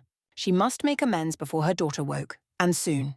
And so she flung herself at his feet, bowed her head until it touched the floor. Please let me serve you Nano, Lord Naruto. He looked surprised by the worlds. Had he not planned this? No. Surely he must have. She barreled on, fearing the stroke of his sword at any moment. Your triumph has opened my eyes. You bear 4 great runes now. Mustn't look him in the eye over long, not until she was finished. None have come so far as thee. I have made many a mistake, but if it is your will, then I shall spend the rest of my life trying to atone for them. Her new lord cast a baffled look to Lady Renala and received a nod. Take her then. There has been enough death this day. And besides, she has good childbearing hips. Heat speared down the back of Tanith's neck. It is as she says. Naruto clapped a hand to his face. Sage save me from matchmakers. 0.0, 0.0. There had been a small scuffle shortly in their absence. Some of the recusants tried to resist their intrusion, as was their wont. They were put down. Hard. Giza and Henricus perished under Millicent's blade and Latena's arrows, and Bernal might well have followed if not for Raya's pleading. The other denizens of the manor had likewise yielded to them without fighting. A curious fellow by the name of Patches surrendered outright. He seemed awfully eager to make himself of use. Something of a vendor, that one. His wares were useful enough. Nor was he the only one to stay out the conflict. Tanith's knight hadn't resisted and been summarily knocked out for its rebellion. Not once. Perhaps the warrior within didn't concern themselves with such squabbles. Maybe it was only loyal to Rykard and had believed they would perish to him. In any case, now she too had been put down. That left one last item on Renala's agenda, one final task to be meted out.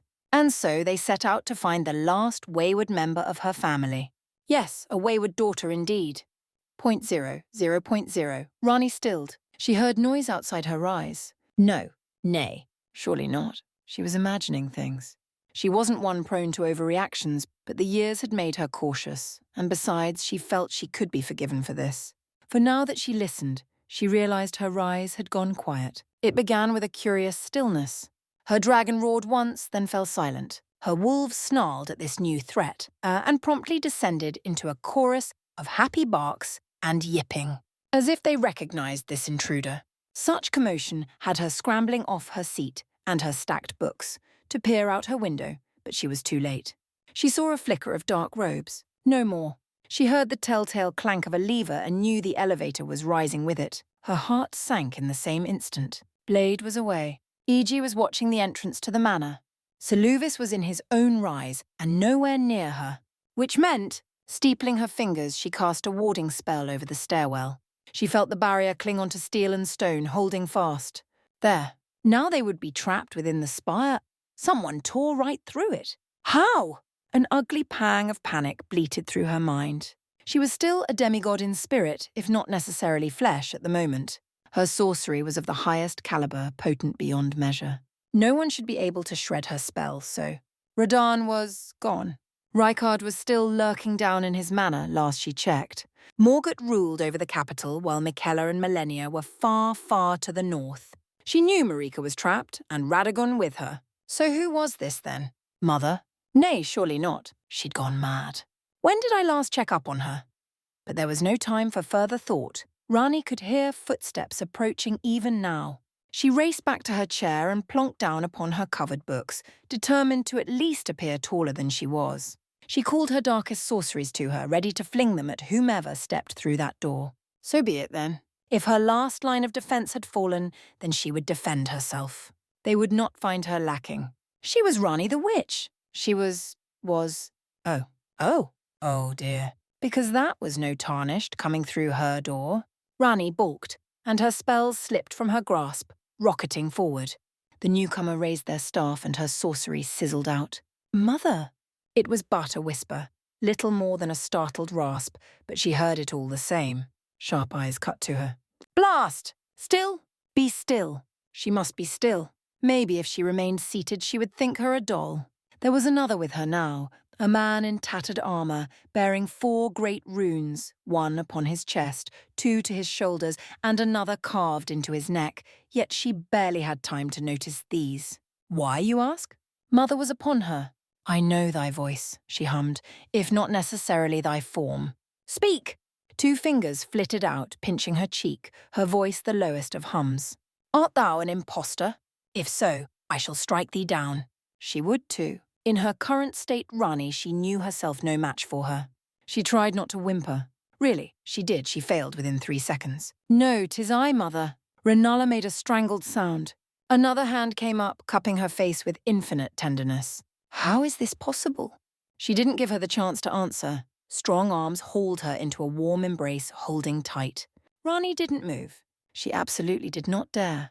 Even when Mother began to weep, she didn't dare make a solitary sound. Sentiment and shock warred within her, shredding any semblance of plotting or planning. She could only sit there, stunned as Mother fussed over her, and pray she wouldn't find reason to be angry at her. Because she, of all people, had every reason. And if she remembered that, all at once Renala drew back, holding her at arm's length. How are you here, my daughter? You died. I saw your corpse. Rani's mind fizzled. In a panic, she said the first thing that came to mind. My death was greatly exaggerated.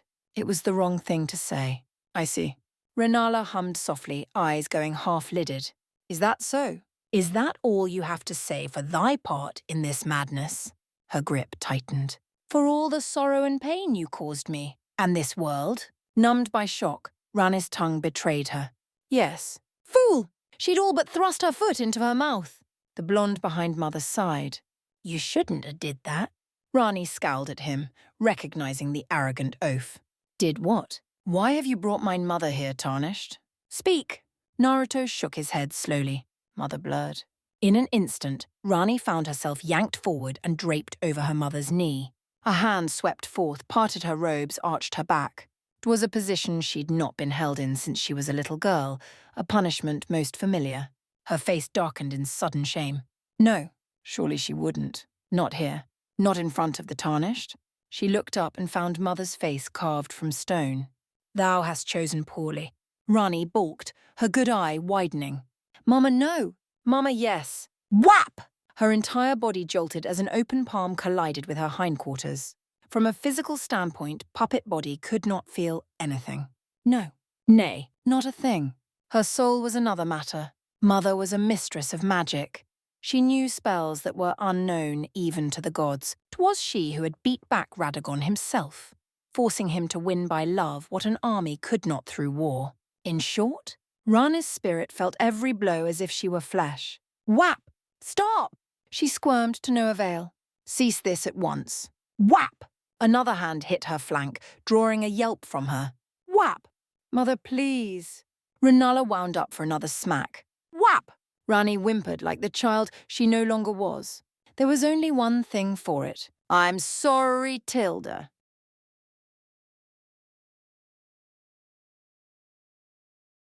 Chapter 14. You can change if you want to, but you don't have to. It's your choice. In the end, you decide who you are. Nobody can take that from you. Tilda, make merry Naruto liked giving gifts. Raya learned that lesson rather quickly during her time with the Tarnished. Be it small trinkets or grand treasures, he seemed to genuinely delight in doting upon his party. And the manor was rife with loot. With Ren and Nalla's grandmother's return, it fell to them to clear out the Carrion Manor proper, rather to prepare for what was to come. That meant scouring the grounds free of the unpleasant beasts that roosted there, taming the wolves that had gone feral in their lady's absence, and bringing the knights within to heal once more. Though she couldn't assist in such a task, she lacked both a weapon and the proper training. She could watch all the same. His clones did good work, but Naruto himself cut through enemies like a scythe. It was all a bit heady, really. She'd been happy enough to know she had a foster mother of sorts in Lady Tanith. The knowledge had heartened her in darker times.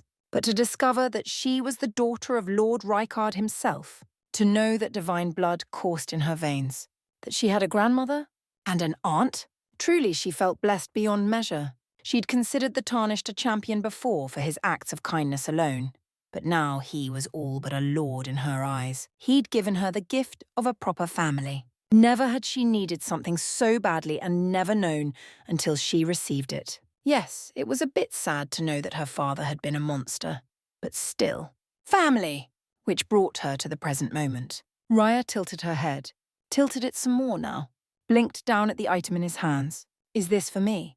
Naruto's smile was the purest thing she'd ever seen as he offered it up to her. Sure is. Oh. Her eyes watered, stinging a little at the realization. No one's ever given me such a gift before. Certainly never one like this. It was a beautiful blade, all things considered.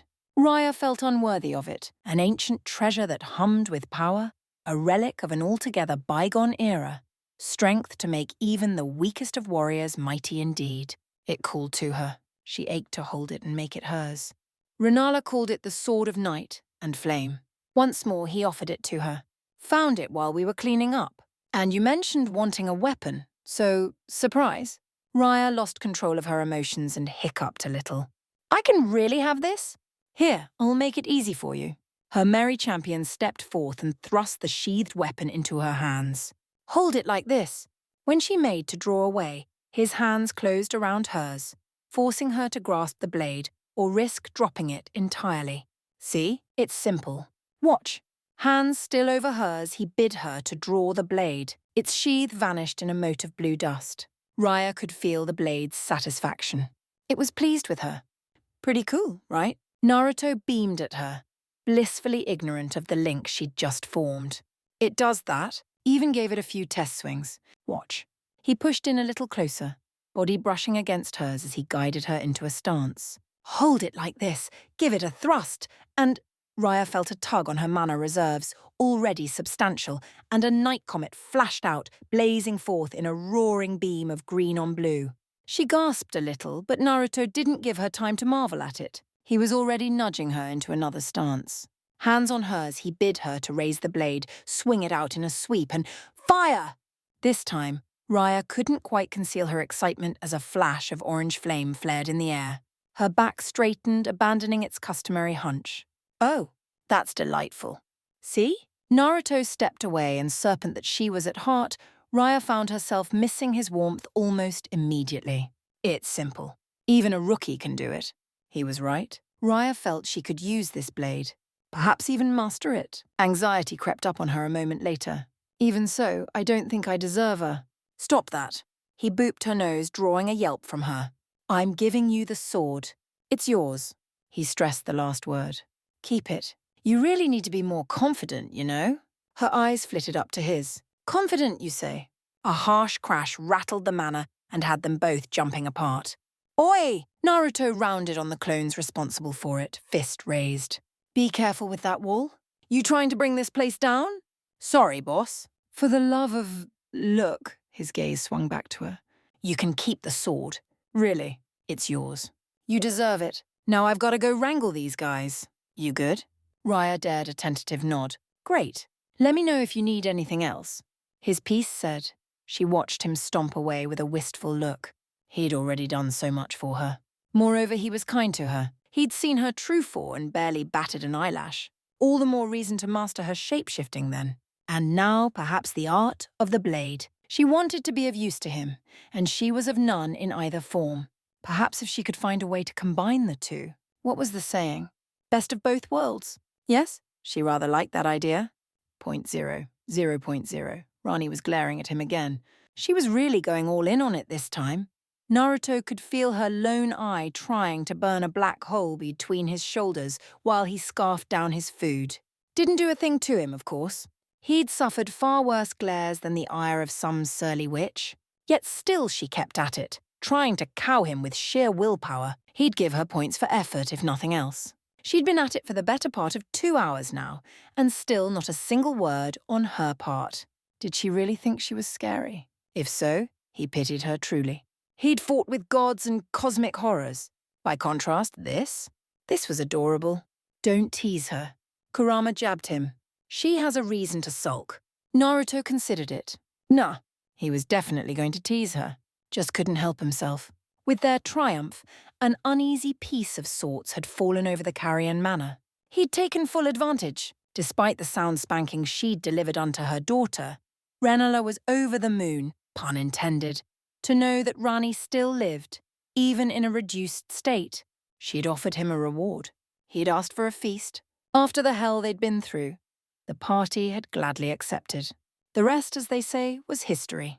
It had taken the better part of a day to clear the entire manor of its monsters and deactivated the defences, but the remaining servants, few in number though they were, remained steadfast towards Renala. So loyal, in fact, they were all too happy to obey their mistress's command. A small army of shadow clones only helped hasten their efforts. Now, some hours later, the result was a somewhat rustic meal at a round table that could have easily seated 20, but settled for less than half that number. He'd long since lost track of the dishes that the cooks swept out. Lamb, pork, chicken, goose, gravy so rich it practically melted in your mouth, to say nothing of the drink. Wine was actually pretty good with steak. Really, really good. Sweet too. Who knew? Don't tell me you're drunk already. He wasn't sure. Tipsy, maybe. He'd been drinking a bit and felt pleasantly happy. Was this why Tsunade had drank all the time? Looking back, he could understand the appeal. Kurama snorted, a sound that came with experience. Keep going and you won't be saying that come morning. Bah! What did he know? Everyone else had certainly taken well to the festivities. He could see a faintly amused Latenna swapping stories with Raya at the end of the table. Tanith lingered away from the lot of them. Melina had driven her into a corner when he wasn't looking. She seemed to be having harsh words with Rykard's former consort. Judging by Tanith's strained expression, it wasn't a pleasant argument. The gentleman in him was almost tempted to sweep in and rescue her. The prankster, however, meh. Tanith could stand to be chewed out. She'd live. By contrast, Renala had drawn Millicent aside near the entrance. Each had a flagon in hand, and their conversation seemed a lively one, judging by the way the latter was waving her arm about. Her face looked redder than her hair. He had a bit of a bad feeling about that. Still, it was a heartwarming scene, all things considered. Now they just needed to track down Theralina and the dragons. Then they'd have a grand feast of things. Nah, persistent girl. Rani was still glaring at him. Silly child. Didn't she knew when to give up? Honestly, it was like having a little sister. Sue Tilda? Naruto took a great big bite of chicken, guzzled some more wine to wash it down, then finally deigned to grin her way. Did you want something? When she continued to stare, his grin grew. You're mad at me, ain't ya? I could see why you'd be angry at your mom and all, but I really didn't do anything.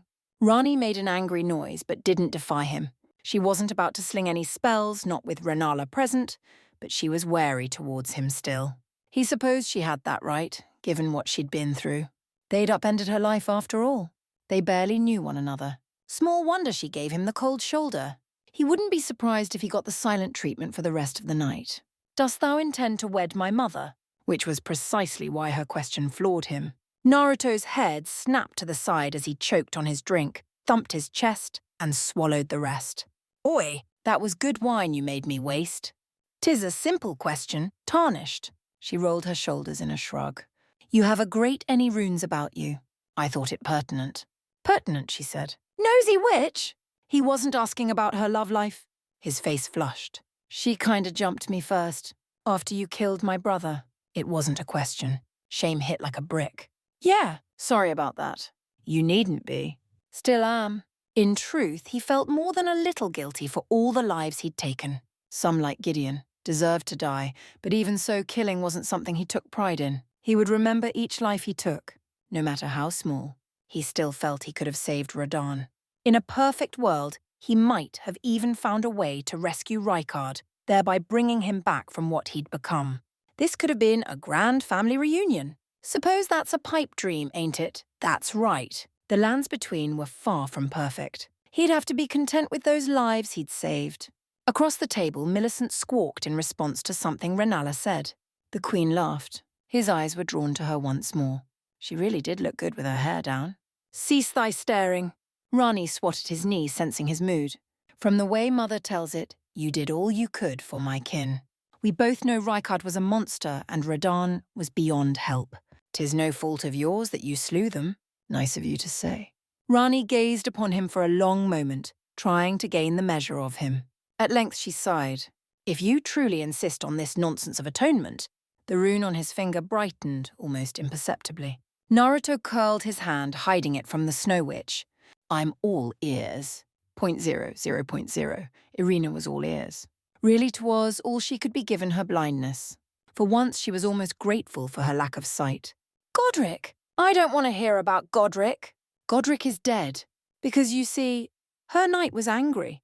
Irina knew it by the agitated tapping of his foot, the bitter bite of his voice as he railed at father. Take your daughter and go to the round table right now, or so help me, I will shave you bald. Must you be so uncouth, Ak? Why did you punch me? Irina tugged at her father's sleeve, bringing him up short. You'd best listen. He sounds rather cross. Cross? Naruto's clone growled, and although Irina couldn't see his face, he sounded every bit of it. He is? He just cleared out an entire castle, and he smells like a fucking fishery. While your own men tried to kill me, mind you. She imagined those words and the sardonic smile they must have brought. And what the hell am I supposed to do with this big sword? She could feel father winced. You could always keep it? Irina heard a finger jam into his skull so hard it practically sought brain matter. You, be quiet. One more word out of you, and I'm hitting you with 1,000 years of death. Some base instinct sealed his mouth shut. Irina stifled a small smile into her palm. Her knight could be so crass sometimes. She hoped, wherever he was, that Original was having a better time of things. 0.0. You fancy him? Millicent stared studiously into her wine. I haven't the foggiest idea what you mean, my lady. Her reflection gazed back at her, the very picture of innocence. It did naught to conceal the treacherous thoughts swirling within her head.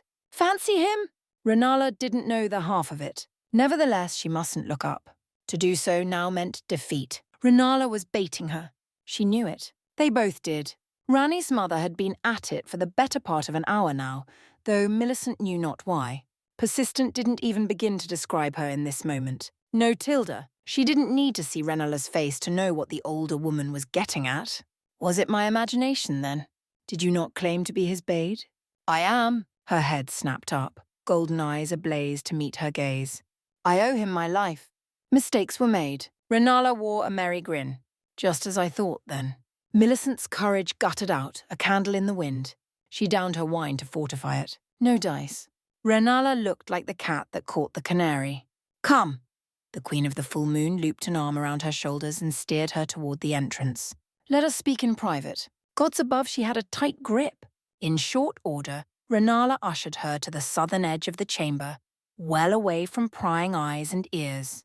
Another tankard was forced into her hand to replace the one she'd drained. Millicent glared golden daggers at her, but Rani's mother had reared 3 demigods. She remained utterly unaffected. Renala leaned close, her voice a harsh whisper. I've already spoken with the warrior woman, and I shall tell you what I told her. If you wish to claim him, do so before it's too late. There are others that would seek him. Millicent's eyes raked over the table to seek out the others. Latenna kept glancing Naruto's way, and Raya with her, to say nothing of Tanith. Melina might even have a claim on him, though she'd vanished to parts unknown once more. Even that witch Fia had already embraced her lord twice. Millicent found herself suddenly and intensely grateful that the deathbed companion yet remained confined in the Round Table hold. Were she now, she might well take advantage of her lord's inebriated state. Millicent watched him. Naruto seemed happy enough as he bantered with Rani, blissfully unaware of their attention.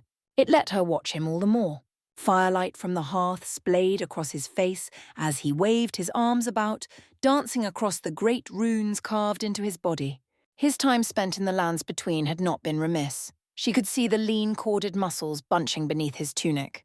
Her mouth went dry. She was toxic to anyone but him. To be near her overlong guaranteed that their eventual death by rot. But he endured it, kept it suppressed. He alone could be by her side without fear of death. She'd dared a tentative kiss with him before, but looking upon him now... Blasted matchmaker! And what do you gain from this? A shrug. His happiness. It is the least he deserves. Her brow furrowed. Yet you yourself are trying to win his heart. I am. She made no secret of it. What of it? I've seen the way you and others look at him. I am not so foolish to think I can keep him to myself. Millicent tore her gaze away. Renala pinched her arm, drawing her back. Tell me, how many more lives will he take before he breaks? Dozens? 100? Thousands, perhaps? The severity of her statement left Millicent simmering. Don't make that face. He's been holding back, restraining himself. You know that as well as I. Such restraint is admirable but misguided. She tutted softly, turning her gaze back to him. It shan't last much longer. The wheel of fate has begun to move at long last, and whether he knows it or not, he is meant for greatness. Her shoulders stiffened.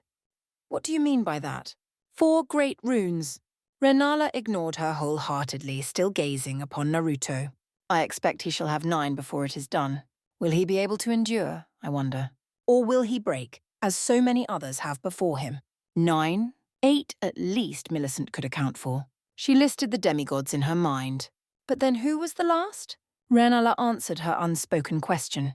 Little Rani cast aside her great rune long ago, but she did not destroy it.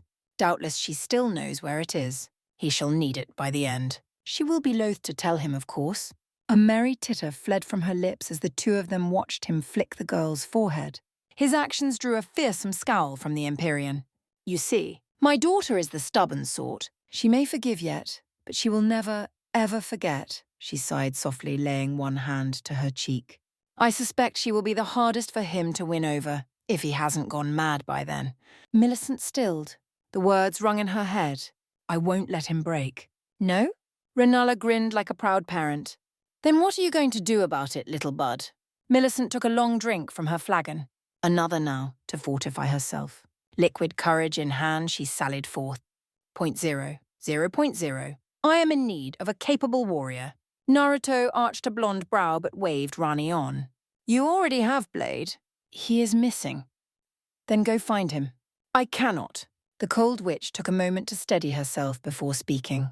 He is beyond my sight, and I dare not make the journey alone. Why were they dancing around this? Then get off your pretty blue ass and start looking. Pretty sure Iji could lend a hand. Rennie seethed. All my hate tarnished. You have it. Why are you still here then, if not to help? Well, I was just doing your mom a favour. She called it a boon, or something. She scowled. Then you shall do me in return as recompense. Another blonde brow rose to join the first. Rani wilted under it. And I phrased that poorly, didn't I? Yes. Yes, you did. Nevertheless, I am in need of... Why are the two of you sulking over here? Millicent appeared between them, startling them apart. Come, make merry. Rani recoiled, warding one hand over her face. Naruto's gaze zeroed in on Millicent while she did. He noted her flushed cheeks, the wine on her breath, the half-lidded look in her golden eyes. No, surely not. She always seemed so rigid, so composed, so stoic. Are you drunk? Millicent laughed. Nonsense, my lord. I'm just fine, Tilda. Right. She really isn't. Someone's a happy drunk. Mind if I borrow him for a moment? Here. I'll give you this in exchange, Tilda. Naruto came back to himself just in time. Time to find Millicent with an arm around him. In the same instant, she all but thrust her half-empty tankard into Rani's lap, forcing the witch to catch it with all four hands or risk spilling the brew all over her robes. In the moment it took her to do so, his blade had him up and out of his seat, dragging him away before the Winter Witch could so much as squawk. Tipsy as he was, Naruto snickered a little at her plight and baffled by Millicent's brash behaviour. Let her tug him along toward a door, then out the hall. He didn't miss the smile Renala sent his way as they departed. Any idea where you're taking me? To a room. Millicent lisped a little, swaying to the side. Need to talk. Important things. Yup, she was definitely drunk. Millicent brought him to a room, all right. Large and expansive and freshly cleaned. It was filled with clutter, like much of the manor. This one flowed out into a balcony. He could see the stars without, the full moon peeking its head out behind the clouds like some clever voyeur. Millicent didn't give him time to appreciate the irony. It's not fair. With only that word for warning, she released his arm and pivoted to round on him. Not fair at all. A blonde brow rose. What isn't? You. She stabbed a finger against his chest. Rot flared and sizzled harmlessly upon his skin. I'm your blade. Another poke, another tickle. But you keep trying to protect me. Distance yourself from me. It should be the other way around. Unfair. Naruto tried not to laugh. He really truly did. He failed. Millicent puffed out her cheeks. What's so funny? Nothing. He amended quickly when it looked like she might actually cry. I just didn't expect to see this side of you. And you're not useless. He laid a hand on her shoulder when it looked like she might argue. Not at all. You could probably whip my ass in a sword fight. She perked up. Truly? Yep, he said.